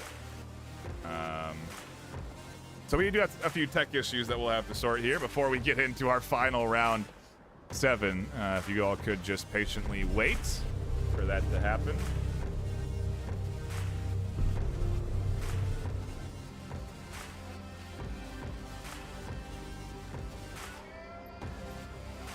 While we have this downtime, I suppose I could shout out again our sponsors. We've talked about them a little bit already. We've showcased the products, obviously, with the HyperX Quadcast S coming in to play here. We also have the Cloud 2 wireless headphones. I have to plug it in to charge because we've been going for so long this afternoon. And several other products that HyperX supports our team with, whether it's the keyboards, the Bluetooth earphones. We do really appreciate their support. Pro 2 VR with the fantastic MagTube stock on display here, with the cups that you put your controller into that have magnets on the bottom that magnetically connect in to the stock that's stabilized off your shoulder. So if you want maximum aim in-game, the best stability, grab yourself a Pro Tube. It's also got that flexibility. Obviously, you have it around your neck, but the flexibility of taking the controller off the mount so that you can throw grenades, grab your radio, syringe a teammate, and then snap it back in with using the magnets to stabilize your aim once you're back in action. A great product that, amongst a variety of others, including ones that have haptic feedback. They'll actually give you recoil in your shoulder when you shoot. Also, VR Cover coming in with the hygiene and comfort products. VR Cover offers fantastic must-buy enhancements to any VR device. If you want to extend how long you can play in VR, you got to check out VR Cover and pick up their products. I think we have everything sorted in terms of the round, so we should be back to it for our final round of map number 3 here. And yes, it is going to be down into, or excuse me, map number 1. It is going to be down into the basement for our final objective. This is it. This is the start of momentum for one of these teams. If they can take this round, they've got at least a map in the pocket. It's obviously a long road ahead of them with potentially 5 maps, and like we said, Jamie, 35 potential rounds on the table there. I don't think either team wants to have to play or go that long in a series because you might start making mistakes. You know, the stamina drain of playing for so long very well could start to impact your performance. But I imagine that both of these teams, I don't know. Maybe that inexperience, who knows what we're going to see in later rounds. Oh, man, it's really got me thinking, Sky. Man, we don't want to think too much here. We might hurt ourselves with all these possibilities and stats and numbers and math. I can't handle it. I want to see these teams get back into it. I want to see the fights happen. I can't wait for this action to continue as we wait for these tech issues to get solved. Yeah, just need one more from Rome to pop in, and then we'll be underway with our final round of map 1. And again, a shout out to people that have been tuning in and are patiently waiting for our next bit of action. It is certainly a has been a intense bit of gameplay here this afternoon. We apologize for the audio interruption there, but it has been a exciting afternoon, and we've had a few delays, albeit a pretty smooth map round 3, third place decider, right into a nice pre-show, and we just had a few tech issues here, but I think it's all been sorted. From now on, we should be smooth sailing through the rest of these maps, and I'm sure that's what the teams want, because again, it is a matter of that stamina that we have been talking about here. Stamina for you folks too that have been tuning in. If you are watching on venues or on your Quest 2, plug it in. When you got downtime, sit next to your outlet, make sure that your headset is getting juice, because we could be in for the long haul this afternoon. Could be in for 5 full maps of competitive Onward action. It's just a bit of an unknown. I think we're already coming in past the Challenger Cup time, but that would be only for us. The players have obviously had the luxury of waiting for that third place match to finish before then having to get in here. One thing I did see that I thought was interesting was that they scrimmed several teams before the start of this series as a bit of a warm-up. They had lined up, I don't know against who, but they were obviously preparing and strategizing and getting loose and ready for this afternoon during that downtime. And I think we have everyone in, and so I think I've been talking enough to buy us time to get in to round number 7. Again, we're tied up here. Rome, Air 404. There are your active rosters for the day. We don't have, obviously, the kill feed because we've had to reset lobby. But, yeah, thank you again for waiting during this timeout. And, again, we shouldn't have too many more of these if we're fortunate enough The obvious risk of running an online event is that sometimes you can indeed run into tech issues that have to be sorted. And so we have been doing that throughout the course of this afternoon, and like I said, I think we've sorted everything outside of potential headsets running out of batteries. So I just hope that the players are also charging their devices and making sure that their controllers have full battery, and because again, it is going to be a long afternoon of Onward gameplay. Our next objective going to be in the basement. Our final objective of Subway. Error 404 having the opportunity to defend it. I don't know how I feel about this one anymore. I used to think it was heavily Volk favored, but I feel like I've seen plenty of Marsoc teams come out on top. I believe in you. I would call this objective less Volk or Marsoc favored and more just in general position / rotation favored. So it's all about where does the defense set up, and it's really about how well does the attack rotate from one stairwell to the other, to the tunnels and back and forth, and how well can they time it. I think it can really go either way. The make or break is just in the synchronization of the attack. Icy comes flying down the stairs and I think gets identified. Chawai hears them in the stairwell.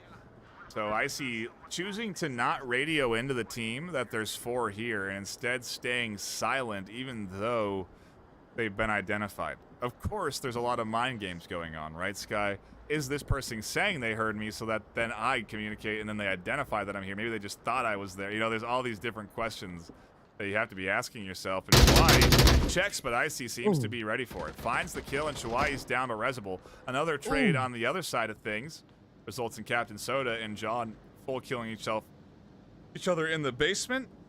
And Rome should be able to get this res, turning things back to 4-4.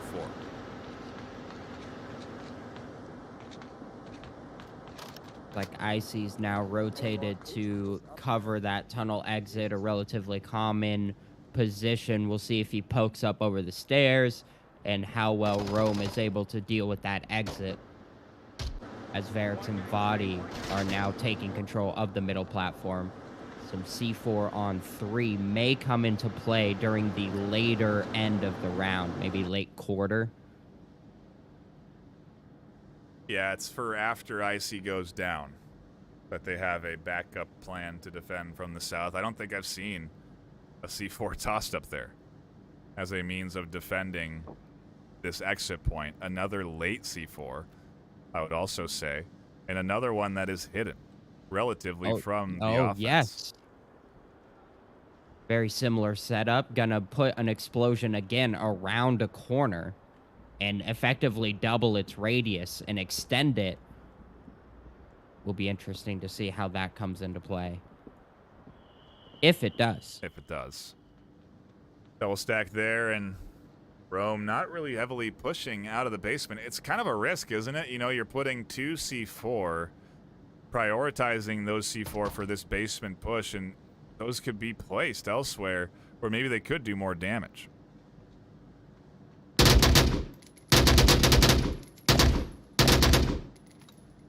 It's interesting. Badger strategically positioned high enough to see into Horseshoe in a nice peak where Varix is about to be, but just low enough to stay out of bottom vision.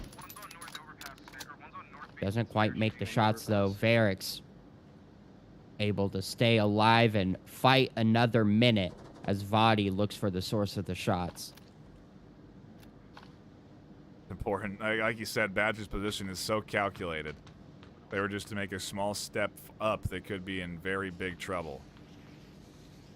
The basement push still present with Chawai and Ree. Varix has taken control of the Horseshoe, though. They could be a threat, and as I say that, they go down from Cobra catching them out. A nice eye onto that stairwell to shut it down. They also are here to defend from anybody advancing up out of the stairs late, like Ree is doing now. I gotta wonder if Rome's objective is to take control of this middle platform. It looks like they are going to expel resources into that, backing up Iravati. And Chawi going to be a late round contender down in the tunnel still, dealing with Icy. Yep, got to keep your eyes split across several different angles here with this attempted divide and conquer strategy from Rome here. It'll all be a matter of how Cobra and Ree really battle to kick this off, as we do also have a bit of a fight there. Icy and Chwai getting close. 1:30 left on the clock.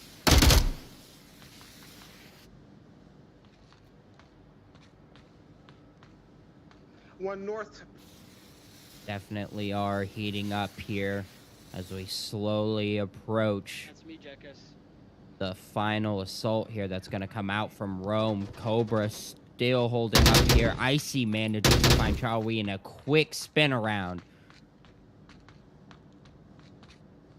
Play tight, wait out. Now we're 3-3 in the final round of the map.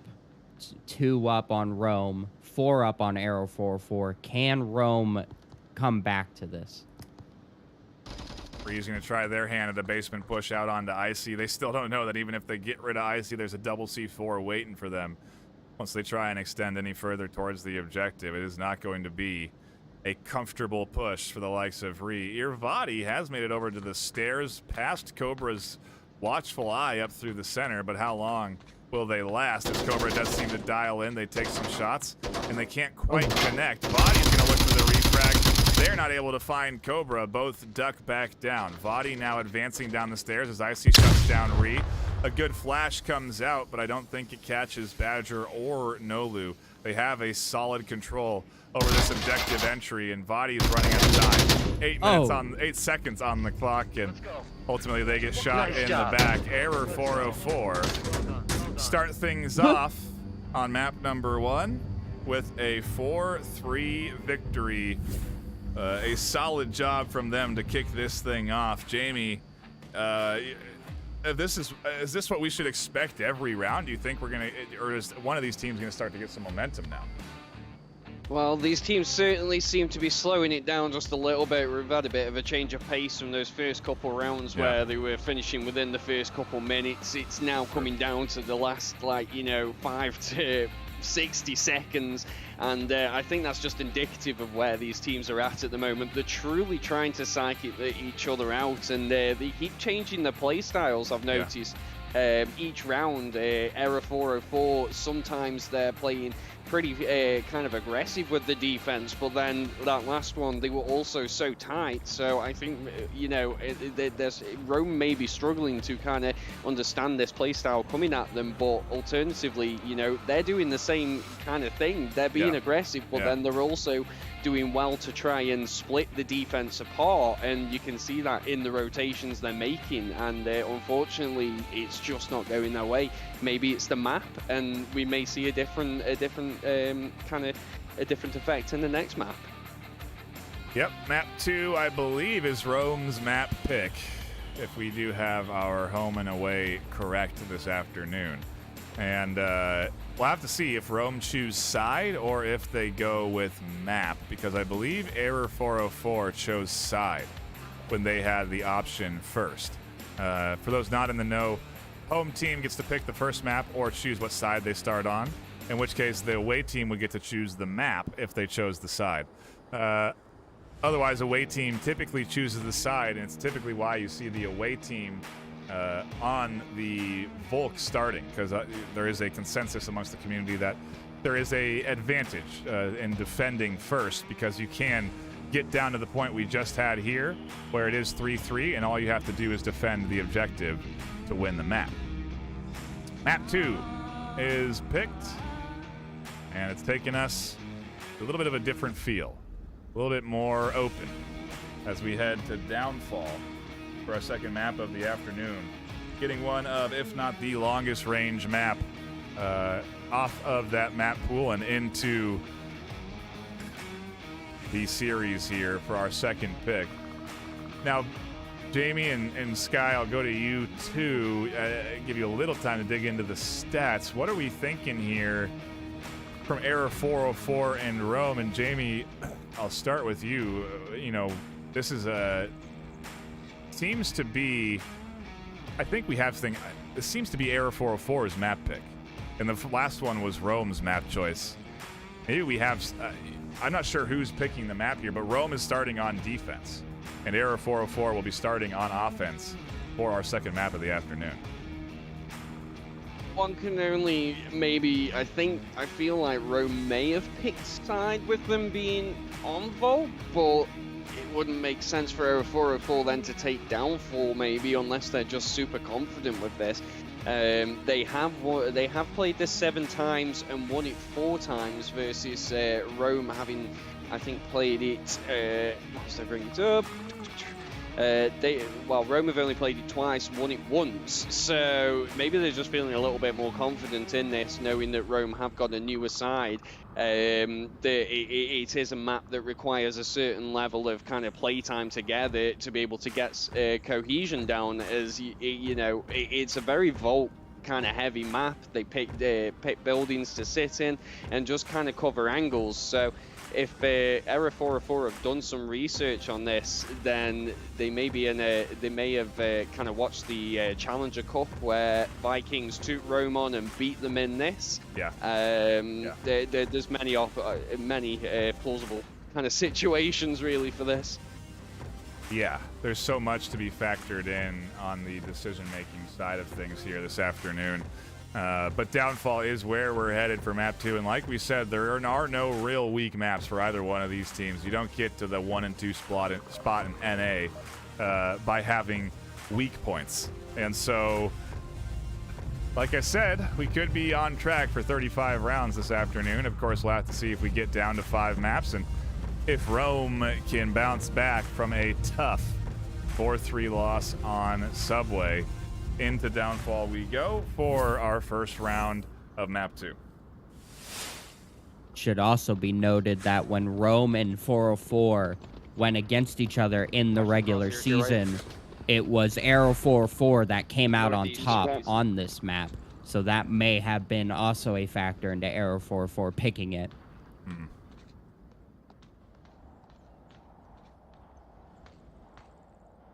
Like we said, a lot of mind games going on, even just at the map pick level, and add all of that factored into what you get throughout the course of a round.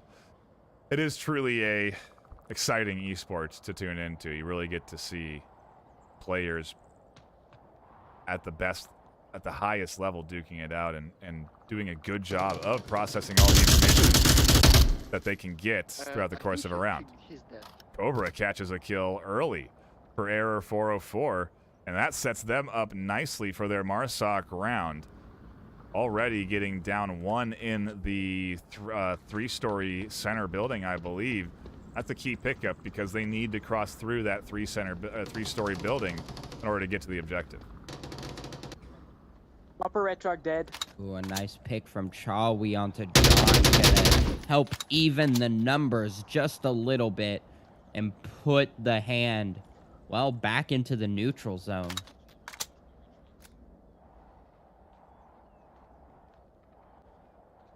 Take a look at the hold here for Rome. They're all pretty tucked in, but still interesting to see them on the hunt for early angles, with Chawai in particular looking out that window to look for the early pickup.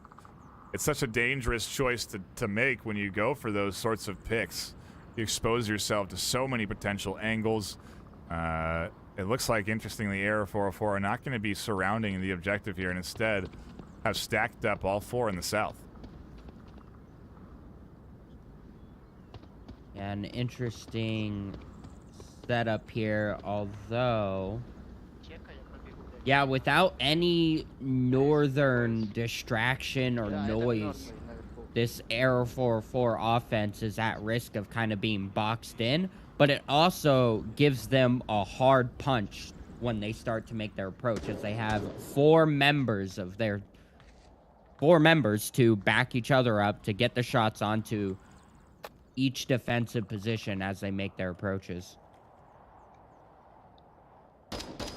The infamous setup phase here. We are very much back into that sort of timing where we will be waiting to see what the offense does and how they initially rotate into their firing positions where they'll then push forward.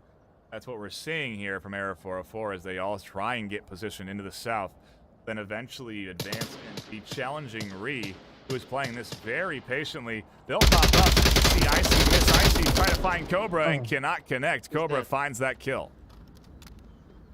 This is where having multiple teammates in close proximity of each other really helps. Those refrag abilities, the cover potential, so powerful. As Captain picks up Nolu, as Cobra and Icy get behind cover. Unfortunately, none of them in a good position for the refrag. Icy can go up to third floor here and be a threat down into the objective space. Soda has to be cautious of this angle here. And you can see shots do come in from through the windows, nearly finding Soda, but they're able to tuck in.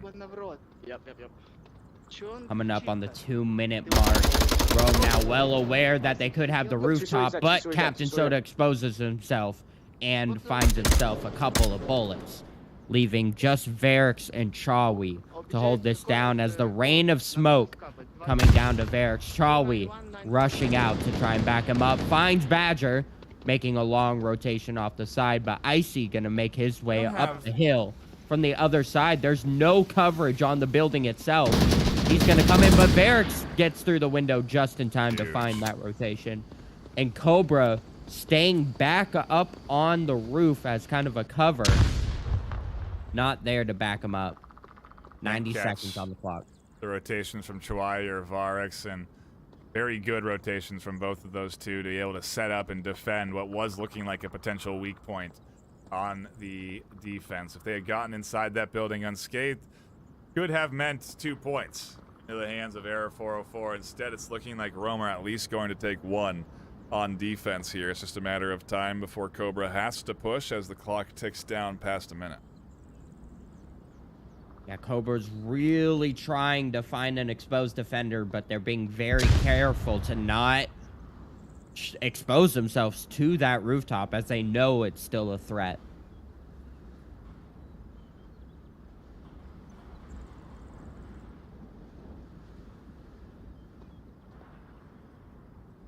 Low play here from Cobra is now not so slow. With 30 seconds left, they'll be notified of the time they have left to advance with. And they're trying to get up to this objective space. Varix, is holding nicely through the door. I think they got flashed. Cobra's going to go around the long side, catch Varix unsuspecting. That's one. Chawai is still crouched down, and they actually let Cobra get to the objective before they pop up for the kill. Such patience from Chawai under pressure, but it pays off as Rome take their defensive round just barely. Jamie, well, this is certainly one way to get back into the action for Rome, but almost a round there for Era 404.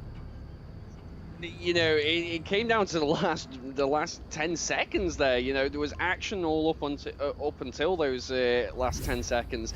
I mean, the first 4 minutes, I was kind of concerned for Rome in one sense, because once Ree went down to the mid-hotel, there was no coverage on the objective building until the last 2 minutes, at which point Chawi and Varix, I think, rotated in. Which was very concerning. Had Era 404 known that and pushed along that South Street, that was completely open. The West Street, sorry, that was completely open for the approach. And Rome wouldn't have been able to do anything about that. But well played in the rotation, and then to get the objective locked down as the utility then comes out, which Era 404 is getting well known for with that equipment usage. Just fantastic play from both sides, really. Yeah, it's, well, we're just taking a look at chat, and I did want to shout out everyone that is tuning in here and enjoying the action here this afternoon. We've said it a few times, but we really do appreciate you stopping by, whether you're on Twitch, Facebook, YouTube, or Horizon Venues. If you don't know what Venues is, you can go ahead and download the app for free on your Quest or Quest 2. Watch the action inside VR with other people in VR on a giant theater-sized screen. It is, like I said, one of my favorite ways to enjoy the action. I would encourage you to check it out if you have a Quest or Quest 2 available.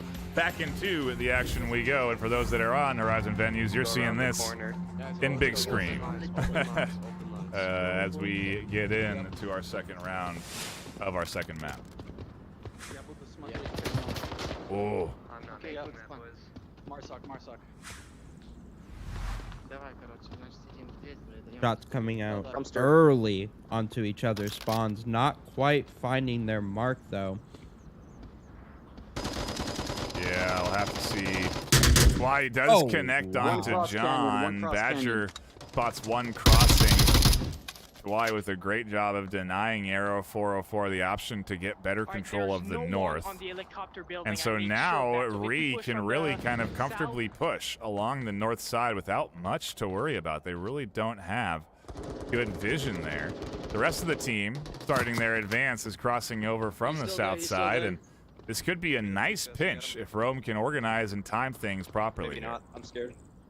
He's in the cross Yeah, section. picking down John CZ was absolutely key. Again, as you said, giving Reese so much real estate to work with. But now that the shots come out into a window, it's going to give away that approach.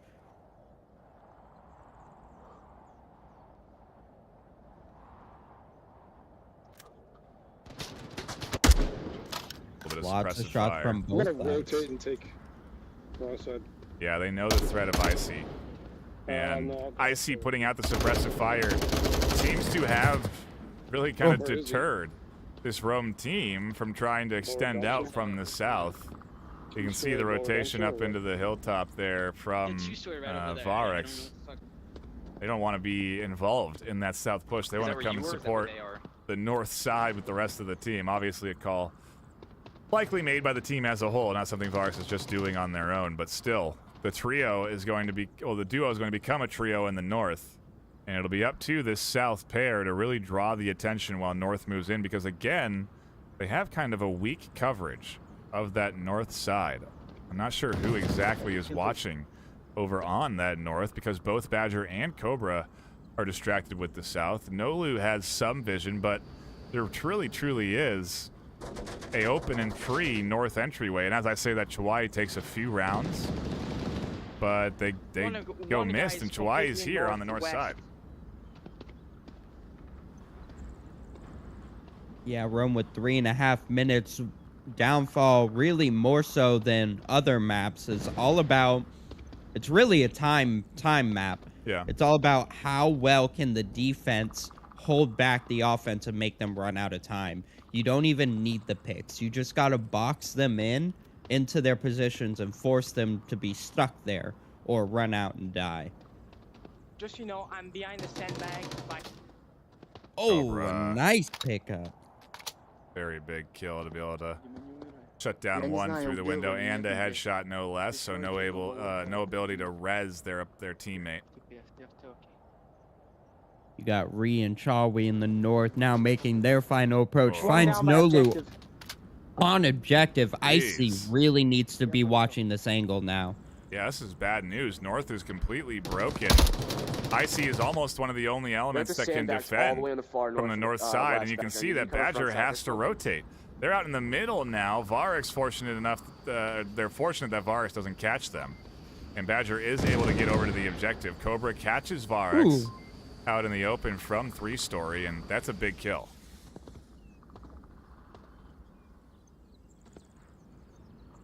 Absolutely, that shuts down the center approach as Cobra now goes down their Overwatch, but still able to give callouts, and no way they're going to be able to get that confirmed. So that is a free Overwatch position for Arrow 404, almost doing more damage than good for Rome. Icy gets back to the objective and now being suppressed by Chawai. There's so much time for Rome to work with. 1:40 on the clock, and they know where at least one of 2 defenders is. If Icy goes down, it could very quickly turn into a cap opportunity for Rome. But we'll have to see. You can hear Badger saying they just need to burn the clock down. That is the goal. They just need to keep the team there and keep them suppressing and not pushing. But a minute left. Eventually, Rome should know and should start their moving forward.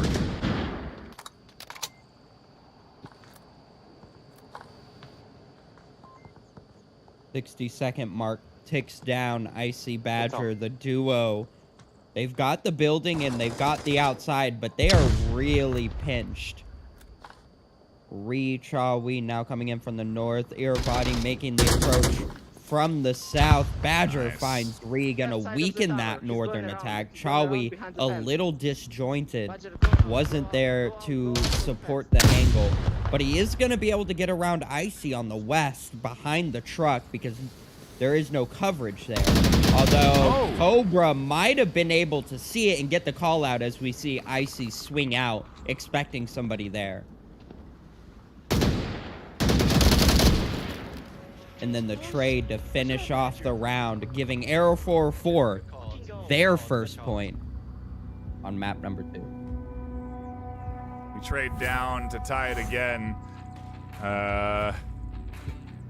Maybe I've jinxed us with the 35 round prediction, but we are now on track. Jamie, another solid round, but another close one. Yeah, I kind of saw the reverse, really. Rome were heavily defending the south versus the north, and Era 404, Era 404 were defending the north versus the south, and the south versus the north, and yeah, Rome were kind of trying to split them apart. And it worked so well, and up until that very last second, I think maybe Icy's Cobra's callouts from mid-hotel there probably gave them the information they needed to be able to successfully defend against that.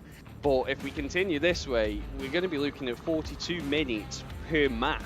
That's 42 minutes across 7 rounds. You do the math on times that by 5 if we have to do 5 maps, and that's going to be long. That's crazy. Well, when there's so much on the line with that prize pool, it is certainly something to be competing for here this afternoon. We could be in for upwards of 4 hours of Onward here this afternoon if these teams are so evenly matched. Well, of course, we'll have to see. We could also be done in 2. We could be done after 3 maps time. Era 404, if they manage to take this map, obviously we'll only need 1 more to win that best of 5, and it's well, anyone's game now, and Rome, they're a bit on the back foot. Albeit they've been fighting right on tooth and nail with Era 404 in order to get these rounds. And there's some shots coming in. Rome almost get caught out, not realizing that was the quick spawn, but they're lucky that those shots come in and don't connect. It allows Reed to readjust their position and take control of center house a different way. We're going to have a fight here in center house as Icy is also looking to take control of center hotel, and they are just back to back to each other. Ree certainly aware of it. I don't know if Icy heard Ree, though.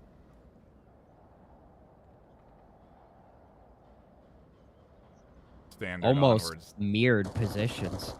Yeah. Standard onward sort of standoff that you get in this game, and just a little bit of an audio experience for these players as they listen for anything they can hear with footsteps. Hearing Icy on this second floor, but staying quiet. And Icy really trying to listen for any breath from their opponent, any sort of shift in movement, any adjustment of that gun. They hear some of those audio cues and will one in the mini room, be able to work accordingly. But I don't know. I don't know if Ree is identified yet.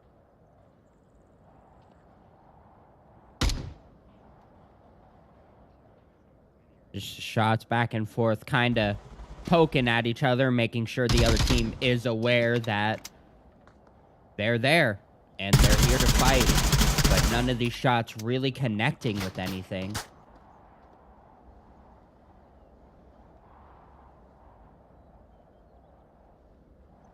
Looks like we're going to see a hard west push out of this team.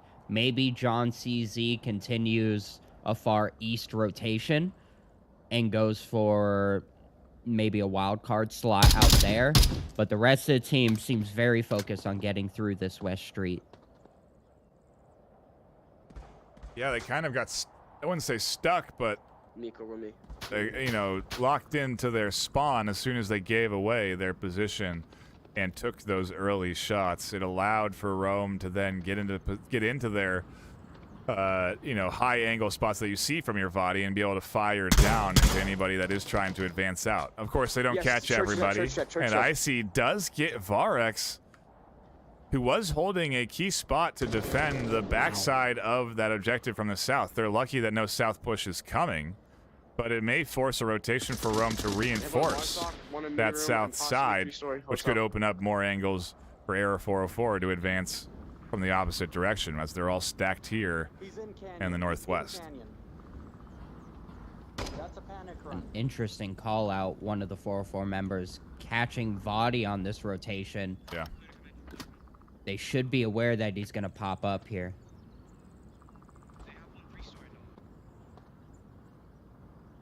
Vadi in an absolutely key position here to catch anybody rotating around the long west to back up where Varex can no longer watch. But we do see John continuing that far east approach as Ree takes down Cobra. It's going to be all up to how Arrow 404 adjusts to this now. Will John TZ find Irabadi in the back? Badger finding Soda as Rome defense gets picked apart. Uh-oh. Oh, and Nolu going down. One in Canyon. We're back and forth on the numbers game here. Yeah, Error 404 cut down to 2. Vadi over the top, launching rounds down to Zombie, who's stuck on the wall. 2 minutes on the clock, and Vadi's getting very aggressive. A bit too aggressive. John finds them out in the open, and they'll pick up that kill. Ree, sitting on the patio, feels that maybe that's not such a great, solid idea. As they tuck back into a little bit more secure defensive positions, they will find Badger Zombie from the patio. A very quick refrag from John. We continue to trade down. We're into a 1v1 for round 3.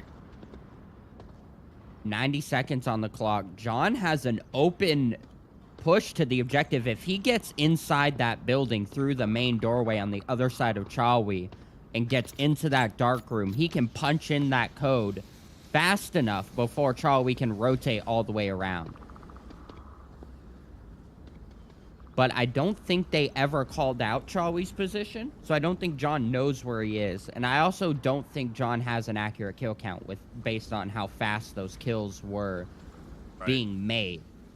I don't think there was enough time for call-outs.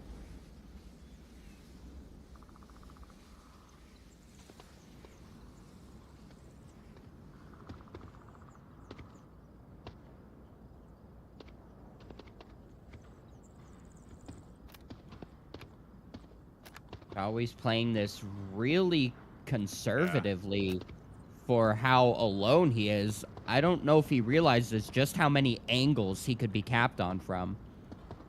Yeah, I'm just trying to see what the rotation and plan is from John as they reevaluate, rotating in from the south, and instead decide to come right up the middle. They're going to end up challenging Chawai from the front, which is unfortunate because they had essentially a free cap if they had just pushed in from the south. Instead, John will get all the way up to the objective. What's Chawai doing?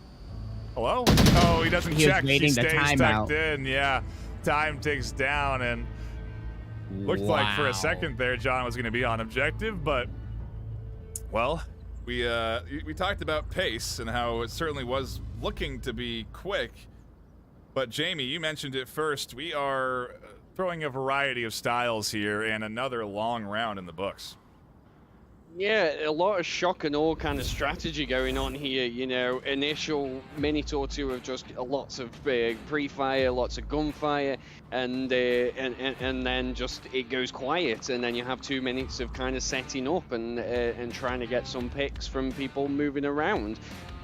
Just a great play really from both sides. You know, came down to the last 1v1.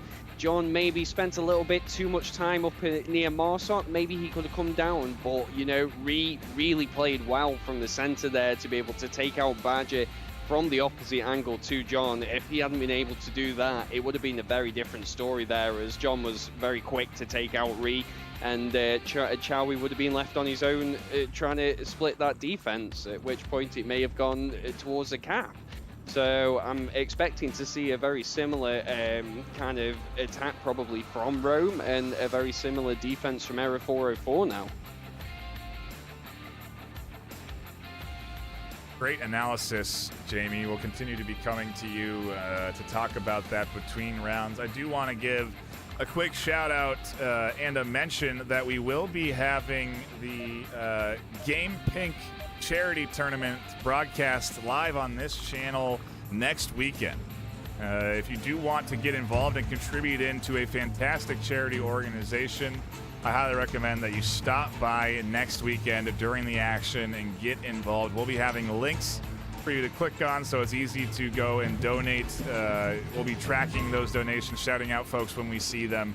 It'll be a very exciting weekend to tune into as we watch a bunch of teams that have signed up for that play in a bit more of a casual setting, but still for charity. So please do stop in. Again, I believe I'm getting the terminology correct on that. Let me just be 100% on the branding, as we already are into the action here. Icy and shots being taken from, looks like Chawai down onto the two-story. Yes, the Game Pink tournament is what we will be broadcasting this next weekend, so be sure to tune into that. We got to get into the action, though, Sky. I've been talking too much. Already a kill has come through onto the Rome side, and Irvadi has to drop off from this hilltop. It is not safe. There's a lot of bullets getting dumped up onto the hill. Both Chawai and Irvadi may be reevaluating their choices of angles. Chawai going to go back into the danger zone.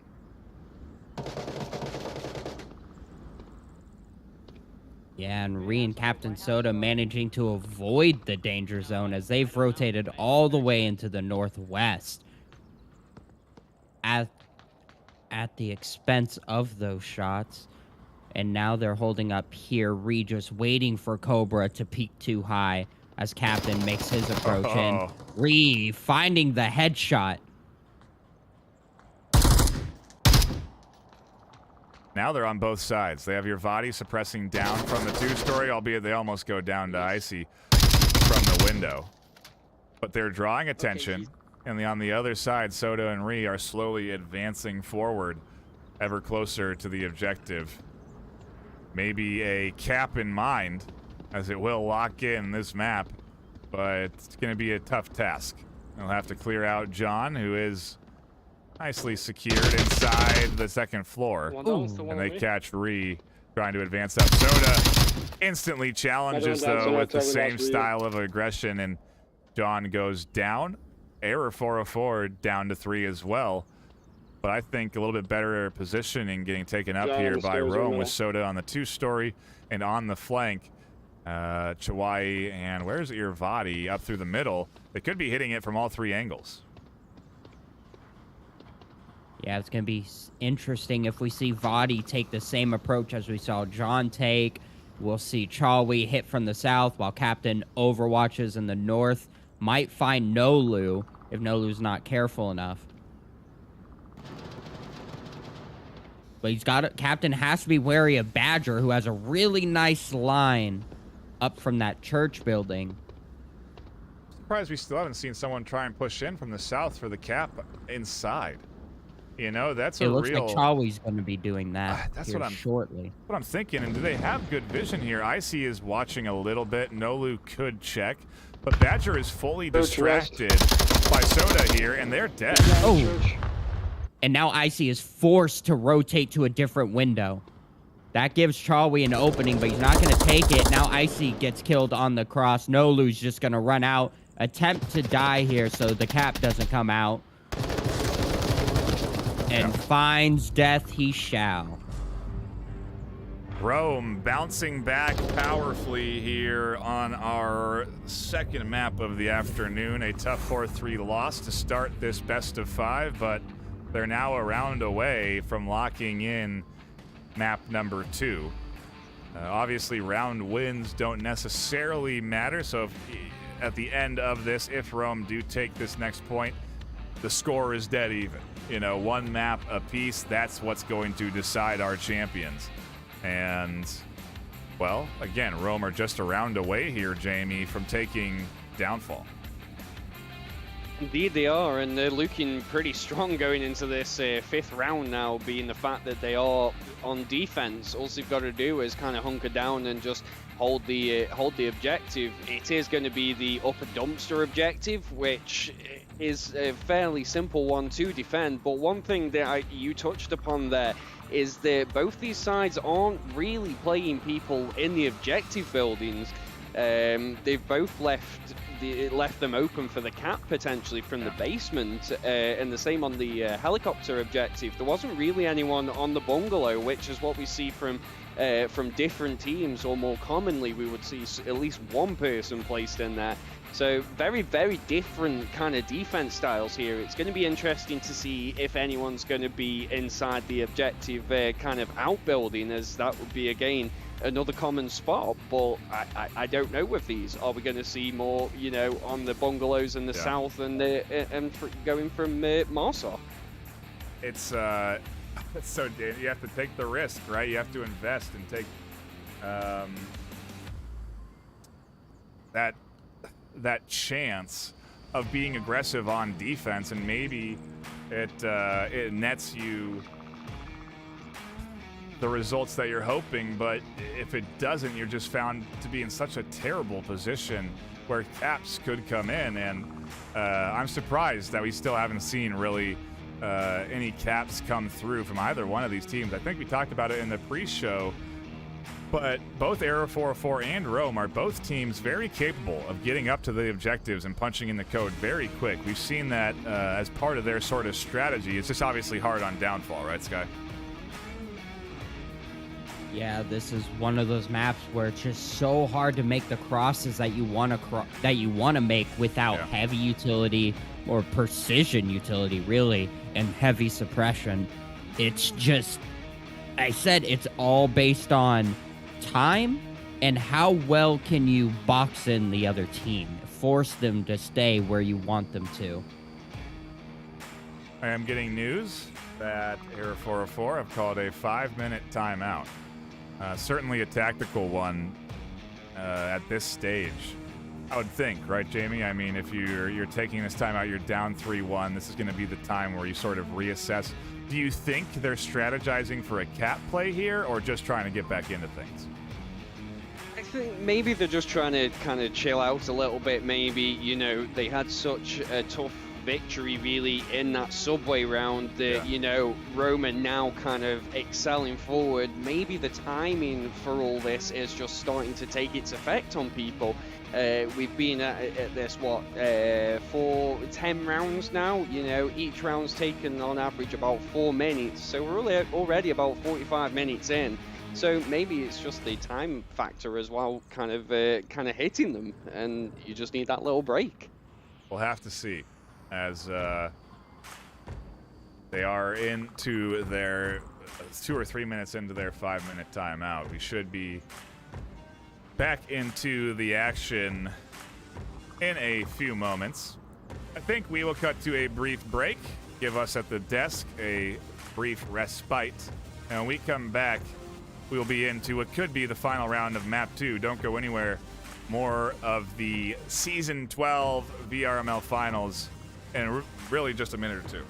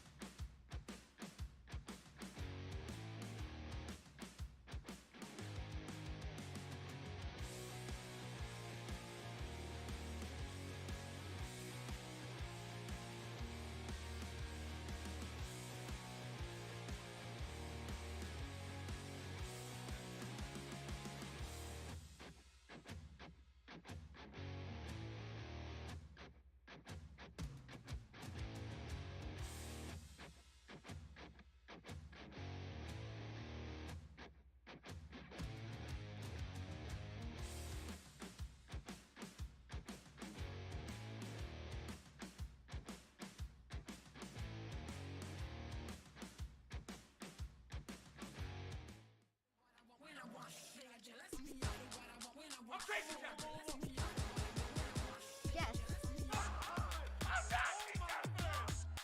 Easy going right there.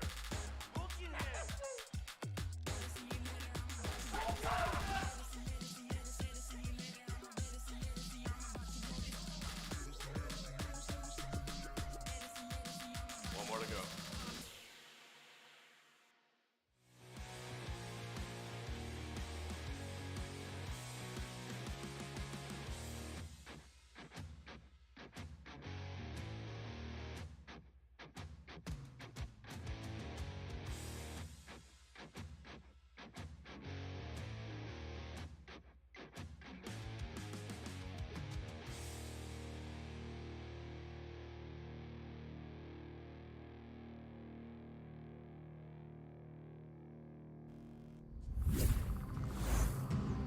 Welcome back. Thank you for all patiently waiting for us to get back into the action during the brief timeout that Error 404 called. They have brought in a sub. They are bringing in a new fifth to try and revitalize this team and keep them focused on downfall. They are not willing to let this one go just yet. We'll have to see if the sub pays dividends or if Rome will be able to take map 2 and get one map on the board in this best of 5. It's all a matter of time now as we get to watch Ree do some great dance moves. Dance, dance, revolution.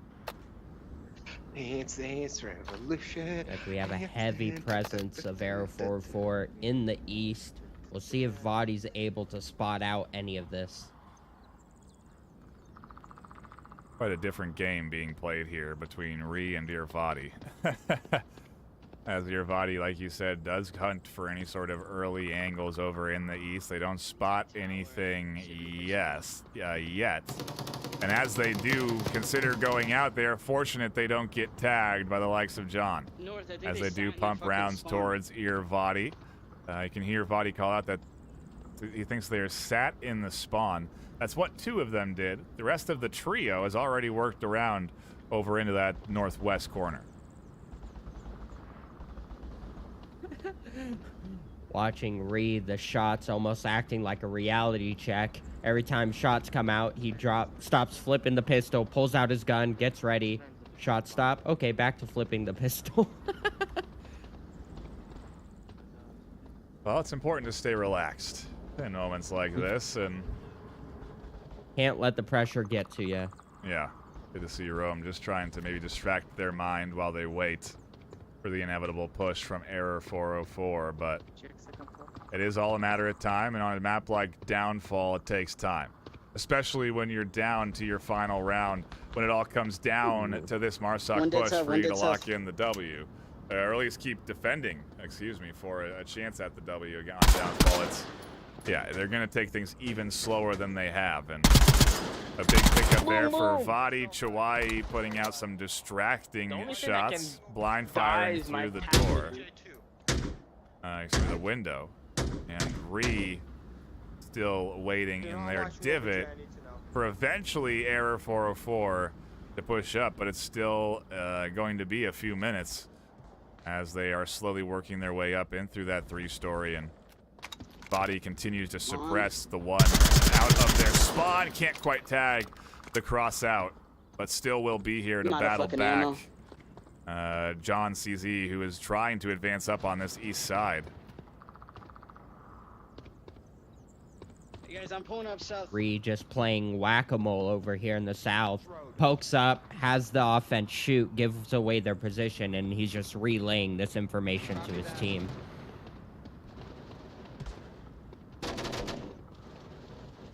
But now Varix and Captain Soda are going to have to do their due diligence here as Cobra takes down Varix in their approach from the west road. Ree is about to have to play a key position here in order to stop this cross onto Captain Soda, especially if Captain goes down from peeking that window. This is not an ideal defensive round right now. Body is out of ammo for their rifle. All they have is a pistol. They're going to be dropping back here, and Ree does drop one mag. Can't work with Body's gun. Soda and Chawai, however, still have bullets in their rifles, and they shut down the advance.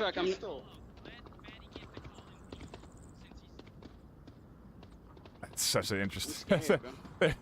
There's it seems a bit of panic and quick calculation, all bottled up into one sort of spastic play as Vadi rotates around, suggests, "Give me ammo, can't find ammo." There's no, it's this chaos as they try and set up. Fortunate that they find those 2 kills because it really does take the pressure off for this defense. And now it's all up to Cobra and John to lock in this round win and keep this downfall map going. Vadi very excitedly telling his team he has a gun now. As the defense repositions to maintain their hold on this objective, Cobra and John do not have an easy path ahead of them. Oh, and John's trying to get somebody here in the White House, but just can't get the angles they need. And as the clock ticks down, Chawai is perfectly content by just distracting John here on this side. They don't need to push out, look for kills. They can just let this clock get ever closer to that 30-second mark. Oh, Kill your Central, body kill Central. peeks out the window Just just in south, time just to south. find a Cobra head. As we move into John CZ, the lone attacker left with just 30 seconds on the clock. Oh, and it looked like John had an angle on to Chawai through the window, but doesn't take it. Chawai, ready and waiting, finds the kill, and Rome bounced back nicely with a 4-1 victory. Jamie, we're guaranteed at least 4 maps this afternoon, but where do you think we're headed for map number 3? Well, that's going to be a tough choice. So what we're going into, we're going to be going into, I think, is it going to be Rome's pick now? I want to say. That last one would have been error 404s, but due to, because Rome started on defense, didn't they? Yeah. So maybe tanker. I'm going to throw it out there. I feel like a tanker may come out. It's been a very interesting kind of play. I feel like Captain Soda maybe organised that last defensive round, as that was a very common kind of defense that you would see. Ooh, abandoned. Yeah, I was going to say we still have quite a bit of range in the map pool to select from, and it feels that both of these teams are not afraid of getting into those long-range negotiations. Map 3, like you said, is going to be abandoned. We still have Snow Peak and Quarantine as options, so just have to wait and see what we get for the rest of the series. But like I said, we're guaranteed at least 4 maps this afternoon. We'll get one winner here, and then there's a chance for a team to come out on top 2 maps from now, but we're not quite there yet. We have to play out Abandon. I'm looking at active rosters for both Rome and Error 404, and I don't see any subs coming in outside of the already the adjustments they've already made with Amikasic coming in for Error 404. So it seems like they're going to stick to their same rosters, which does make sense as you're already warmed up and ready to go into this action. But, I mean, Sky abandoned. Hey, what are your thoughts on this map? I think it's certainly has its moments of long range, but it is kind of like a bit of a half and half, where you really do have a lot of close quarters negotiations as well.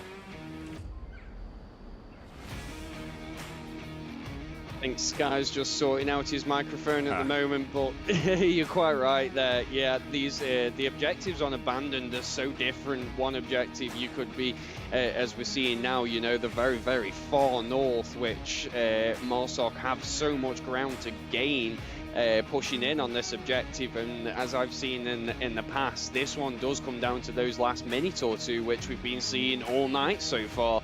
So I don't expect this one to go any different, really. At the moment, Rome going to have a long-range attack. They're going to try and get those picks and then slowly surround the objective. Maybe this one could work well in Error 404's favor, as I know they really like to make use of their equipment and the utility. The flashes more commonly than not. and the smokes. They like to throw those smokes and get the caps in so quick there. That I'm going to be interested to see how Rome decide to defend against that. Are they going to go for the kind of sending people out long and just trying to shut down any approach, or are they going to stay tight?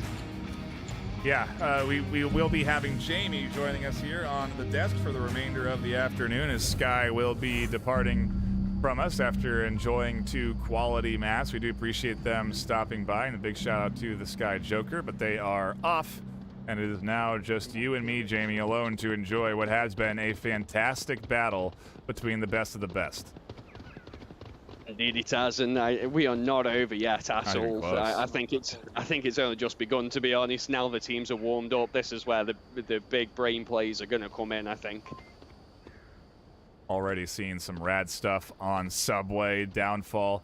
Pretty standard gameplay there. Nothing out of the ordinary in my mind, but still a solid performance from the likes of Rome. And now we go in again to our third map with a dead even sort of score line. And like you said, now is when things really start to ramp up. Now is when we see teams breaking out very unique plays that they're hoping to surprise their opponent with. And I wonder if John's going to be dumping any utility over the rock here, or if they'll be fragged. I'm sure this position going to be recognized. We have to watch Ree. Are they going to try and stealth cap through this defense? I mean, they're slowly making those movements, aren't they? But he's just given away his position by downing Icy, who's definitely going to get those call-out buttons. But yeah, Cobra there, very quick on the refrag, unfortunately, so that angle is going to get shut down. But Captain Sota going to be very well aware that there's at least one person on that eastern angle, and he's going to have to contend with him and John, which may be a struggle. Yeah, maybe you get a false sense of confidence that there is just one there on that edge, but John is just playing this so patiently. They're not peeking out. They're simply waiting until they hear footsteps. We also have C4 placed on the wall to the right of John, and I wonder if that's detonated, if John is safe from that. I'm not sure. Either way, they pop out and catch one on the corner. Another utility comes up over the top as John was trying to set up to attack Soda, but they go down in their efforts. They're still able to radio in information, and as I say that, Soda confirms that kill. Cobra now the only one to defend, and then Badger's reinforcing on the other side. Utility comes in. Yeah, that C4 placement really interesting, to be honest. I mean, John definitely couldn't have had the clacker, otherwise he would have taken himself out, but now Cobra's getting in close. And as I say that, he does shut down that eastern push, which is going to make it even more difficult now for Rome, as they're going to have to attack from one side, and the time is slowly ticking down. They've got to get an idea of the positioning of the Era 404 defense. I wonder if Rome even know that it was a relatively successful push on that side, too. I mean, they got 2. It's a 3v2 right now, very workable for Rome to advance up through a limited defense. Did anybody die coming up the third story? Because I see a dead gun and tablet over here. Yeah, there is call-outs coming out between Varix and Iravati of seeing dead people, and I don't see the body. Yeah, you can can't see the body, but you can see the dead Volt gun. So that's going to give them the knowledge at least one Era 404 defenders down. Yeah. So they can slowly work with those numbers, but they need to get the idea of the second down. What a weird bit of a Ree getting aggressive and whoever they killed getting aggressive, and then finding that kill across the map like that. That's a strange way to trade there. Varix almost finds a handful of bullets. They do get tagged and do have to pop a heal, so no res available for them. And I've got to wonder, like, what Ree's kind of kill on that Vault defender who was pushing Iravati and Varix's positions it really did to this approach, as maybe as that's very aggressive. I don't know if they would have been prepared for that themselves. Maybe that could have gone completely different for for this anyway. Yeah, I think it was a pretty important pickup, but I guess we'll never know what that defensive angle could have done, because swap sides and have to see different teams play it, and we're not going to be playing this again in Season 12. This is it. We're at the finals. It's the final moment for these teams to perform and compete for that 10,000 total cash and hardware prize pool. I believe first place comes away with 7,000 in cash and hardware. That's 4,000 in cash, and then obviously the hardware prizes coming in from ProTube, VR Cover, and HyperX. Oh, and Caustic's head exposed over the top. Varex can't quite catch it. Nades do come in, though. Not great ones. No, not going to quite cover a lot there. Maybe cover the sound aspect a little bit if Varex uses it to kind of move along the wall, but it's not going to provide any cover. But it does signal that there's an enemy over there, which could be part of the plan, really, to allow Iravati come around on the eastern flank and just pick people off from the side there. They both connect up through the middle. There could be an effort made there as well to split the attention up over the top. But we'll have to see how they execute on this play. Body, like you said, is going to be able to kind of get over here uncontested. Oh, that's a huge kill. Fantastic pick there, but we're coming down to the last 30 seconds, and both sides going to get panicked as we see Amikosek moving around a lot more. Is Varex going to be able to get that pick whilst Iravati gets Cobra, or is Cobra going to go down? There it is, and now the cap could be on. Vati on the objective with 15 seconds left. All he's got to do is the last pick. Maybe that was just down to the fact that they didn't have that knowledge of the of that second Era 404 member going down, like we said, right. With John going down. You know, they probably just weren't aware of it. Very true. But nevertheless, yeah. Either way, Rome do manage to clutch it up and take their Marsoc round out the gate here. That's a big win to be taking on map 3. The Marsoc W here on Error 404's map pick. Yeah, I think we were right. I think when we were talking about side choice, I think they chose side. Because Error 404 here is on Volk, and Rome is starting on Marsoc. Oh no, it would have been Rome's map pick then. I don't know who's picking the maps these days. We'll have to have somebody from the mod team tell us. But either way, Rome do start things off nicely here, and that's the scores they have on scoreboard. I'm not making any predictions, if that's what some are thinking. Just incorrect entry point, as Rome do indeed have the lead here. And I mean, there's kind of a lot. I feel like there's a lot of momentum right now into Rome. You know, Error 404 tried to take the timeout, tried to get things back, but that doesn't seem to have worked. I think we're seeing quite a bolstered and confident Rome side at the moment in comparison to Era 404. You know, they're moving with a lot more fluid kind of play styles, and they're testing the boundaries just a little bit, like with that re-push there. They're not afraid to take the chances to hopefully give them the chance for that $7,000 and prizes, you know. That's what they want. That's what they're here for. And they're playing like they mean it. It's crazy, but it's where we're at. It is high-octane gameplay and unexpected action. That's why you're tuned in here for the Season 12 finals. I mean, I feel like all of Season 12, I've been waiting for this moment. You know, casting so many games, watching the development of teams, seeing these new squads break into the top 10 and play so well. It's been so exciting to watch these teams develop that we're now here. It's like almost even a bit surreal as this Season 12 is just delivering on all accounts, whether it's in the Challenger Cup finals, whether it's in the group stage, whether it's in the semifinals where we had fantastic matchups just yesterday. We are now at a point where Rome are contesting against Error 404, who just looked like they were unsurmountable after playing boss fight. I really felt that Error 404 were just going to be a dominant team here this afternoon after how well they played in that semifinals match yesterday. Right, you are, and I think a lot of that maybe come down to the fact that there's a lot more video evidence of plays for boss fight out there on Twitch, on YouTube. You know, you can watch a lot of that, and they haven't really changed much up throughout the seasons. Maybe a little bit with like sort of placement, but for the most part, it's very similar, and same with their attack. So Error 404 were probably able to, you know, look into all that and come up with some great counter plays that we saw yesterday. Whereas this Rome side is somewhat new, even though they have played each other a few times. There isn't a lot to really go off, so you have to go off how the game's going, and that takes a lot as well. You know, that takes a skill of its own, and that's a tough one to master. Which at the moment Rome are doing it really well for Error 404.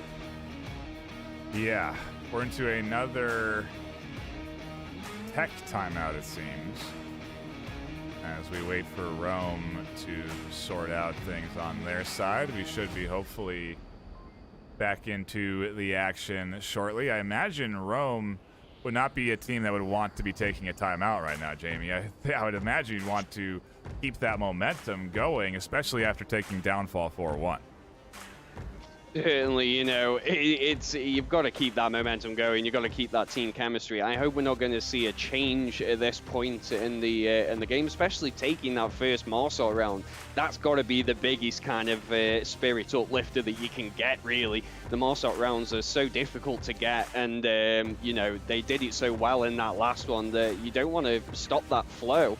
So I'm hoping that, you know, it's nothing kind of too serious, and they can keep up with how they're going at the moment.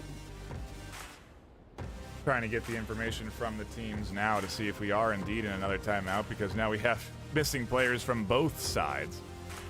So I imagine that they are, well, you know, like you've talked about, they've been playing for quite a while now. Maybe it's just as simple as a quick bathroom break to get these players reset and reorganized. A quick headset reset. Who knows what the task at hand is. But I think we will be cutting to another very brief break. Like I said, 2 to 3 minutes. And when we come back, could be in for our next round. I'm getting news now that Error 404 are swapping players. It seems that IC-19 is back. Who did they sub out? No, Varric's on Rome. We've got Cobra. No, still John there. John CZ. Yeah. Yep, John CZ is being swapped for IC, which interesting. Maybe this isn't his map. Good news, we're not going to a break. We get to stay right here because we should be getting into this round soon, as both teams have everybody back in the lobby and ready to go. And this is interesting. I mean, shoot, we've seen subs obviously between maps in game. I don't, it's been kind of, it's rare to see a sub come in the middle of a round, in the middle of a map. Maybe John really just wasn't feeling themselves. They were hoping that they could get things back on track and abandoned on that last round, and they couldn't. I don't know what the situation was internally there to warrant that sub, but it's there. It's in, and we're here for round 2 of map 3. And straight off, we're seeing a very different kind of approach here from Error 404. They're being much more aggressive on the east than what Rome were. No. And straight away, there is a lot of gunfire coming out from Ree, who's just putting down that suppressive fire, trying to get a knowledge of where the Error 404 attackers are going to be coming from. And we have got a little bit of an aggressive play from Varric's as well, being a little bit up in the center there. He's going to have a great sight line for anyone coming from the west, which, if memory serves, you know, Error 404 like to try and split this defense, so that's going to be a crucial spot to kind of put a stop to any of that and be able to box in the rest of the Error 404 attackers. Yeah, they're going to send at least 3 into this east rotation. They have a 4th back behind them and 1 on Overwatch to try and catch out any picture rotations. And yeah, Varric's could become a key element in shutting down this offense, especially finding the pick onto Cobra, who is out completely in the open. And what an interesting spot there. Like you said, it's off meta. I don't think anyone would really be ready for a defender to be up this far. And now they're maybe even going to continue and get more aggressive. I'm not sure. They've dropped out of that 2-story. There's an interesting rotation, but I am seeing the lasers coming out from Amikosek up there, so maybe Varix was a little bit concerned, but I feel like he's probably put himself out in the open with this rotation. And if he can stay tucked in, then maybe Error 404 will just kind of come out in the open, and he'll be able to pick them off as they approach. Check the other side, not find much. Obviously, a little bit of an alleyway trading going on here as Chihuahua gets picked up through the smoke. Icy is going to try their hand next. That smoke, they'll be able to get the refrag. That's a brief down, though. Their body's there for the res, and Icy can't capitalize.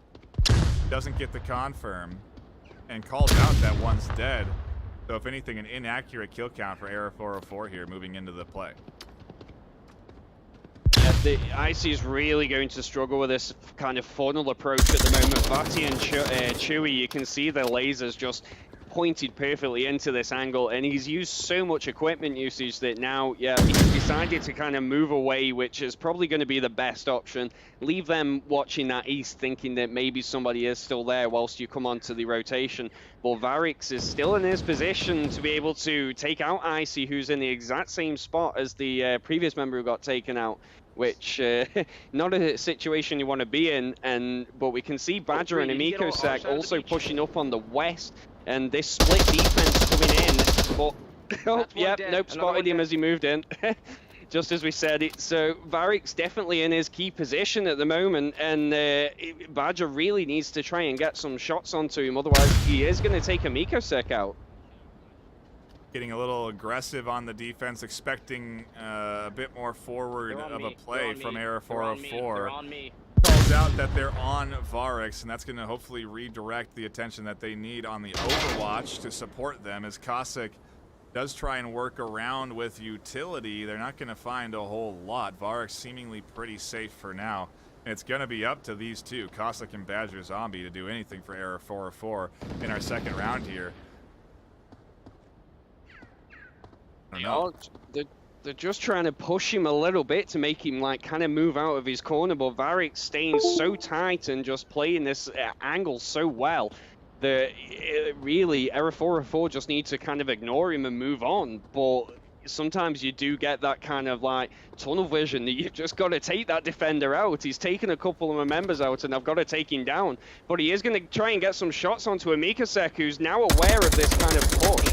But Varix dips down just again and does get taken out by Amikosek. So now the opening's there, but I think he's just dwindled so much time down for Error 404 that they really need to start getting aggressive on this push.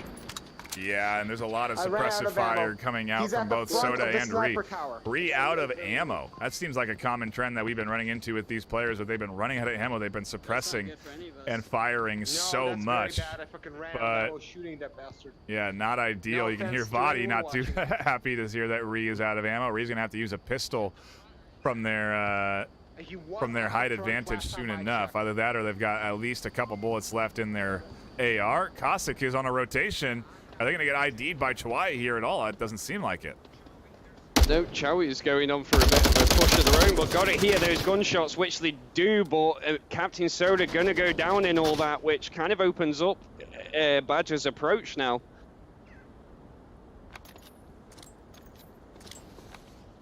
And there's a little bit of anger there from Rhea, as I think he missed a couple shots onto Badger, but Chowie's going to be the one to find him as he throws some smokes, giving away his position.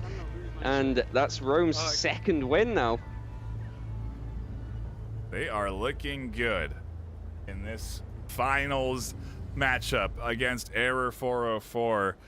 They have certainly started to get some momentum going here, and I think things are at danger points for Error 404 here. They are very close to really losing their grasp of this series, and we've seen obviously both squads capable of battling back. We saw Subway go down to that 3-3 round 7. It really wasn't until Rome overwhelmed Error 404 on Downfall and are now overwhelming them on Abandon that things have gone awry for this Error 404 squad. I have to wonder where we're headed for map 4. that should be Error 404's map pick, so we'll have to see what we get there in that fourth map, but for now it's a matter of Error 404 really needing to just find some kills. I mean, when I look at KDs and I look at the spreads of teams that are losing in a series, it's a good indicator to me if a team is at least getting kills. And Cobra and Akasik have found 2 apiece, so they're still somewhat in this, but the rest of the team has gone and played now 2 rounds without finding any kills. And that can really kind of impact you personally, especially when the pressure's on. You can really get into your own mind and start tilting, Jamie. You really can, and especially when you're not getting the kills, that's when it starts getting real difficult, because then you start getting more annoyed with yourself that you're not getting those kills, and it does work against you. You know, I've been in that situation too many times, and when other people are bringing it up on your team as well, that doesn't help either. So I think this side really, this Error 404 side really needs to... Oh no! What happened there? Oh, Amico Sec, no! Oh, wait, wow. You pull the fire out.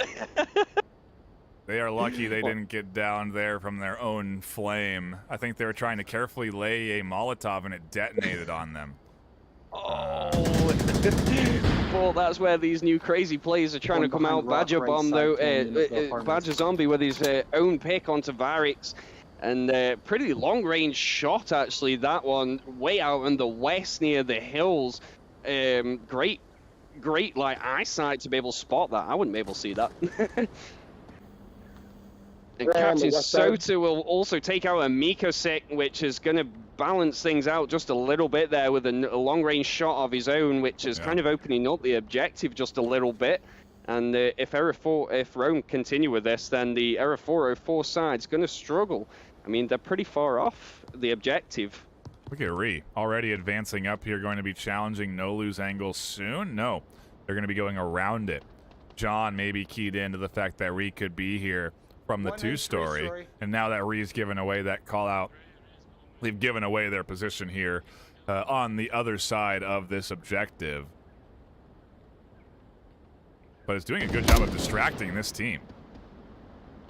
Yep, John CZ really doesn't want to peek this corner at the moment, as he knows if he does loot, Ree's going to be there for the shots, but he is going to kind of rotate away, and he seems to be putting himself in these aggressive positions and then just kind of taking it a bit slower. It's definitely interesting to see. Nearly gets shot by Nolu, who now rushes in, and they're going to be a one-on-one, which Ree is going to be the victor of. John CZ tries getting some of the shots of his own, but not able to land them. And Ree survives by the skin of his teeth there. Now they definitely know John's up there, and Ree can't get out of the crate. John dialed in and waiting. My question is are we going to see any shots from... Who is that that's prone on the other side there? Oh, I don't know. We got to pay attention here. Soda gets flashed. Cobra drops off, finds the kill. Now it's up to these two. Irvadi is downed, and Chawai is on the rotation for the res. He is getting those call-outs at the moment whilst he is down of the movements from Error 404, but he's at a bit of a distance to be able to truly pick them out. And with us coming down to 3 minutes now, Chowie needs to get a bit of a move on, and they've got to kind of get around this Volt defense, otherwise they're just going to be able to, Volk are just going to be able to kind of just watch the west and stop any form of movement.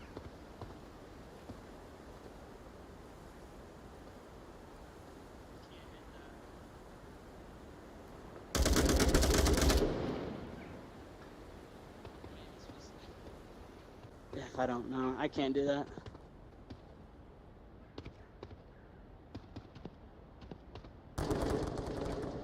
Oh, what a...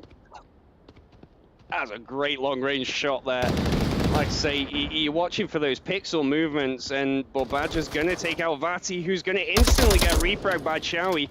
And now we're down to a 1v1 and 2 minutes 20 remaining. A lot of time for Chowie, but he's got to make some movements.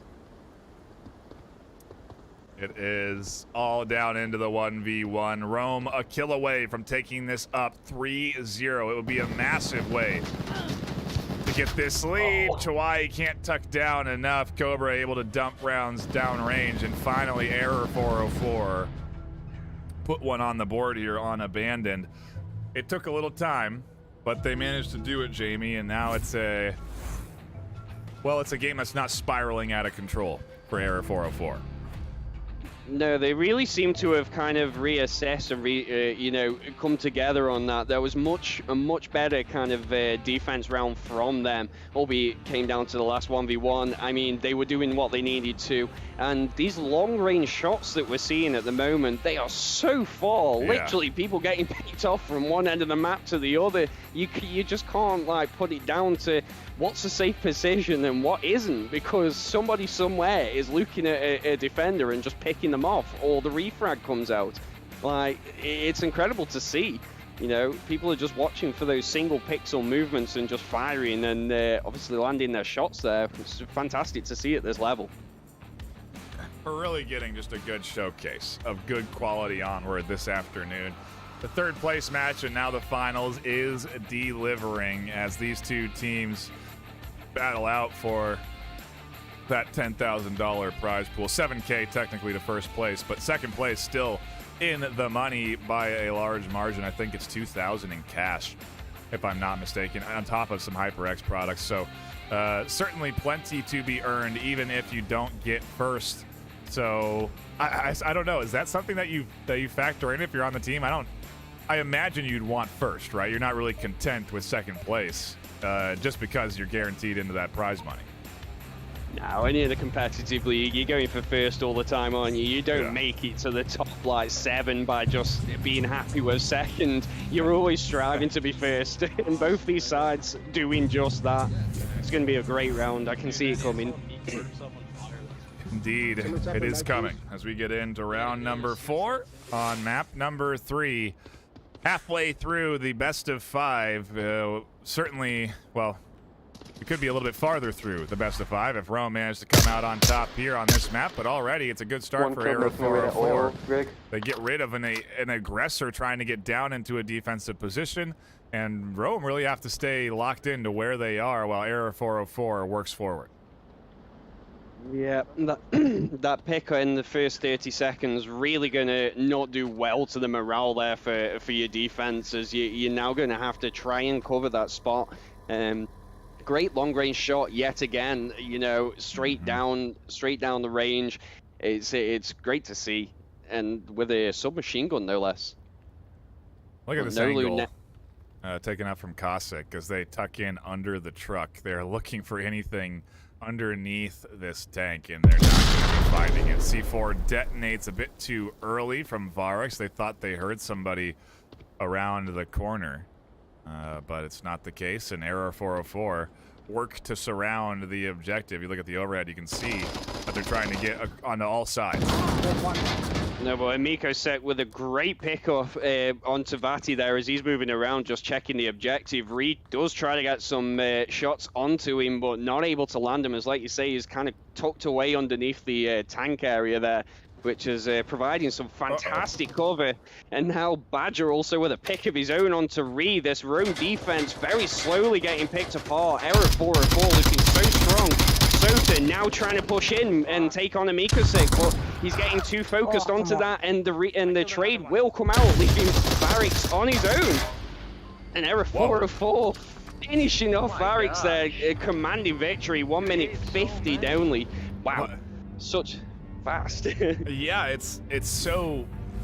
It's like, what did I just watch? What happened? We were just watching slow Methodically, you know, relatively standard paced Onward, and then suddenly Error 404 decided to spring a sub 2-minute round on us, and it seems like Rome wasn't ready for it either.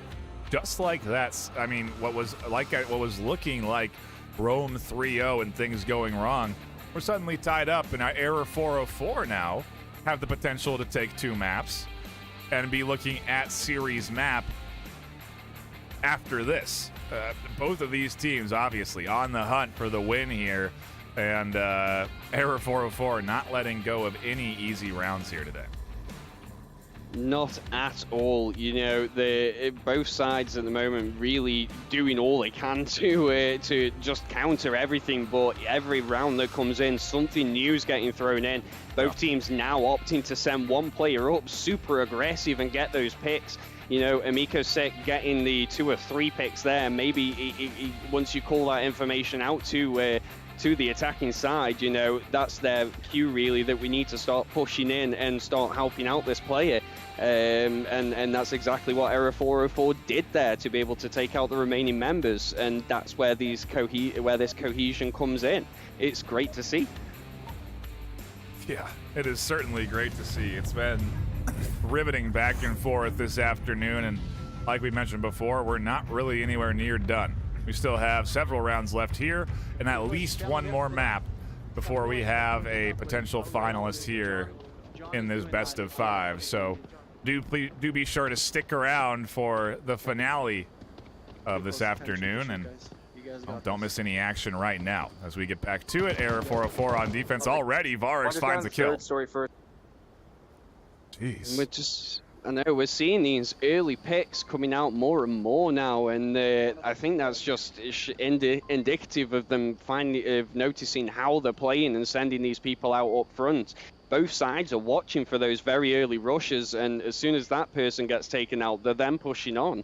This objective going to be a tough one really for both sides to defend. It's so open, so many angles to cap from, any decent equipment usage, and it's going to spell disaster really for any Volk side.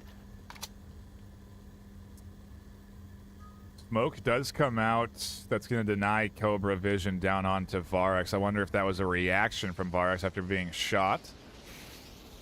Or if they were trying to get it somewhere else. Either way, it does do a nice job of denying vision onto them. They're not going to rotate out of that tank position off of that smoke. They're going to stay here and likely re-challenge whoever was shooting at them initially. Interesting kind of movement there from Ree. Must have had some form of knowledge that, you know, Badger's going to be watching him.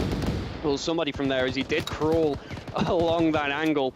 But not going to get taken down, but Badger is going to get taken out by Captain Soda, who heard the gunshots, instantly refragged, and Amico Sek finding Varix himself very quickly. We're now down to a 3v3, and Rome looking somewhat strong at the moment.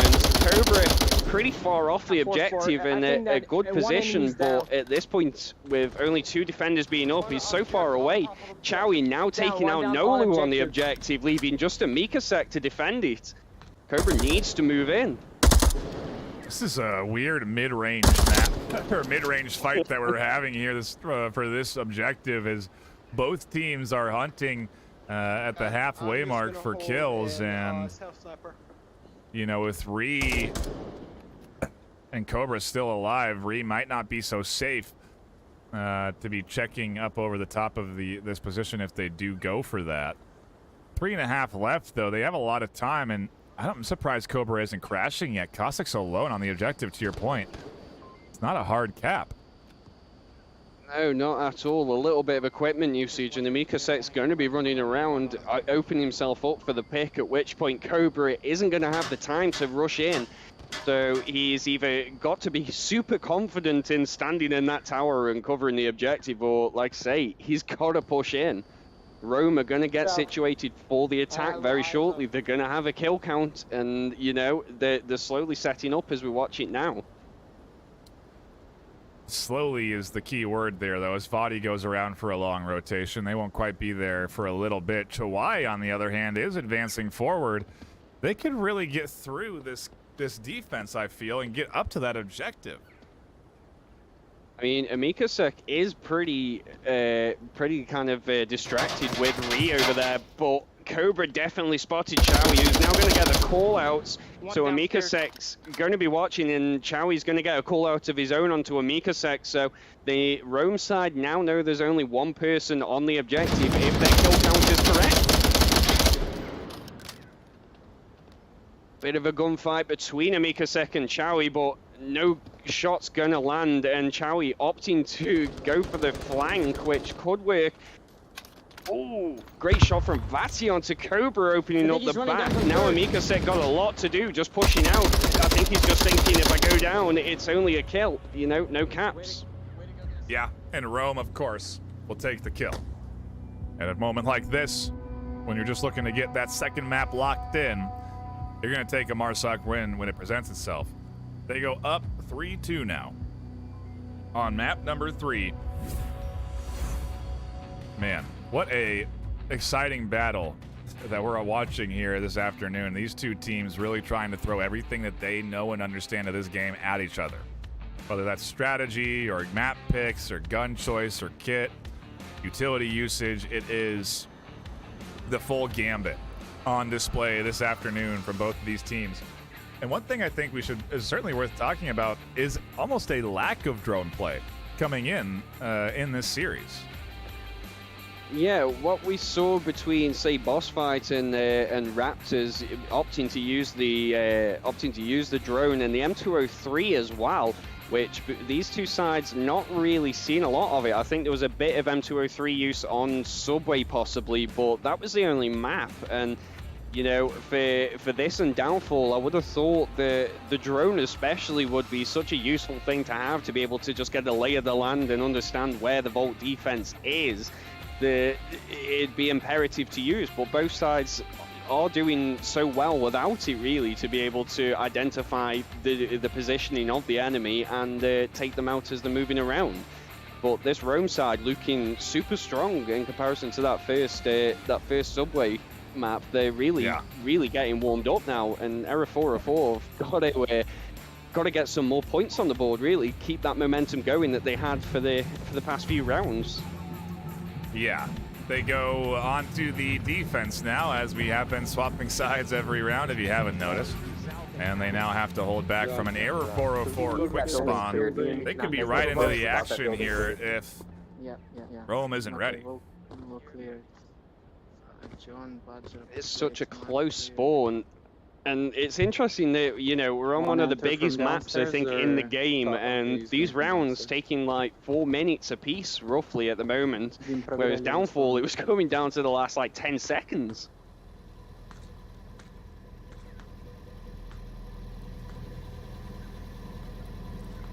And we are going to see a bit of a setup from Error 404, just trying to identify where those defenders are. But gunshots coming out from Chowie and Vati, but Chowie going to take out Nolu, putting down Error 404 down to 4 players, and very different kind of defense here. 2 people sitting at the back for the Rome defenders, and only 2 people on the objective. Error 404 commonly do kind of rush once they get their picks, and rush in with a lot of utility usage, which I hope Rome do kind of get prepared for, because if Chowie goes down, then this objective's somewhat open. Yeah. They were just able to get under those bullets, so you can see them behind them on the wall. They almost scooped them up. Vati shuts down Cossack. Rotating around the east, that's a big pick, because now it's just the trio trying to push right into this wall of a defense.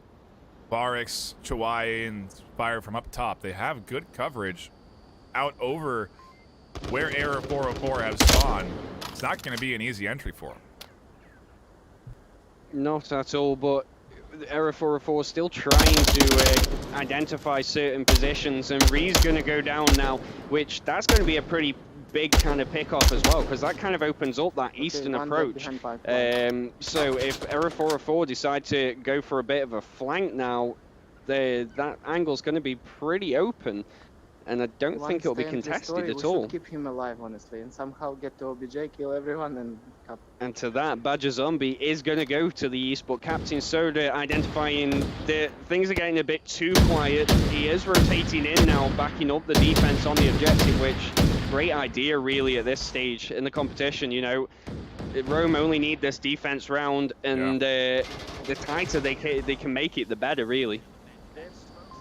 Yeah, you do want to be in good spots, though. I feel like Soda is taking a big risk by being outside there on the corner, and as I say that, they tuck themselves back in. Yeah, couple seconds there, and that special onward timing, and John CZ may have had an easy pick there. I got good coverage on beach. There's still sniper tower. A little bit of utility coming in. Badgers managed to make it behind this defense. And this is the same approach that I think we saw Amiko Sek take in the last one as well. Uh-oh, we had a disconnect from Rome. Was it me? Sorry. This is why Badger got over here, because they don't have coverage on this side anymore because they disconnected one. I wonder if if Rome have recognized that. I think Rhea died already. Oh, okay. Because he was covering that central area, which has allowed the approach from Badger now. But Vati's not aware at all of that movement, and if Badger can take out Vati, then the defenders on the objective are going to have a bit of a difficult time kind of defending it, because trying to cover the north and south on this is nigh impossible.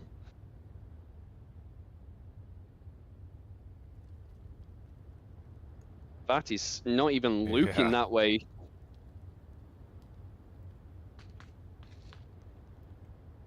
Just hoping to see anything from Badger here, but Vati is just staying tucked in enough where Badger's not going to get any information. Shots coming down in to Rome as Varix, Soda, and Chawai are still on objective and waiting. 2 minutes left on the clock. Map 3 on the line here for Error 404, and Rome looking to clutch this up and move on to map number 4 in this best of 5. Vati has decided to leave the Overwatch, but gets a great shot onto Cobra, so Badger's now going to be looking for the refrag onto Vati, but he does tuck himself away and now has that knowledge that Badger's there with a great flash. Badger's there. Just holds the trigger on the gap. Vati tries to cross, down they go. 1:12 left. The duo doesn't have a lot of time to work with as John is getting suppressed from up front. They're really waiting for Zombie to get into position inside this 3-story and have some vision from the highest perspective onto this defense, where they could potentially find Soda and a few defenders exposed from the back. I imagine that Rome is aware of this potential threat, though, and if they just stay tucked in, time is going to become the most important thing for Error 404. Certainly is, and Badger may have not taken the best route there, opting to try and see who he could see from the very top of that kind of Overwatch tower, as he has drummed down about 30 seconds. So this push is going to be a little bit uncoordinated probably, but Varix in a great position to be able to stop that, and John CZ now taking out Captain Sota, opening up the front of the objective, but with 15 seconds remaining. Takes the last member out, leaves us down to Chewy. There's the time. And John CZ, though, he's Chawai still so far away. Yeah, Chawai just has to stay tucked in. John cannot win this in time.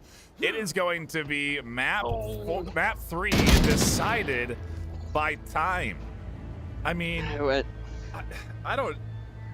How strange, you know? These are the best of the best, and for time to be an element in what has been several rounds now, I don't know if it's the pressure or if it's just they're not hearing it or what the situation has been, but that's, I think, our second round that gets decided by time.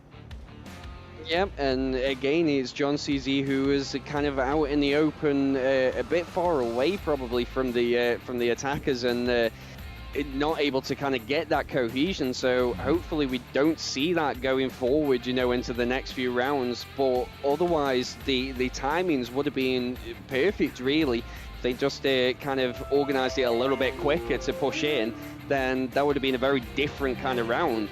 But it is what it is. We're going into Rome taking the second map now. The third map, and that's their 2 maps. So the 4th map is on.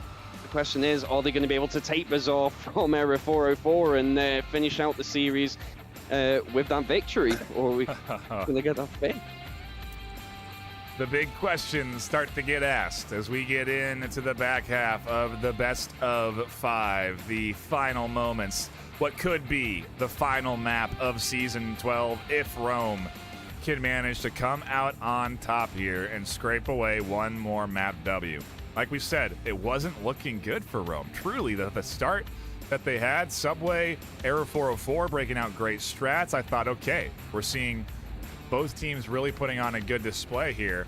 And even in Downfall and Abandon, while Error 404 did well, it just felt like Rome had a little bit more control over the situations in their map wins. And so for Bizarre, if they can keep this momentum going, it could be so dangerous for Error 404. At the same time, we saw Error 404 beat beginners on this map. So they certainly are no strangers to Bizarre and are certainly somewhat comfortable on this map pick here. Yeah, it's certainly a different kind of map hit, really. It's in comparison to what we've been seeing up until now.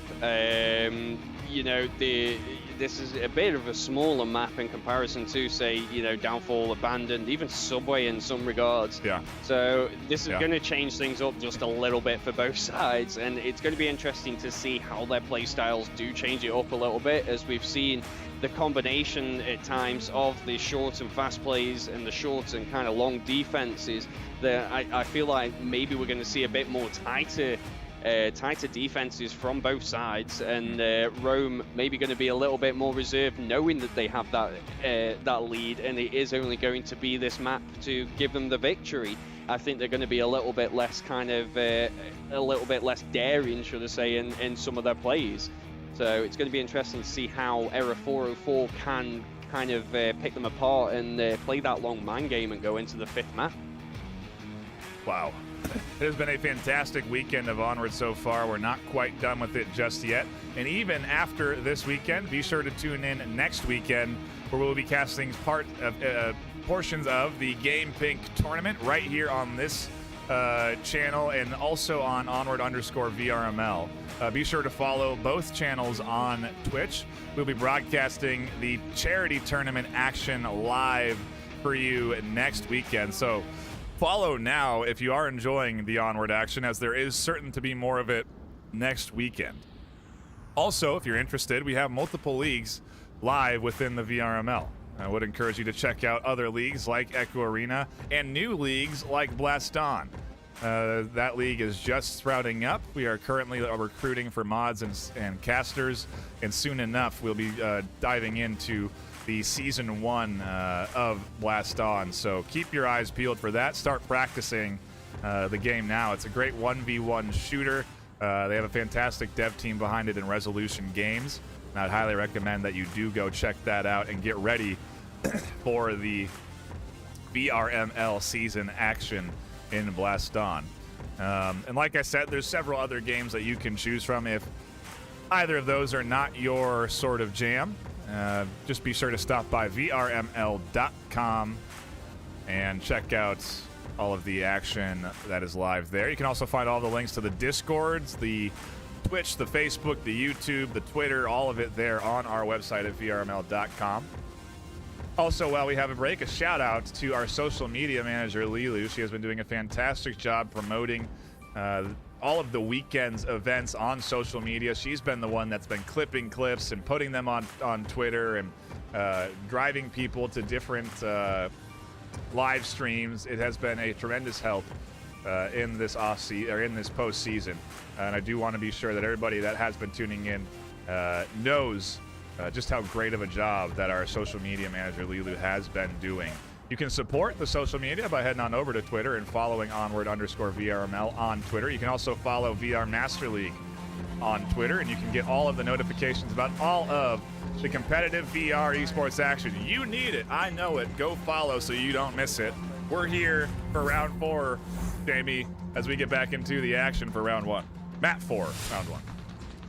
There we are, and it's straight away we've got the western spawn for Error 404, so they're gonna opt to use that advantage and push in from this side. And I think we saw these guys do this similar approach against boss fights, so they're going to be looking for that similar win and pick people off. But we getting a little bit aggressive in an uncommon spot there to cover that western road. He's very exposed. and he's now rotated back in, but I think Era 404 are going to spend a lot more time now checking this angle, not too sure of exactly where he is. So great kind of mind play there from Reed to get in the heads, but Badger with a customary shot onto Iravati and Sota, but yep, Sota going to get the refrag, the trade onto Badger with a great headshot. But he has done the work in taking out 2 of those defenders, and this now becomes a bit more of a difficult challenge for defense. There's so many angles to cover, and we've said it before, Era 404 love their equipment usage, and now we're seeing the smokes coming in. The approach is going to be on soon. They've been playing so slow the last few maps, it's almost thrown me off. You know, they had that one successful fast round, and I anticipate to see more of that, especially here on Bazaar.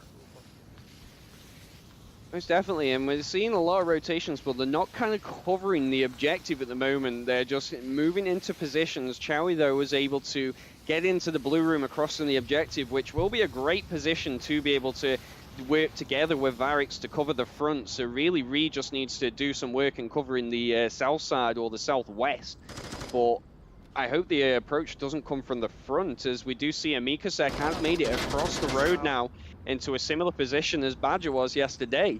And I think we're going to see something similar, but Chowie going to pick off Icy from the middle, shutting down that approach entirely. But we have seen Cobra go for a flank in the east, which I don't think Rome are going to be expecting this. So if he can work with Amikasek and take out Varix, who's moving around on the objective, but the shots aren't going to land. And Chowie's got to be aware of all this gunshot now, but more smoke's coming in.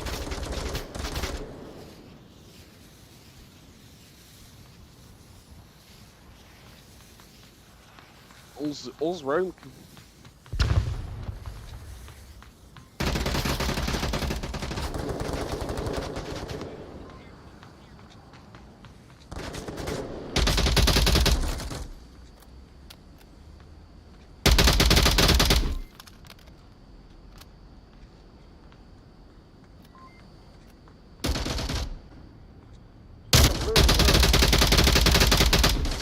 That's a front right.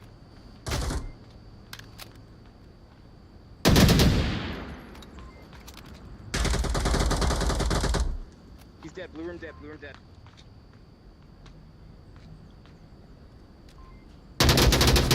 So much gunfire. Oh, but yeah, John CZ tries getting in time, but unfortunately Cobra did get taken out, which I think he was trying to move in tandem with him really to be able to take the picks out from the back. Unfortunate for Era 404 is what started off like as a great attack, taking out that Bolt defense. Rome really turned it around well to be able to take that win, giving them the lead in this map.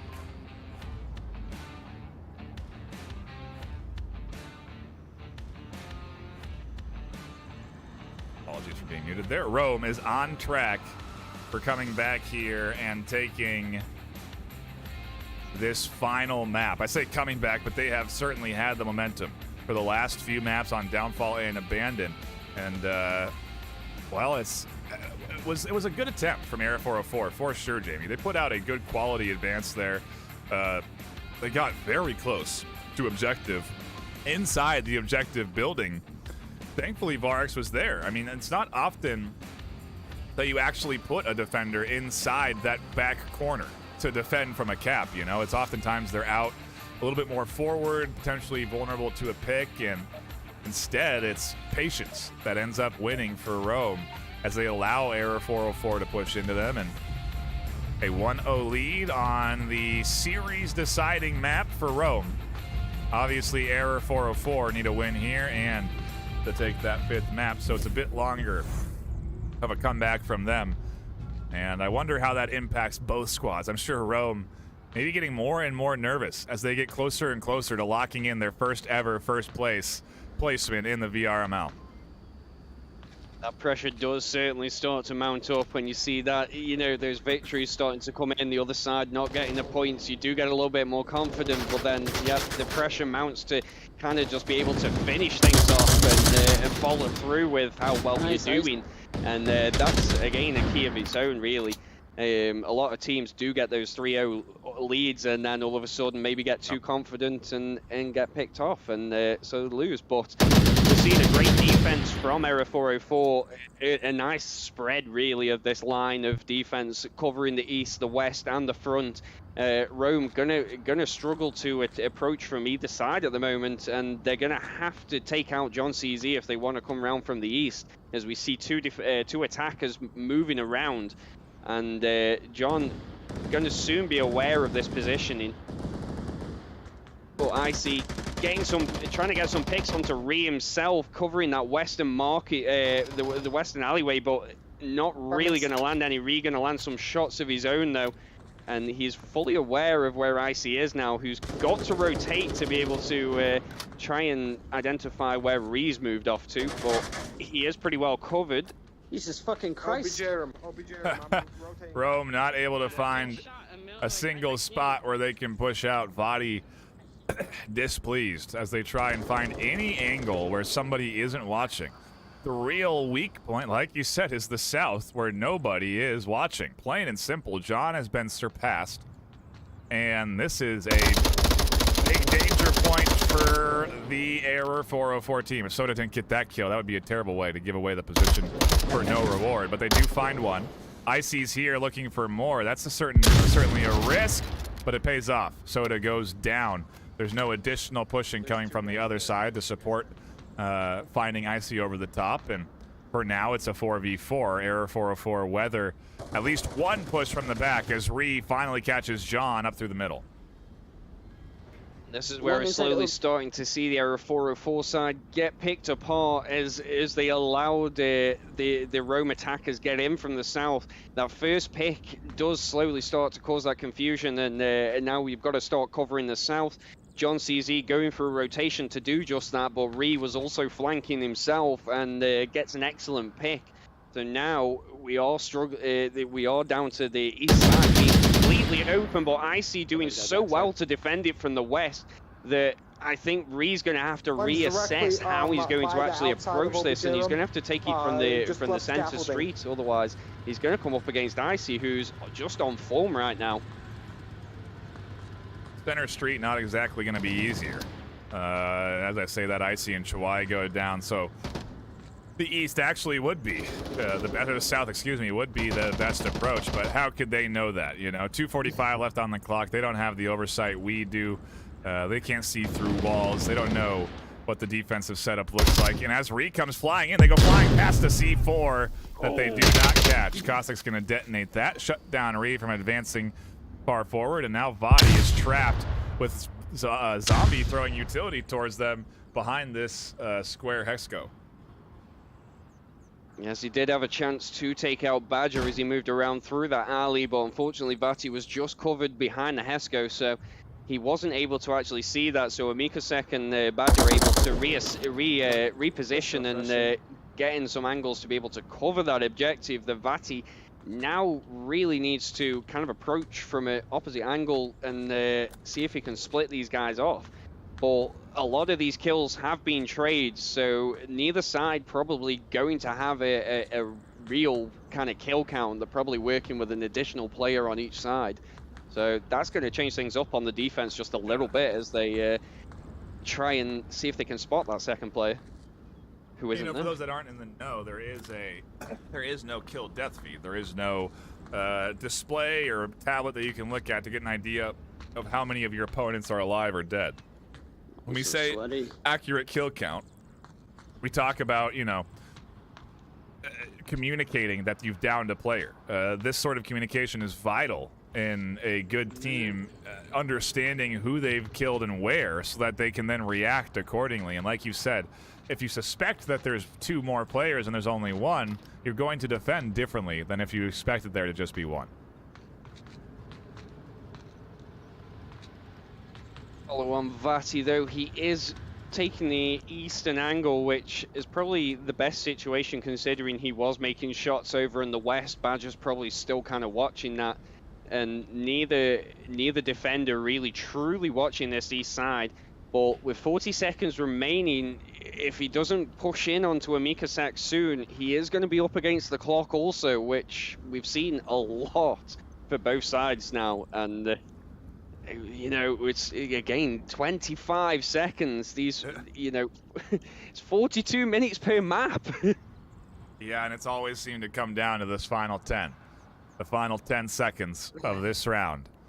And I think it's these teams just playing it close to the vest, trying to get the action in when it matters. Cossack goes down, somehow able to stand up and turn for the kill. I would have loved to see how they looked in real life. They might have even been on their back taking that shot, but either way, they managed to turn around and get the kill, and Error 404 tie things up and do not allow Rome to carry this off into a 2-0. Those quick reactions, it's I want to say that these are probably younger players, because I don't know about you, but I have not got those reactions any longer. My back's sore just off the idea of some of these maneuvers. Well, my knees, just based on how some people are being crouched behind the most awkward of positions. Seriously, these players, they've got the physical side and they've got the mental side that they're up against. And that truly does come into it all, really.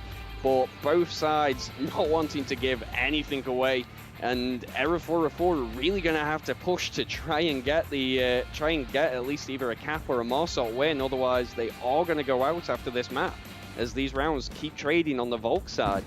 Yeah, that'll work for Rome. That will certainly work for Rome. I have no complaints there, but Bazaar is certainly a dicey map, and to say that there's any confidence in the Volk trading, I feel is maybe a bit overconfident, because I'm sure, especially depending on spawn, Error 404 could really throw out a very quick aggressive play and potentially overwhelm Rome, like we did see happen. And I believe Abandon. Back into the action we go for Bazaar, as we're all tied up one apiece. Rome looking to lock in this map here and take the whole series. Yeah, that's fine.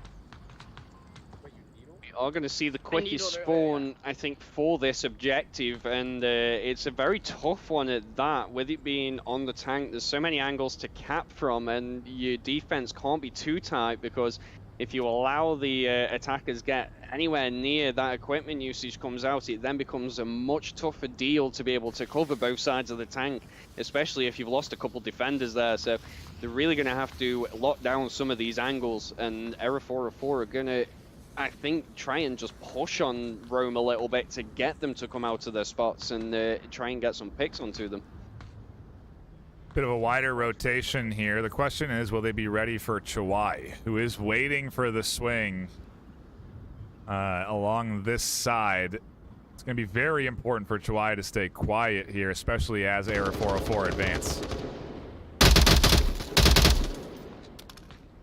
Has been able to find a pick onto Badger, though, which could be a pretty crucial pick, actually, as we do see a little bit of action going down in the west now. Chawi pushing up, really aggressive on this, to be honest. Does get a couple picks of his own. Cobra able to get the refrag, but that's certainly going to halter any kind of approach from the south, as people, now you're working with a lot less numbers to kind of move in, and that equipment usage that we talk about is now going down as they move on to the objective, because you can't take it all. You've already got your own equipment. How do they even get there? I mean, Chawai had to have full sprinted out of spawn along south. That is a super aggressive defensive play from Rome. Very off meta. Even Ree's position here, a little bit out of the ordinary. Yeah, and I don't think John's really going to be too prepared for it, because he's making a lot of noise. I think he's just baiting shots from the far east, but Ree is in an uncommon spot, and as he moves around here, his gun is still pointing to the ground, so one can only surmise that Ree's got there pretty silently without actually being spotted. Yeah, they also could have had a kill onto Cobra there, as Icy gets rid of Soda on the objective side. It turns into a 3-3. We have to keep our attention then obviously split as Icy and Cobra work their way up through that main objective street. All right, and as we're split trying to cover that, just imagine what the defenders are thinking at the same time and trying to defend against that. It's literally at the moment one-on-one. You've got Icy taking on Varix, you've got Ree taking on John CZ, and Cobra just slowly making his way up through the center. And these mini battles are soon going to come to a head. Yeah, John, I mean, will eventually work forward. You know, they're not going to sit back behind this wall forever. They're eventually going to push with the rest of the team. There's the push, and Ree finds the kill. Cobra, looking through the wall, is able to get the refrag. A nice job for them. The case to stay dialed on that. Ree will be able to radio in that Cobra is here, and they found a kill so that the kill count stays accurate, and that they have info on one more attacker. 2.5 on the clock left. We're into a 2-2. Up to Irvadi and Varix to hold this down. I think I'm seeing a lot from these guys is these defensive smokes, and I'm trying to understand exactly what they're trying to cover with them, or whether they're just kind of to just pour off the attackers. But Varix trying to get a rotation into the south will get picked off by Icy, who made such a great rotation that now Vati's just got to sit on the objective out in the open. And Icy and him are going to come to a head, and Error 404 going to take their Marsot win. And Rome now going to be kind of sweating a little bit as they've got to do the same themselves. Yeah, a big Marsoc W. Locked in here for Error 404 to put them up into a 2-1 lead on a map that they must win. And like you said, I feel that this is... I don't know. I feel like the Error 404 are going from that Marsoc win into it now a defensive round that is easier to defend than attack. I feel that it really just takes a good patient defense to win here. And not to suggest that Rome's aggression was bad, because it did pay off. I just don't know if it was the right choice at the end of the day when this is the map you need to win to take home first place. We'll have to see what their Marsoc round looks like and how Error 404 defend, because again, it's a similar mindset for them, in that if they lose here, they're done and down into that second place spot. And when you get this far, like we talked before, Jamie, nobody wants to be second. Yeah, I know, right? But it's a tough one, really, to kind of account for. And at the moment, I'm trying to understand how these sides are actually playing. But yeah, I can't, even though we're watching it from up here. It's impossible to say. They've switched things up for this map so much, and we saw this go in abandoned, where Rome took the advantage at this point and then started to steamroll. I'm just wondering whether Error 404 are going to do the same thing and just steamroll these final 2 rounds. That's obviously the goal. Snag the Volk round here, nice and solid, and then go on to your Marsoc round, hopefully at Kayat, where you'll get a chance to attack. But that's all a guessing game still as to where that next objective goes. Either way, Error 404 do set up on the defense to defend from the north and up through the center. Icy in particular going to go on a long rotation to try and catch Soda. We are seeing a bit of a different kind of defense now. Icy with a great pick onto Vati early on there, able to shut down that north approach with Cobra, finding a pick onto Varix of his own. One down. But Chowie going to get the refrag, and very quickly we're down to a 4v3, and this isn't the objective. You want to have a minimal amount of attackers on, as it does require a good cohesive attack to split off people. But we've got Badger out quite far as well. They're going to get the Error 404 are going to have quite a lot of knowledge of the Rome advance early on, and if they can call that information out, then it's going to be pretty locked down, this objective. Getting flanked. Icy's there in the alleyway, and the trade comes through. Ree finds Badger just up through 2v2. The middle, it feels. Yeah, middle south. And Rome has an accurate kill count. It's 2v2. We're right back to where we were just a round ago, albeit way earlier with 4.5 on the clock in very different defensive positions.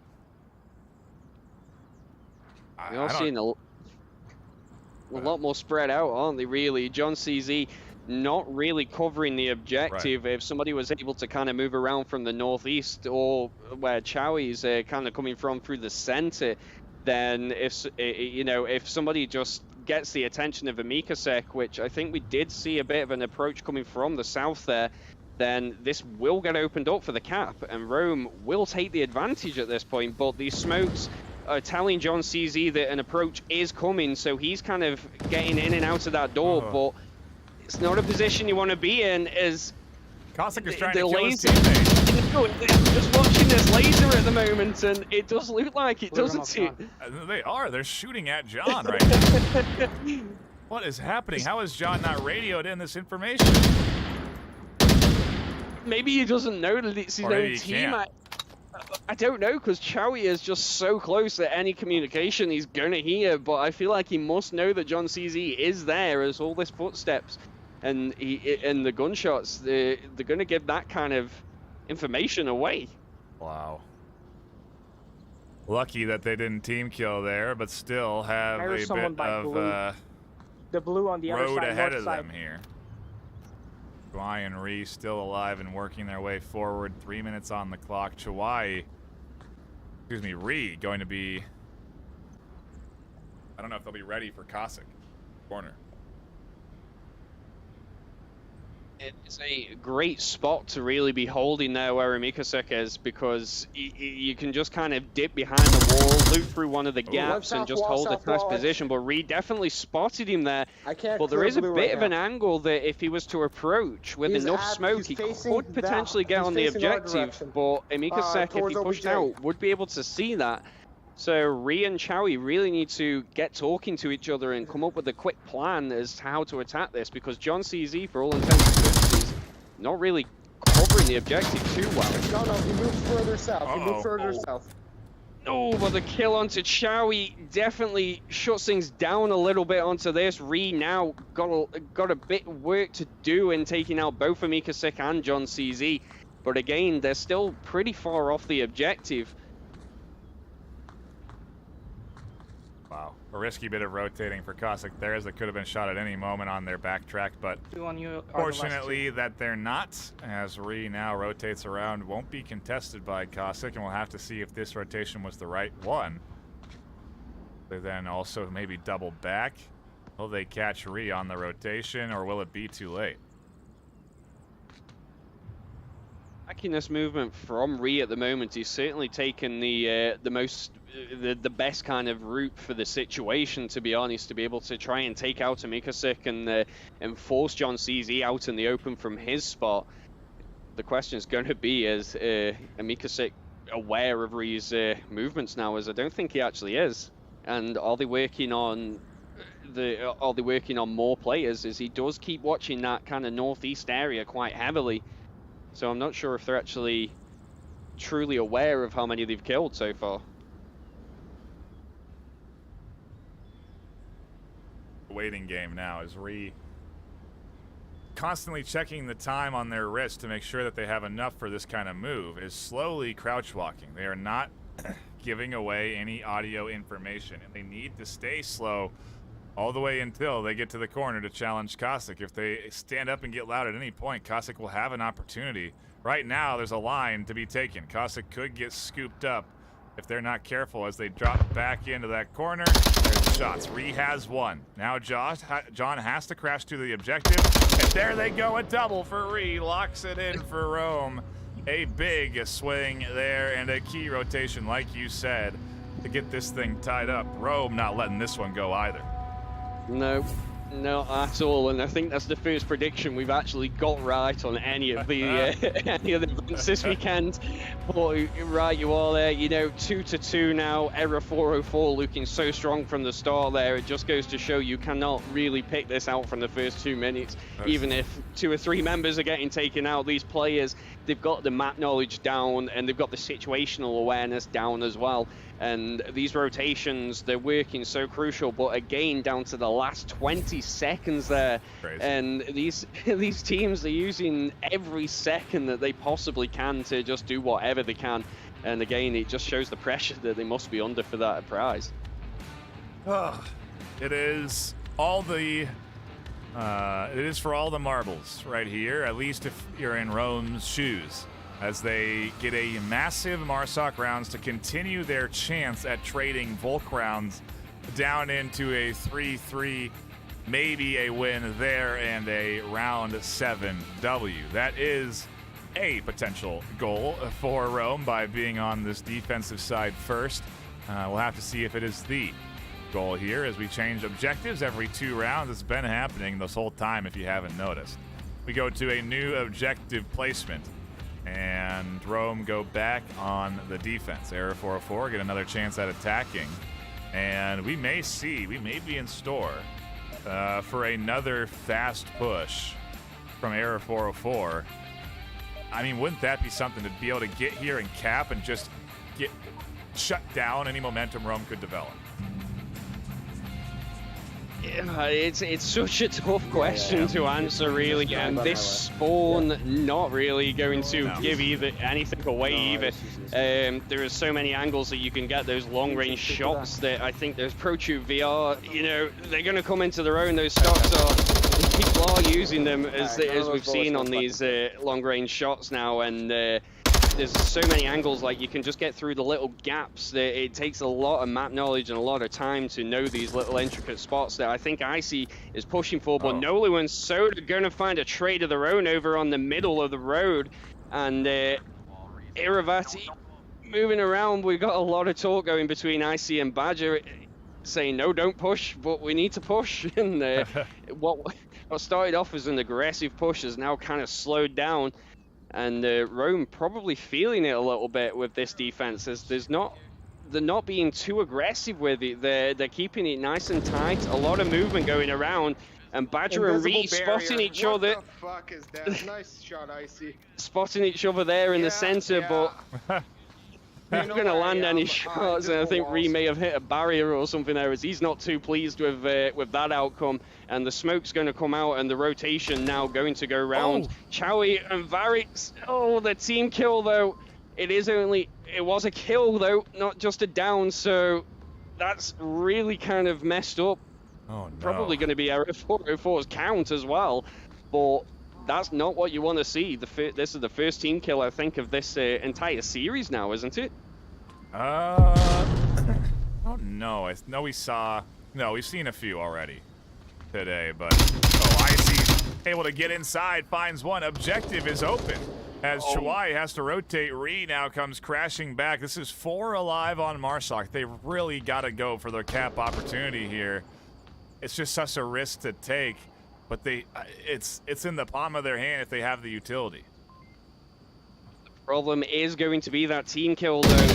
Error 404 are not going to have that kill count knowledge, so they may take Ree out thinking that there's going to be one player left. Unfortunately, though, he is the last player. These teams do not see the same count that we do. They do not see the scoreboard at the top. Only you guys at home will see that.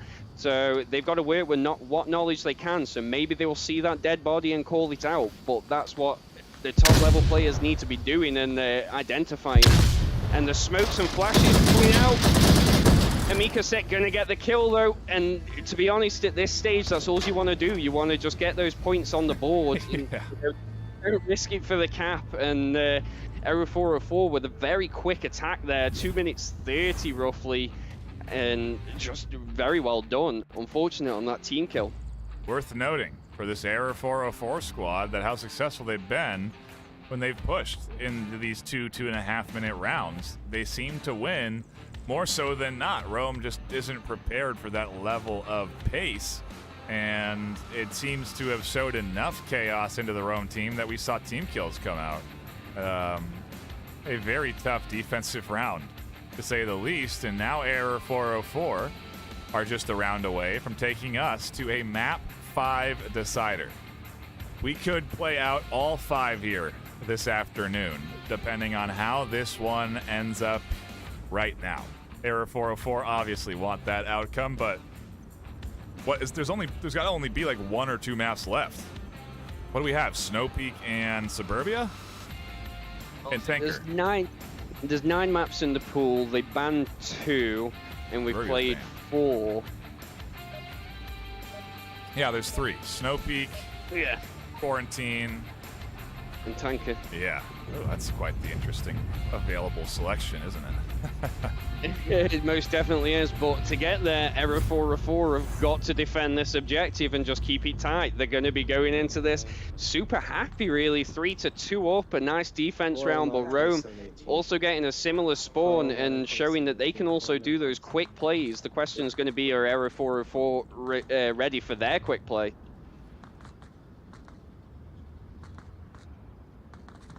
And instantly, we wait for everyone to get into their initial positions. We're not really seeing anything aggressive on the Error 404 side here like we did for Rome that resulted in an early death. Now they are playing it super tight, but Rome themselves getting very aggressive. Captain Soda already on the objective now. Gonna get taken out by Amikasek, but Chowie gonna find a spot, a pick of his own onto Cobra, who was sitting near the tank. And very quickly, we're down to a 4v4. And this Go ahead. I was going to say, it's just this defense from Error 404, like I say, super tight. They're not away from the objective. I see very out in the open, though. Varric's going to get a pretty easy kill if he just loops across into the street there, which will open up his approach and really struggle, really cause some problems for the Error 404 side. And there's that pick. Finally gets one. A big one there for Rome, but Error 404 quickly get cut down to 3, and just like that, the advantage sways into Rome's favor.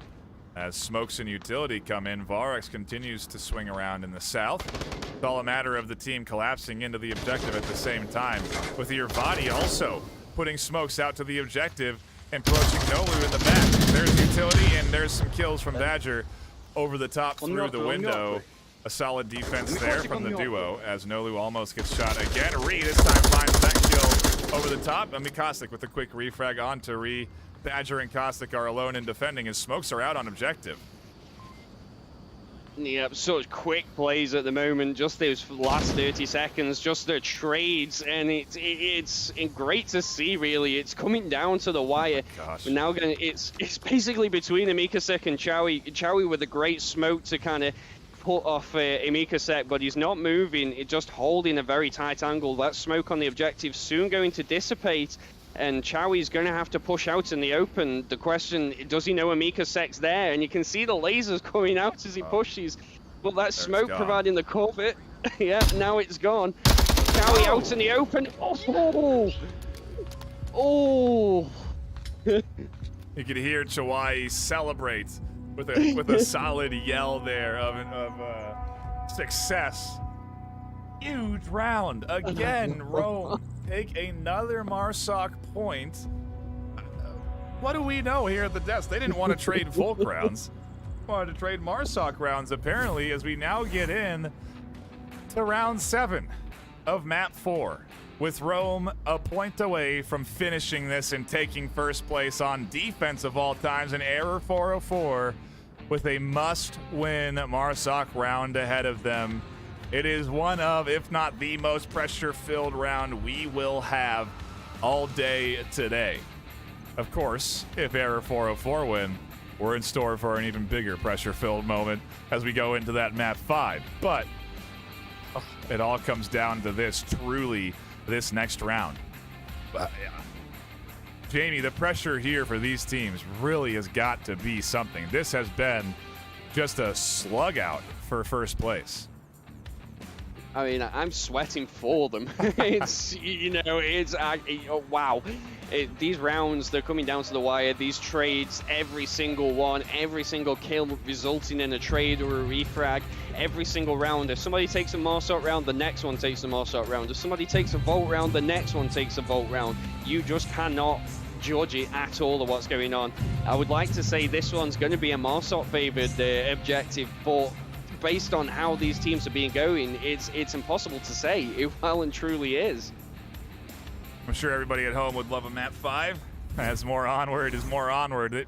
I can't imagine that we'd want to see the season end, but hey, it could be if Rome can lock it in Error 404, do not get the quick spawn. I felt that if there was ever going to be an objective for them to play fast, it could have been this one. Either way, they'll find the first kill as Ree goes down trying to get into Kayat.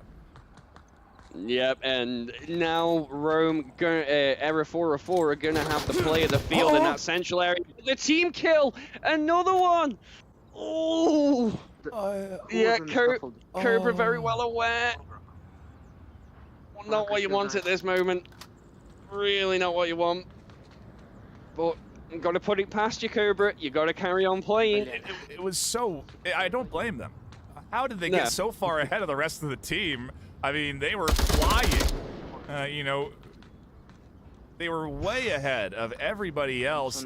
But it's Icy, and they've been their standout shooter, and they're gone for this back half of the final round here of map 4. It is gonna come down, it seems to me, to this east push.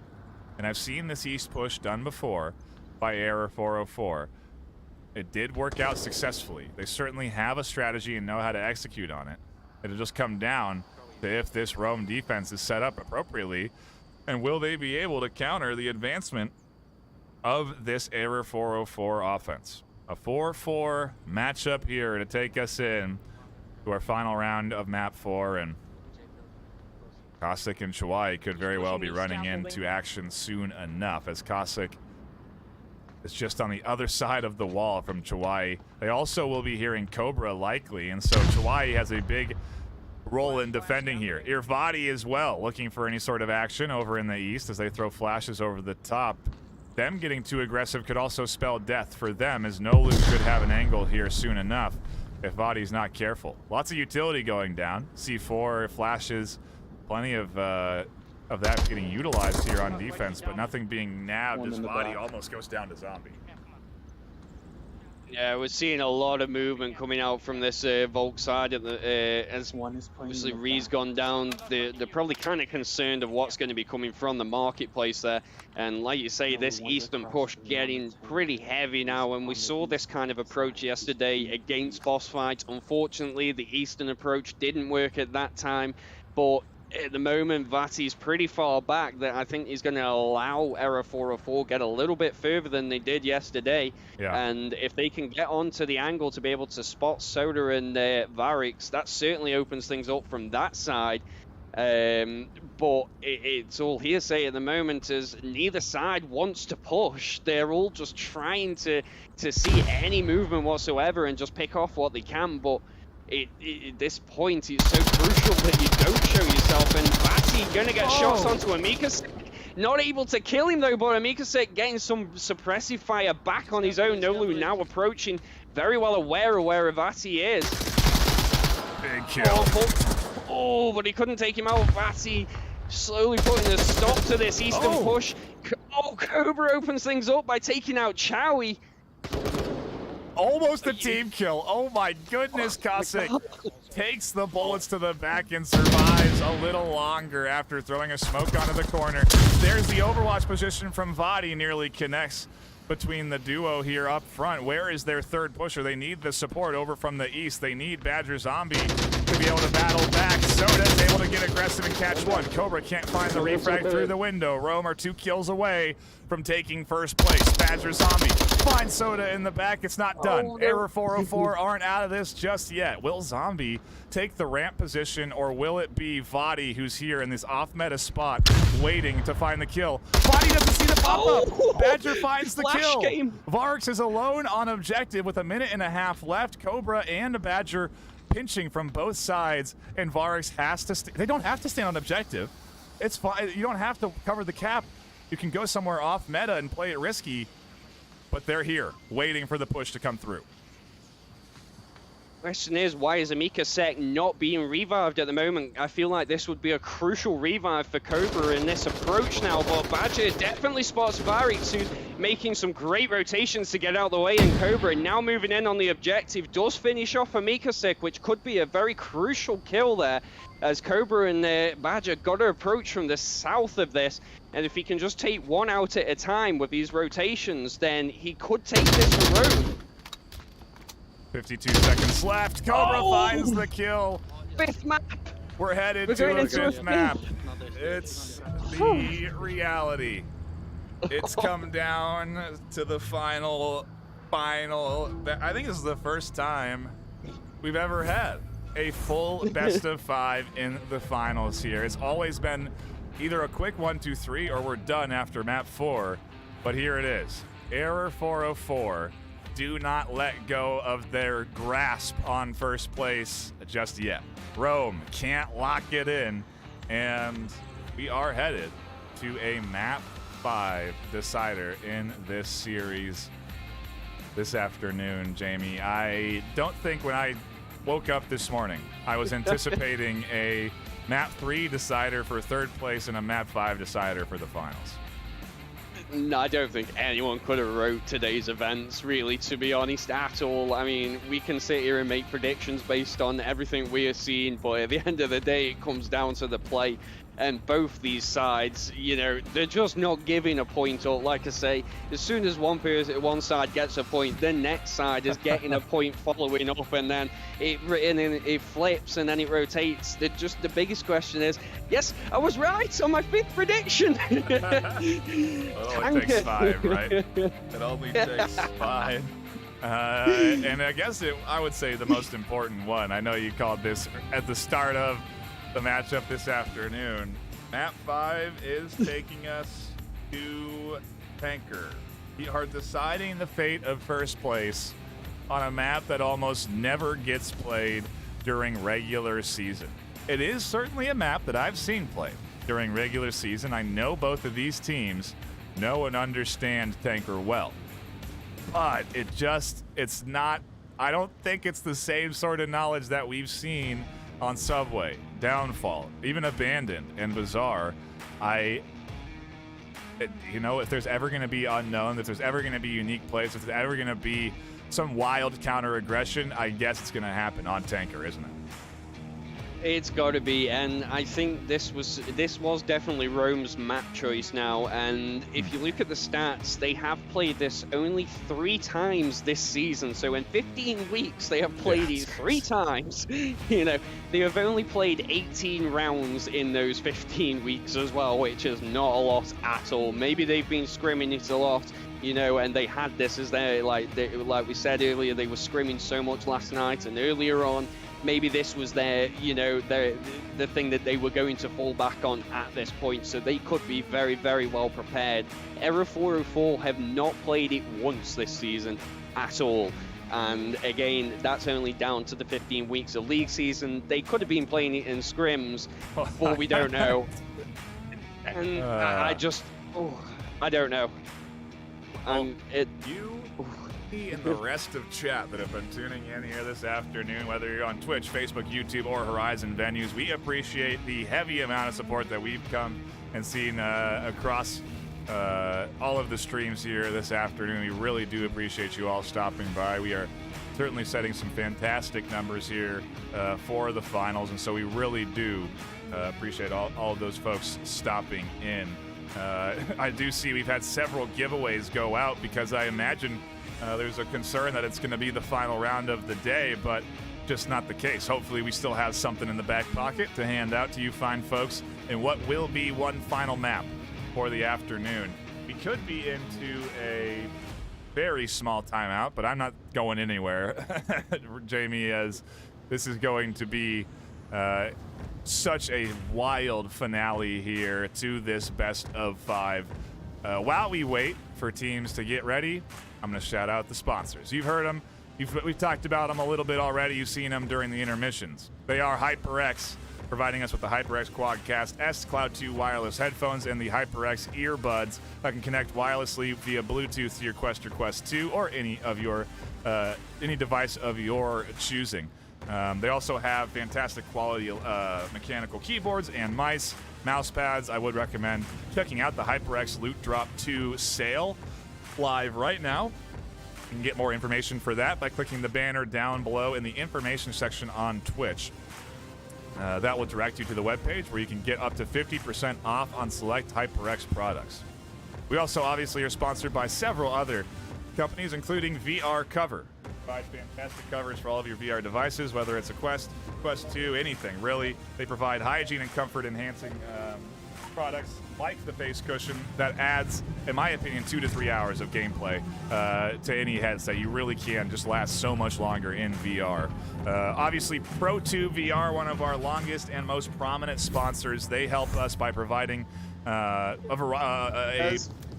good chunk of the cash prizing, but also with fantastic stocks that a good chunk of the competitive scene use. The Pro2 MagTube stock I've shown several times on stream already, with magnetic cups that attach to the stock that stabilizes your aim in game.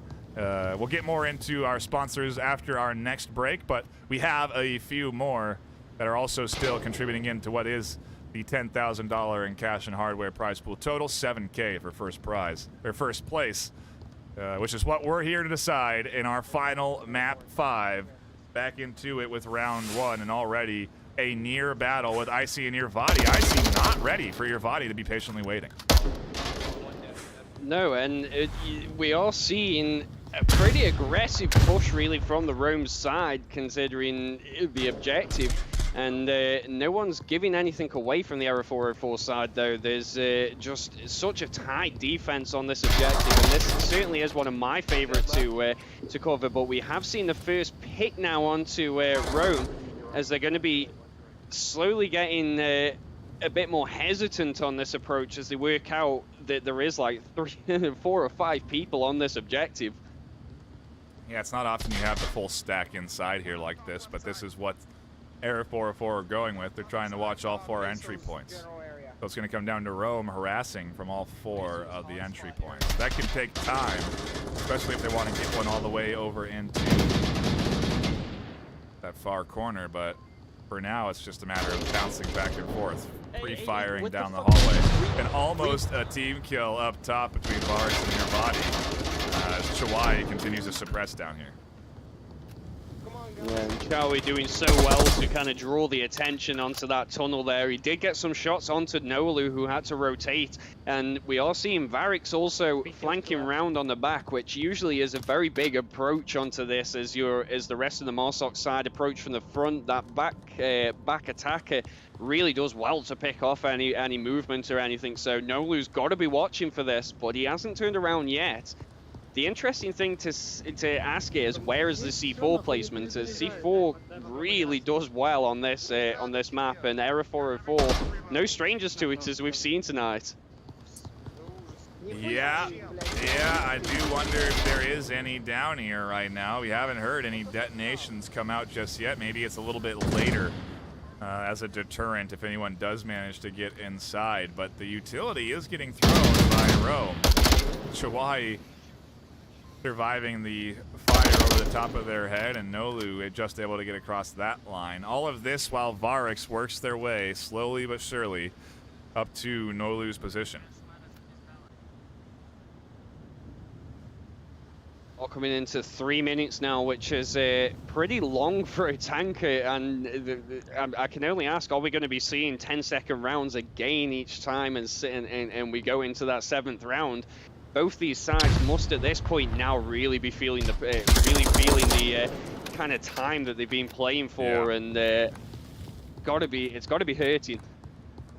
Yeah, it is the longest series that either of these teams have ever played in, and we have not had breaks between maps. Varix does catch Nolu on the back. That's a big pickup that's going to provide or force some attention to come in from Era 404 up through that center. With Cossack there, Ree's going to try and use this distraction to work down into the basement as well. As they get rid of Cobra, it's 2-2 with Ree bouncing back and forth.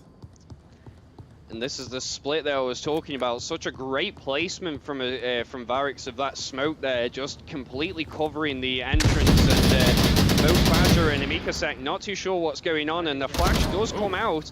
But the trade will happen between Badger and Ree, leaving Amikasek and Varix now duking it out. Amikasek getting a great shot into the smoke to take Varix out, giving Era 404 their first round of the map 5. They take the lead, and we'll see if we are trading down Volk rounds, or if it is going to be all up don't know. I think with this objective in particular, we're in store for another Volk W. I would be surprised, frankly, if Error 404 were able to overcome the advantage that Volk has here on this OBJ and manage to take a Marsoc round. I feel like it would take a mistake in the Roman defense to really open up that kind of gap in coverage. And so, like you said, we're getting now into map 5 after, 45 minutes per map. It is a long day of Onward. And you have to wonder if that's also, like you said, going to impact their decision-making. Are we going to see some mistakes open up? And, well, I don't know. So far, it seems to me like that was just a solid defensive round there from Error 404. They did a good job to hold and prevent the cap from coming in. We now wait and swap sides. Rome go on the defense, their chance at holding down the objective, and we get to see if Error 404 is going to stick to the aggression that's worked for them, or if they'll try and go back to a little bit more methodical. I feel like out of all the maps, Tanker could certainly reward their aggressive playstyle. Indeed, and what I've liked about their aggression is they don't seem to do it every single round or every other round. There's no rhyme or reason to when that aggression will come. It just hits you fast, and Rome aren't prepared for it a lot of the time. So I think at this point they may be kind of pre-planning for that eventuality as well. And I'm expecting to see, the same kind of split there of somebody going around the back and all of Rome kind of sitting in on the objective. But only time will tell how they decide to take this, as they have also been pretty aggressive in their defense, with Ree being pushed up quite far. He's going to be very quick to come into action there against Badger, who will be, or Icy will be the one to take him out. And that's very quickly kind of put Rome on the back foot, as they have to defend with 3 members only inside on the objective, with Chowie pretty far behind. If Error 404 decide to go for their aggressive push, then he may not be able to get back in time to stop the cap.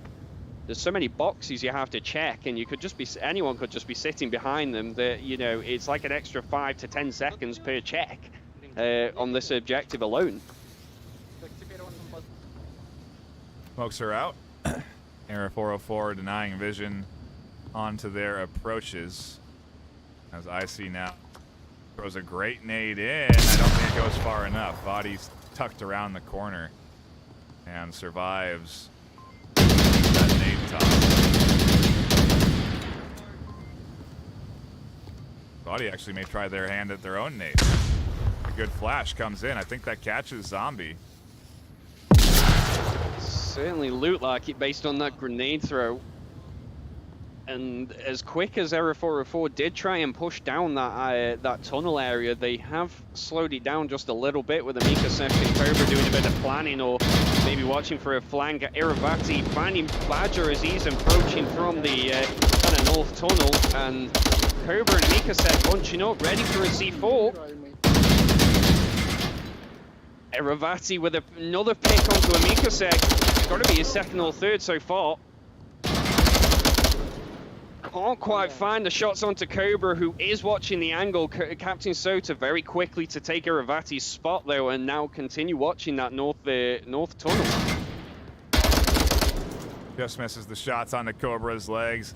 We're going to have a 3-way split here, as Icy is going to be pushing in and challenging Varex, and down they go. Varex is dead. Hawaii still holding down the other side and detonates Nolu with the C4. That's going to shut down that presence. Hawaii can then rotate back and cover objective. We're into a 2-2. This is crazy. Just being a testament to really how every single kind of round of the evening has been going. There's not been too many 5-man still up, and Marsop taking all those out, or the opposite way around. It really has been coming down to 1v1, 2v2 situations, and that's the level that you're expecting to see at this stage in the game, really. Huge. Fantastic pick from Sota onto Cobra, who's trying to approach from the south, not really in time with Icy, unfortunately. though, that defense is going to get split. Rome also now taking a map of their own, with Sota having a fantastic defense of the south tunnel. We're tied up. We're into map 5. It is a absolute slugfest here this afternoon between these two teams. And if you're tuning in for the action here, you have, in my opinion, stopped by for one of the better season finales of a VRML season. This is just really great back and forth between these two teams, hitting shots that are super hard to hit, trying to get utility placed just right, unique usage of that utility, long-range snipes. It's got it all this afternoon. Quick plays, methodical plays. It's been just a real test of these two teams at the top of their game, fighting for a chance at that prize pool that we've been talking about all season long. You know, it's been more than just this weekend or last weekend for these teams. It's been a full season to get to where they were in the regular season ladder for a chance to get through the group stage and play in the finals. And it's it all comes down to now one final map, a full season of gameplay. And it all comes down to how you execute as a team on Tanker of all places. But it's Tanker. And we're here for round 3 on our final map of Season 12. And what a map it is, really. It's one of those unknowns, as we said. It hasn't been played too much for many teams throughout the season. It's a very old map as well, so it's nice to get back to the roots of the game, really, for the final map to be this one. It's quite poetic, really, if you look at it that way. And it's a great objective to be having right now. The captain's room, it relies on a lot of communication. Icy very quickly taking out Rhea in the basement. The question is he going to continue this momentum to go on for the flank, as it works so well sometimes on this objective? And Chowie will find Badger, though, and that's going to open up the front area, and the flank is coming out from Icy, takes out Vati. Soda now got to go check for that, but Icy making these flanks and rotations that we've been seeing from this Era 404 side more commonly than not. But Sota, very well aware of this, is going to be watching for it, and the trade. Icy going to get the call out, though, but isn't going to be resable, unfortunately. Chowie going to go over to finish him off. Yeah, that was a trade. Rome down to 2 on the offense. Era 404 left with 3, but it still doesn't leave them with a lot of options. You can see Cobra looking out this window. For those not in the know, this window is impenetrable, bulletproof, cannot be shot through, and so they are able to sort of freely watch through this glass and look through that window. It goes both ways, though, and that Rome can see them through that window and can see them gathering information. Sometimes you have these awkward sort of standoffs where people are talking to each other just on the other side of the glass, but we saw that start to happen with Icy, but after you find the kills, it kind of gets people to be a little bit more quiet. As we are into this 2v3, and Rome is trying to find anything they can to work up. And that it is a tough one to build up on the approach for this. Usually the most important kind of push, it does come from the basement, but with losing Ree, you don't want to lose the attack up top, as you can often split the defense. There's so many angles that they've got to cover on this. And I'm expecting to see a little bit of equipment usage. We've not seen too much used as of yet on this map. Or well, for this round, should I say. So Varix and Chewie definitely going to have a bit of equipment to use on this sleeve. It's just at what point will they be using it, as the time is going to be running out as to when the gap is closing down as they push forward. And lots of callouts coming out from both sides. That first smoke coming out does block that one window, so Cobra got to come out in the open, and you can see the laser from Varix. So there's a bit of communication probably coming out between Varix and Chewie as they try and get him out in the open. Maybe they're talking about that, but Amika 6 spotting Varix as he's got to now rotate back. Cobra taking out Chewie on the approach, and very quickly we're down to 1 member of Rome taking on 3 members of Era 404.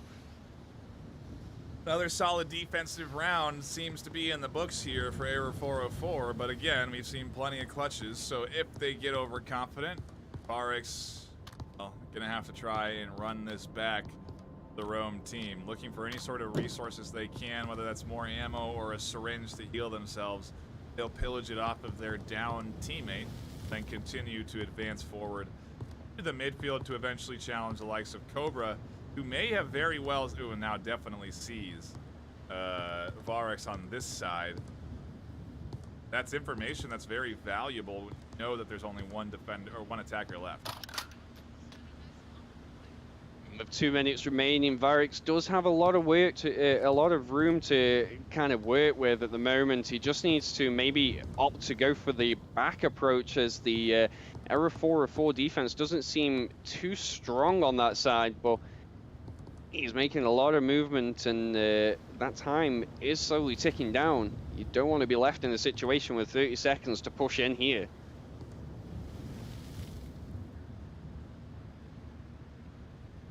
Reading the situation well, though, it does seem like Amikasek has rotated in, knowing that they've got to cover that back angle, which does open up a lot of room for VRX to move in without being spotted, as Cobra is kind of covering the south side of the ship.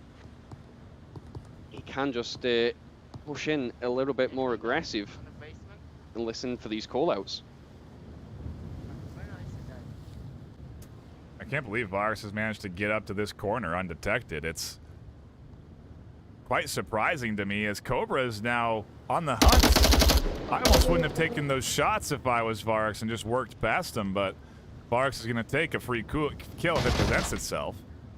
And, well, it's now a 1v2. VRX could very well clutch this 1v3 for Rome. Just a matter of making the right choices on your entry with limited time left, only 30 seconds on the clock. Certainly goes to show that you need that discipline, really, doesn't it, of just holding your position, because very quickly you can give the opposing team that advantage just by hunting for those kills. And that's one thing that I always drilled into my team was, you know, you can't be hunting for them, just hold your advantage. Oh, but Nolu and VRX going to have a bit of a firefight there, with Nolu becoming the winner, giving Error 404 their second victory of his Volk. Yeah, Rome, I mean, gonna be losing. They're riding the momentum here of taking Volk crowns, and it's I don't know if it really, I don't know, you know what I mean? I thought the Volk advantage would be a much bigger factor on Bazaar, and it almost ended up being the opposite. We saw more Marsoc rounds get won, and so I don't really know that. I don't know what to expect. Are we going to get a solid aggressive push from Error 404? Are they going to get picked apart early by counter-aggression from Rome? There's just so many questions throughout the entirety of this series that have been going through my mind, and I'm sure it's what is being processed by all these players too.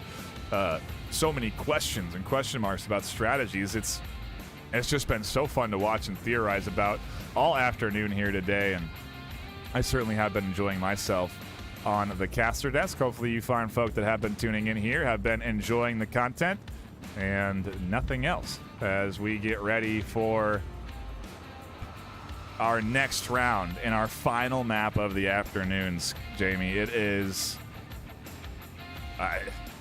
the pressure, you know. Error 404, I mean, I don't know if you're rubbed. Are you worried about a cap here? Are you worried about them trying to get a cap in the final map of the finals? Well, I was just thinking that, to be honest. You know, they're two points ahead, and, well, 1 point ahead, but with 2 points on the board, and the cap clearly would give them that victory that they desperately need. But it's easier said than done. And the issue Rome are going to have here is, because the space is so tight, that equipment usage that Error 404 have been displaying will really, really hinder that defense, especially those smokes as they go through the windows and things. Rome are going to have to move around and cover a lot of angles.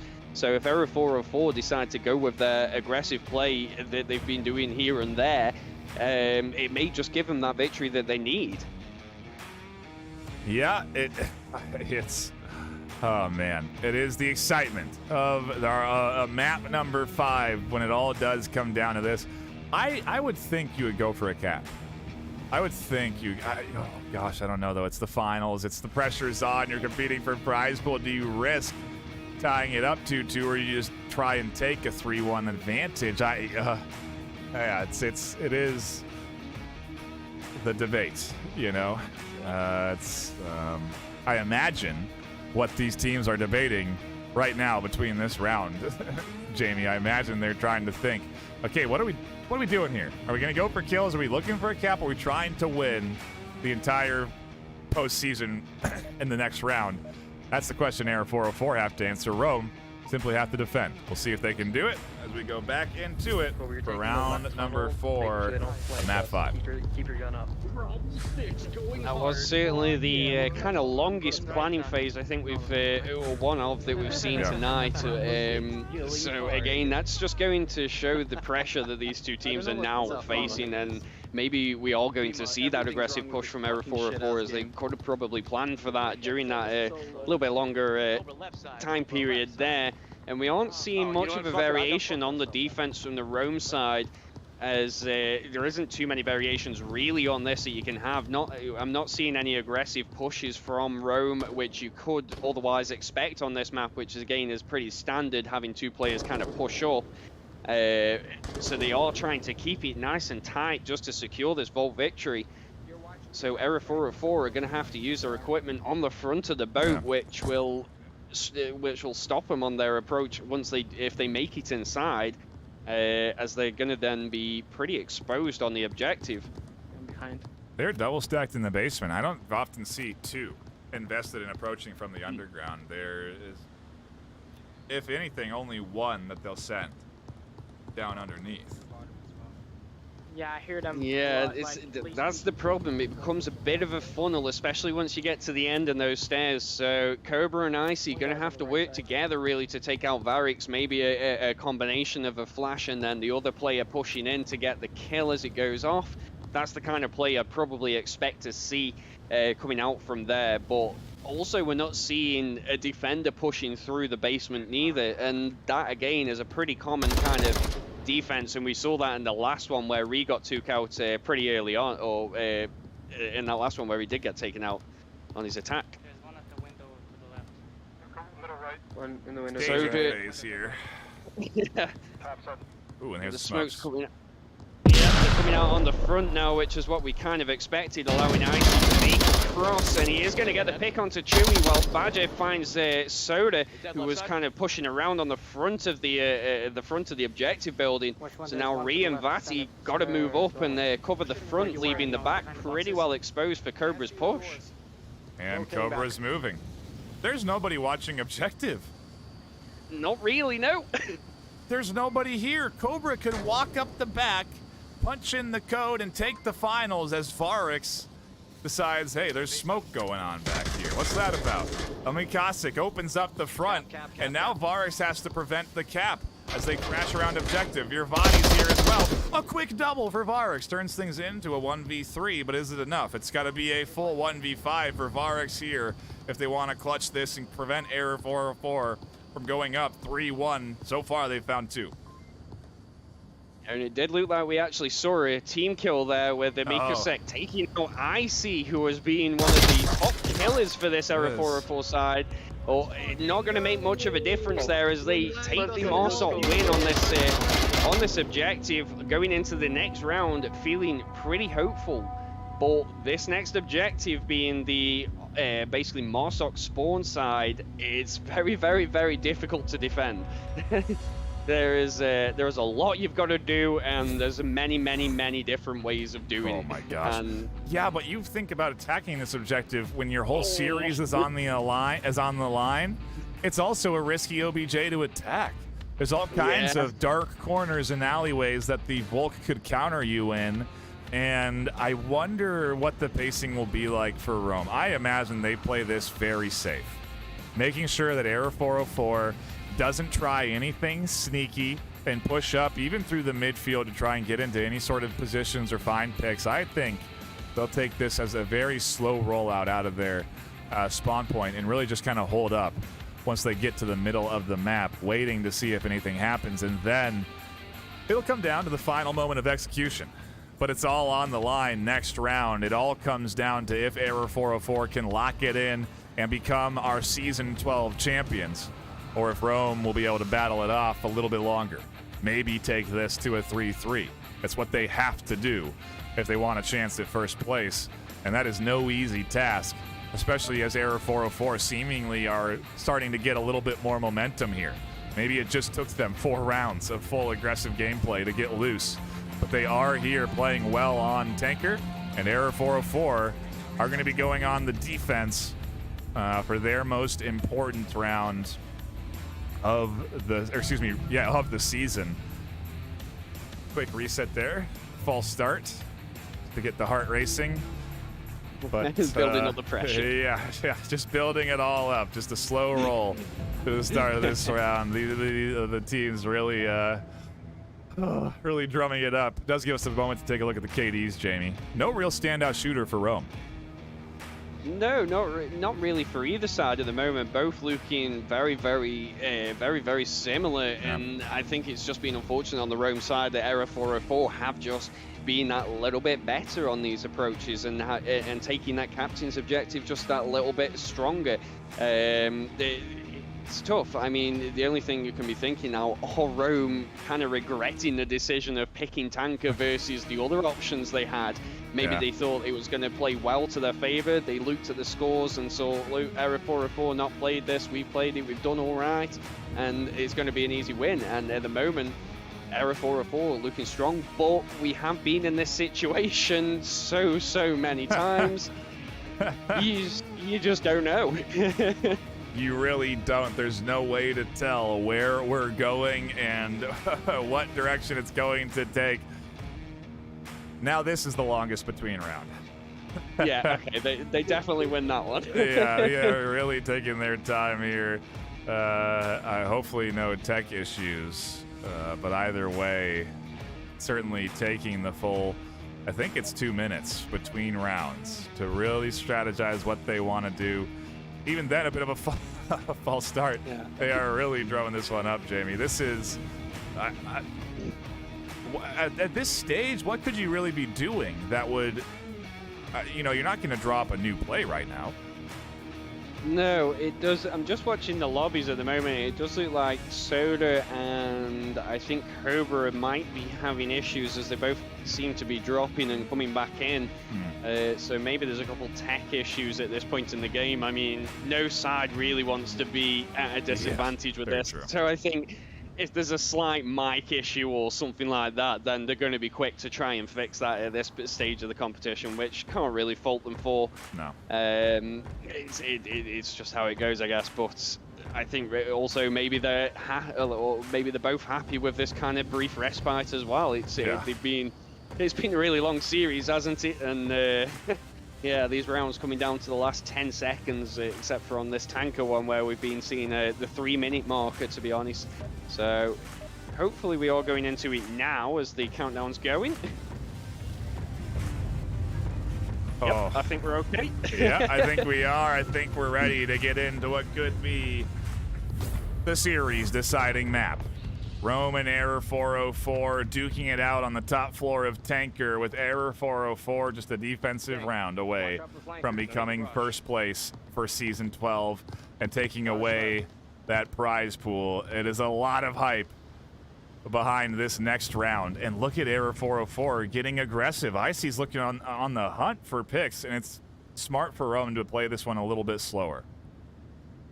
Most definitely, and this is the kind of approach you would kind of expect to see for this objective due to the fact of those all those angles that you've got to try and cover.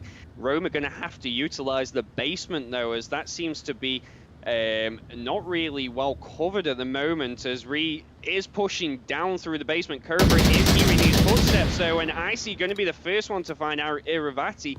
And that's going to be the first member of Rome going down as he rotates back into the objective. And we've seen a lot of that. The picks and rotates, and it's really throwing off this Rome attack as they can't really pinpoint what's going on. As he pushes in, unfortunately, Soda, though, really prepared to take him out. Chewy also finding Cobra, who gets a little bit aggressive, trying to follow up on that aggression and gets punished for that. Are you thinking cap? I mean, you got to be worried if you're Error 404 about a cap threat on this objective as well. Oh, it's you know, as these defenders are slowly coming down, the smokes are now coming out. Amikasek and Nolo are definitely thinking that could be happening as Nolo pushes up to the front. But there's still no one truly covering the container, and that's the one you need to be watching, as somebody could just slowly go in. Amikasek does take that position, but they're very exposed, and Sota may have saw them moving that way, as that laser's been trained on that position for quite a while now. And Ree is making his approach coming up from the basement. Badger's got to be prepared for this, otherwise he is going to get taken out from the back. And then Error 404 are going to be in a very tight situation, as they've then got to take him out. And it does seem like maybe that's what they're kind of, that Rome are kind of waiting on at the moment with as Ree's push. But Nolu in a great position to take out Captain Soda as he moves in. And Chewy and Varric still moving around a bit. I think Badger just fake called out Ree, and then once Ree actually moved, they then confirmed the call out. Either way, Nolu flashes up and over and pushes forward. Ree drops off from advancing from the basement.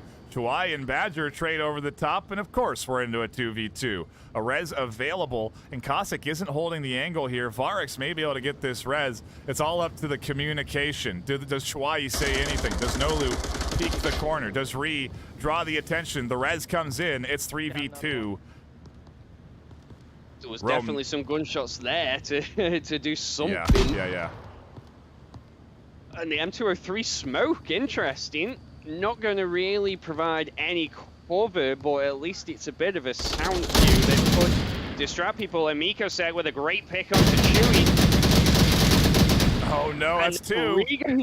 Oh, we come down to the final member. Barracks in a powerful position though on this objective as Amikasek have got to rotate around. He is just above them. He's going to have such a great sight angle, but once he picks one off, they're going to be very well aware, and he's got to hope that there's no grenades left.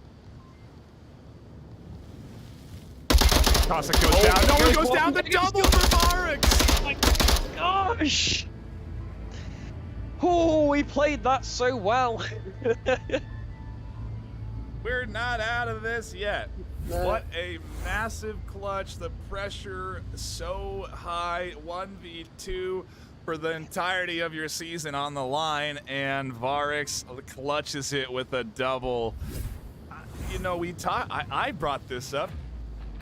You have to change how you play to some extent when it is playoff time, and you come down to this scenario. Yes, a cap could happen, but is it likely? You know, is Rome really going to go for it? I guess we saw Tablet did come out close to the objective, but still, it's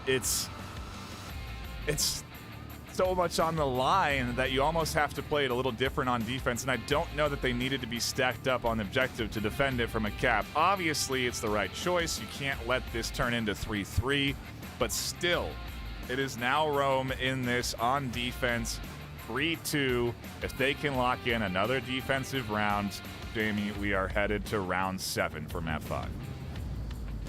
Yeah, it's what you want to see at this stage, really. You know, we've been going through it all day, and it builds up that pressure, and that's it.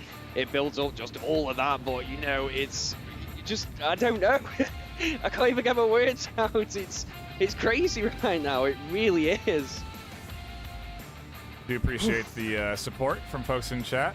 Bastards are doing great. They're the goats. Yeah, it's been an 8-hour day. Right now, the stream has been live for 7 hours and 57 minutes.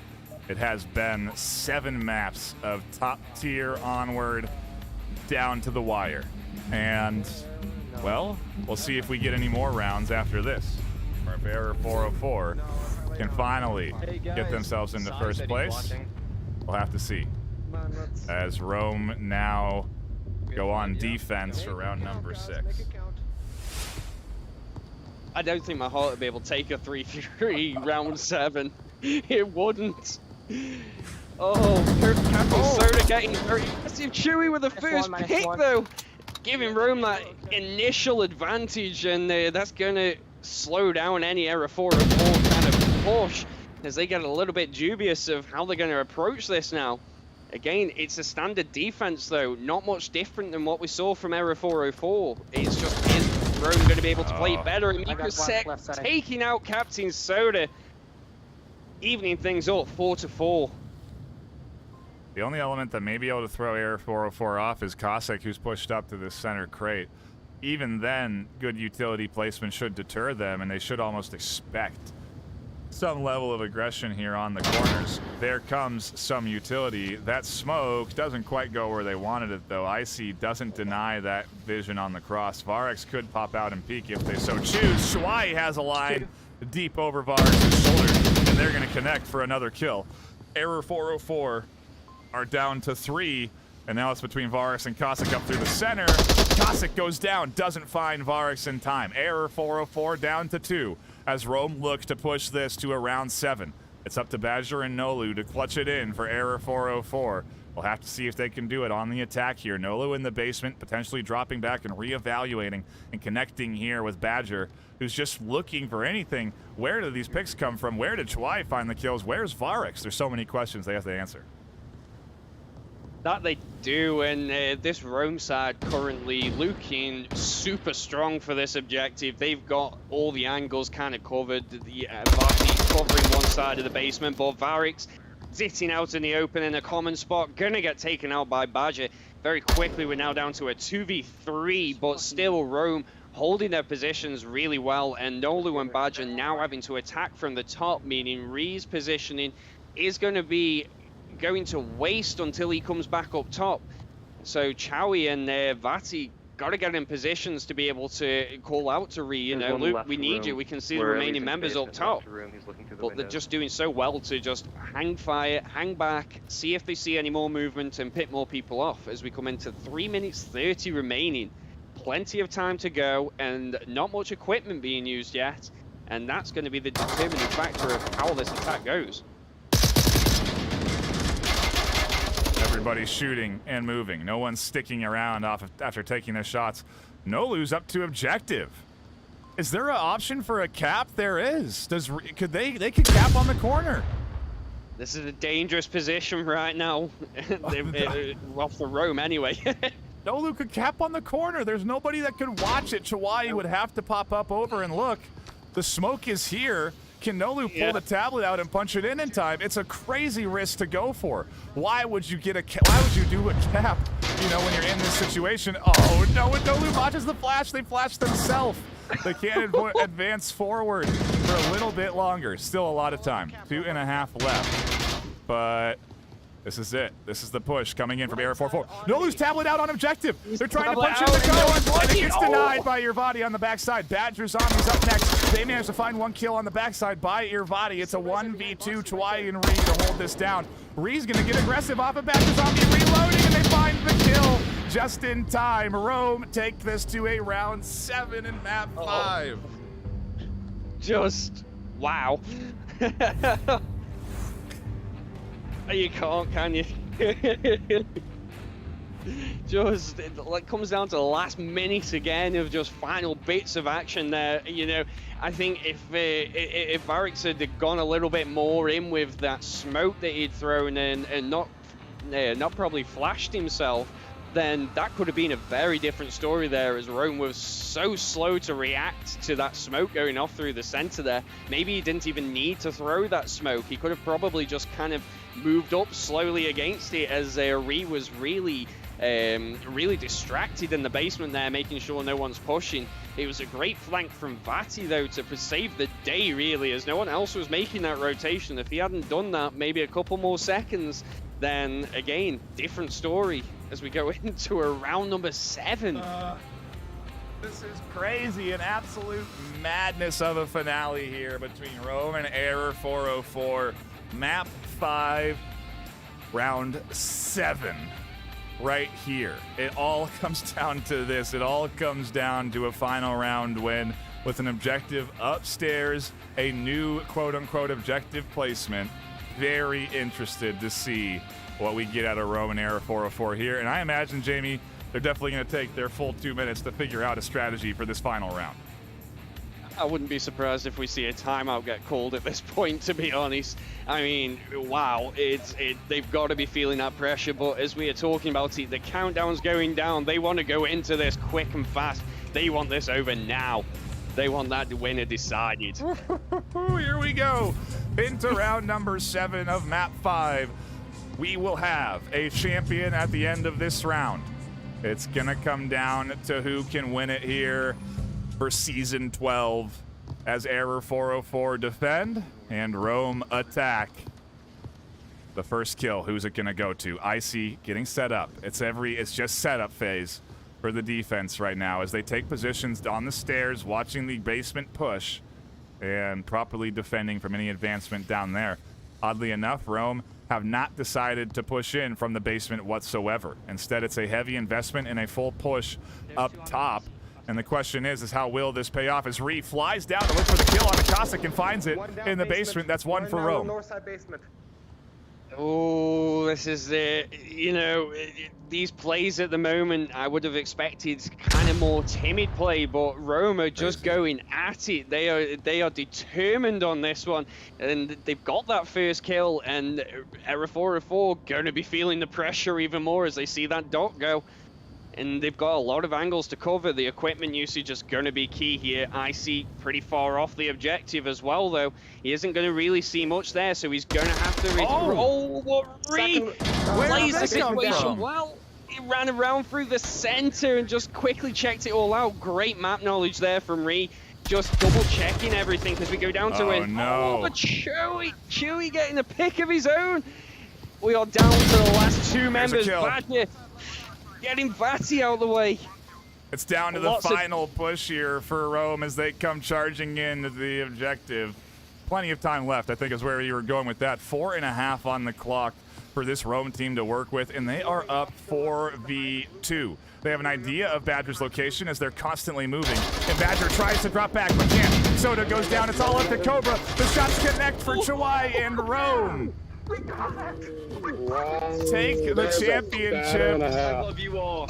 They are first place in season 12. You could hear them celebrating. They have bounced back from a 3-0 deficit on Tanker. They have taken map number 5. They are our season 12 champions, Jamie. Rome is crowned the best of the best. Congratulations, that's all I can say. That was some great Onward to watch from both sides. Neither side wanted to give that up at all as we watched that from the beginning straight through to the end, and I don't think anyone up until then would have been able to call it, as it was just going everywhere.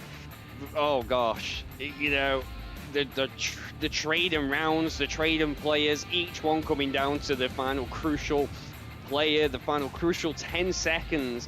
That is why we come to watch these finals. That is why we're here. Oh. Look at Rome's KD feed real quick. 6-5, 4-7, 5-5, 9-4, 2-2. Everybody contributing on the Rome side to get this W here this afternoon. An incredibly hard-fought victory coming in from them. And Rome are plain and simple crowned our champions for season 12 after what has been, in my opinion, Jamie, the best finals I've had the opportunity of tuning into. An absolute stellar battle back and forth. Yeah, easily one of the best I've seen, and as we said very early on at the start of here, these two teams never been in this position before, both playing it out, and both played it so well. Oh gosh, any new teams who have been watching it today, or anyone who's considering should I be getting into VR Master League and getting a team in there, these are the plays you want to be kind of watching and learning from, and that is what we wanted to show, and that is exactly what people have seen. That is top-notch playing at its finest. You will not get it better anywhere else, really. Wow. Trying to reach out to our champions now to see if they have some free time to talk, but if they don't, I can't blame them. It has been a long day of action here this afternoon, and if you've been tuning in all day long, you are a true trooper, a true fan of VRML, and we really do appreciate the support. But has been 8 hours plus of high quality battling back and forth between two of the best teams in the world. Number 1 NA versus number 2. Jamie, it's we're here. It's done. Your final thoughts on this 5-map series? Just could not have wrote it exactly what was going to go on there. You know, how many rounds did we end up with there? About 32 rounds, was it, something like that? And geez, the math you're asking me to do quick. And like 4 minutes per round, say each one of them, we know we were going down to the last 10 seconds. It got to the nitty gritty. These teams have shown they have the endurance and they've got the skill levels that they needed to be here. I am seriously looking forward to what happens in this off season as we go into season 13 and see how these teams come back and these other teams, you know, get the scrims in and bring some plays. I think next season we are going to see even more top-notch plays.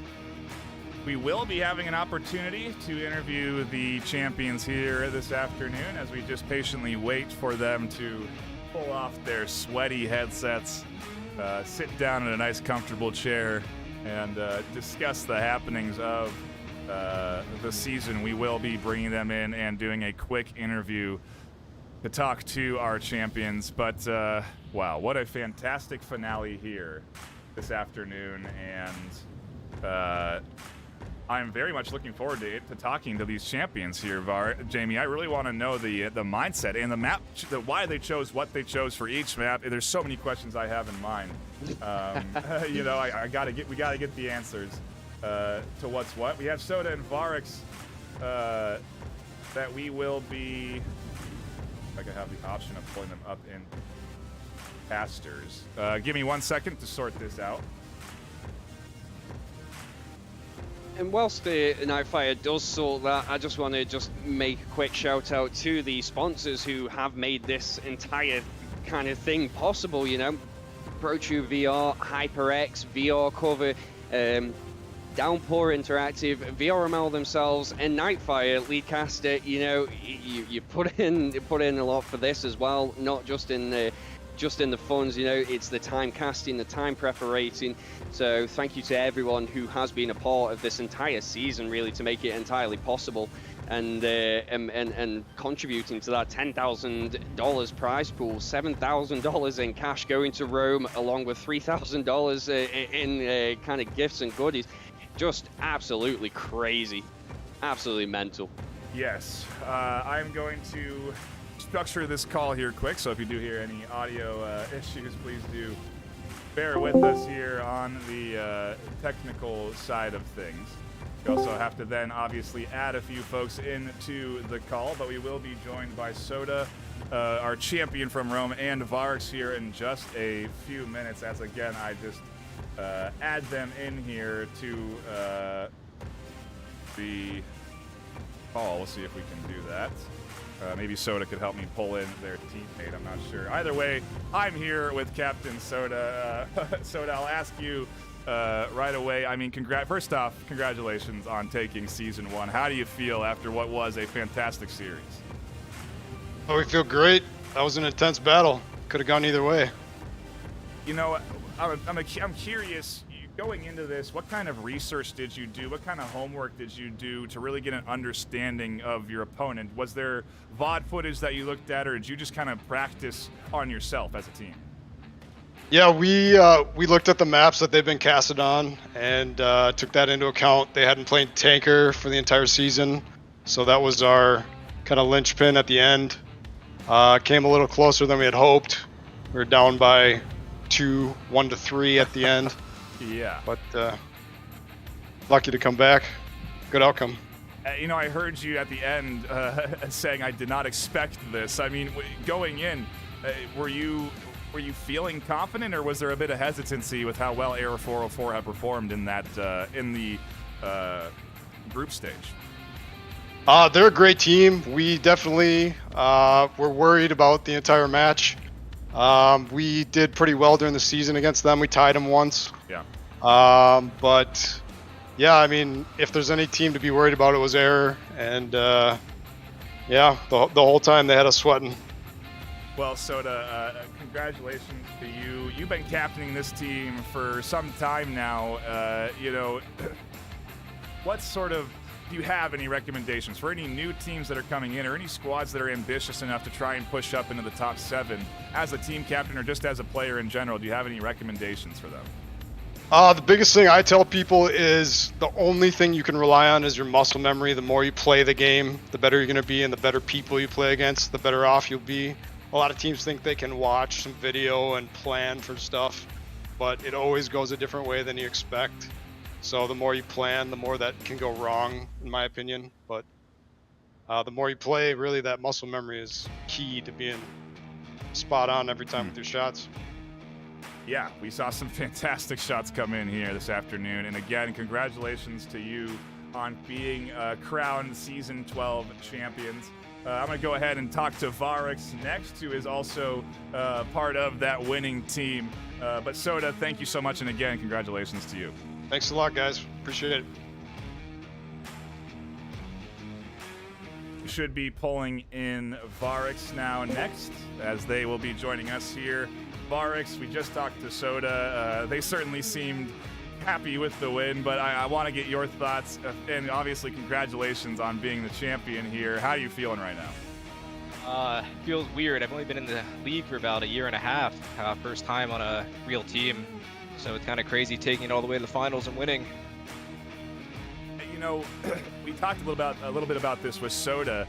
You know, when you, as a new player, as a new team, what is sort of your recommendation to someone that is looking to do what you've done here within that first year and a half? Just play a lot. I started a lot with Assault. I went into shooting range, just shot a lot of random shit. I eventually got looked at by a few people. I always joined comp lobbies. Really just comes down to playing, knowing the callouts and knowing the map, and just taking your time with it. Each round doesn't have to be a slugfest. Just go slow and shoot people when you see them. Felt like we were in a slugfest each round today, as you do go into that final map 5. I wanted to get your opinion too. Did you expect this going up against Error 404, or did you anticipate them to put on a bit of a tougher showing based off of their performance in the group stage? Honestly, I thought we were going to win Subway in the beginning. Kind of a disappointment. But overall, I expected a hard match, and it went very well. I was really hoping to take Bazaar, but they definitely put up a really great match, and I even predicted the Gladiator that it was going to come down to a final round 2-2, 3-3 in a 1v1 with somebody. Oh my gosh. But yeah. I don't want to keep you here too long, Varix. I just wanted to pull you in and get you a quick few questions. I really do appreciate you spending what has been a long time playing Onward this afternoon. And again, congratulations on being crowned Season 12 champions.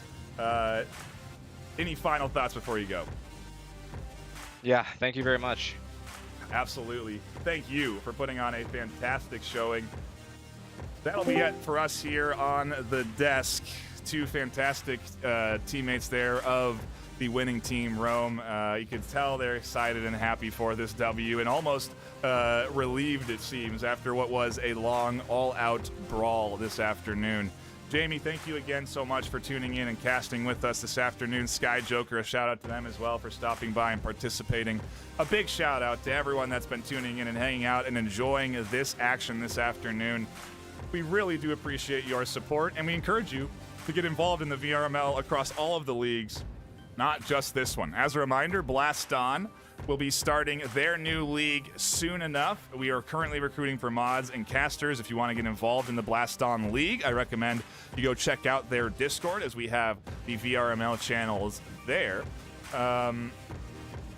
Also, please do check out the Patreon, patreon.com/VRML. Several different reward tiers with a variety of rewards. That support comes back to the VRML to help us put on fantastic showcases like this, stand up new leagues, create apps, all sorts of different stuff that we are investing in on the back end to help support the VRML and grow this space that you have all come to know and love. It's been 8 hours plus for us, so I'm going to wrap it up. Again, thank you so much for tuning in. My name is Nightfire with 2 E's. My co-caster, Jamie, the analyst for some of those rounds, Sky Joker for some of those rounds, and everybody else that's participated. We do appreciate you. And until Season 13, stay classy.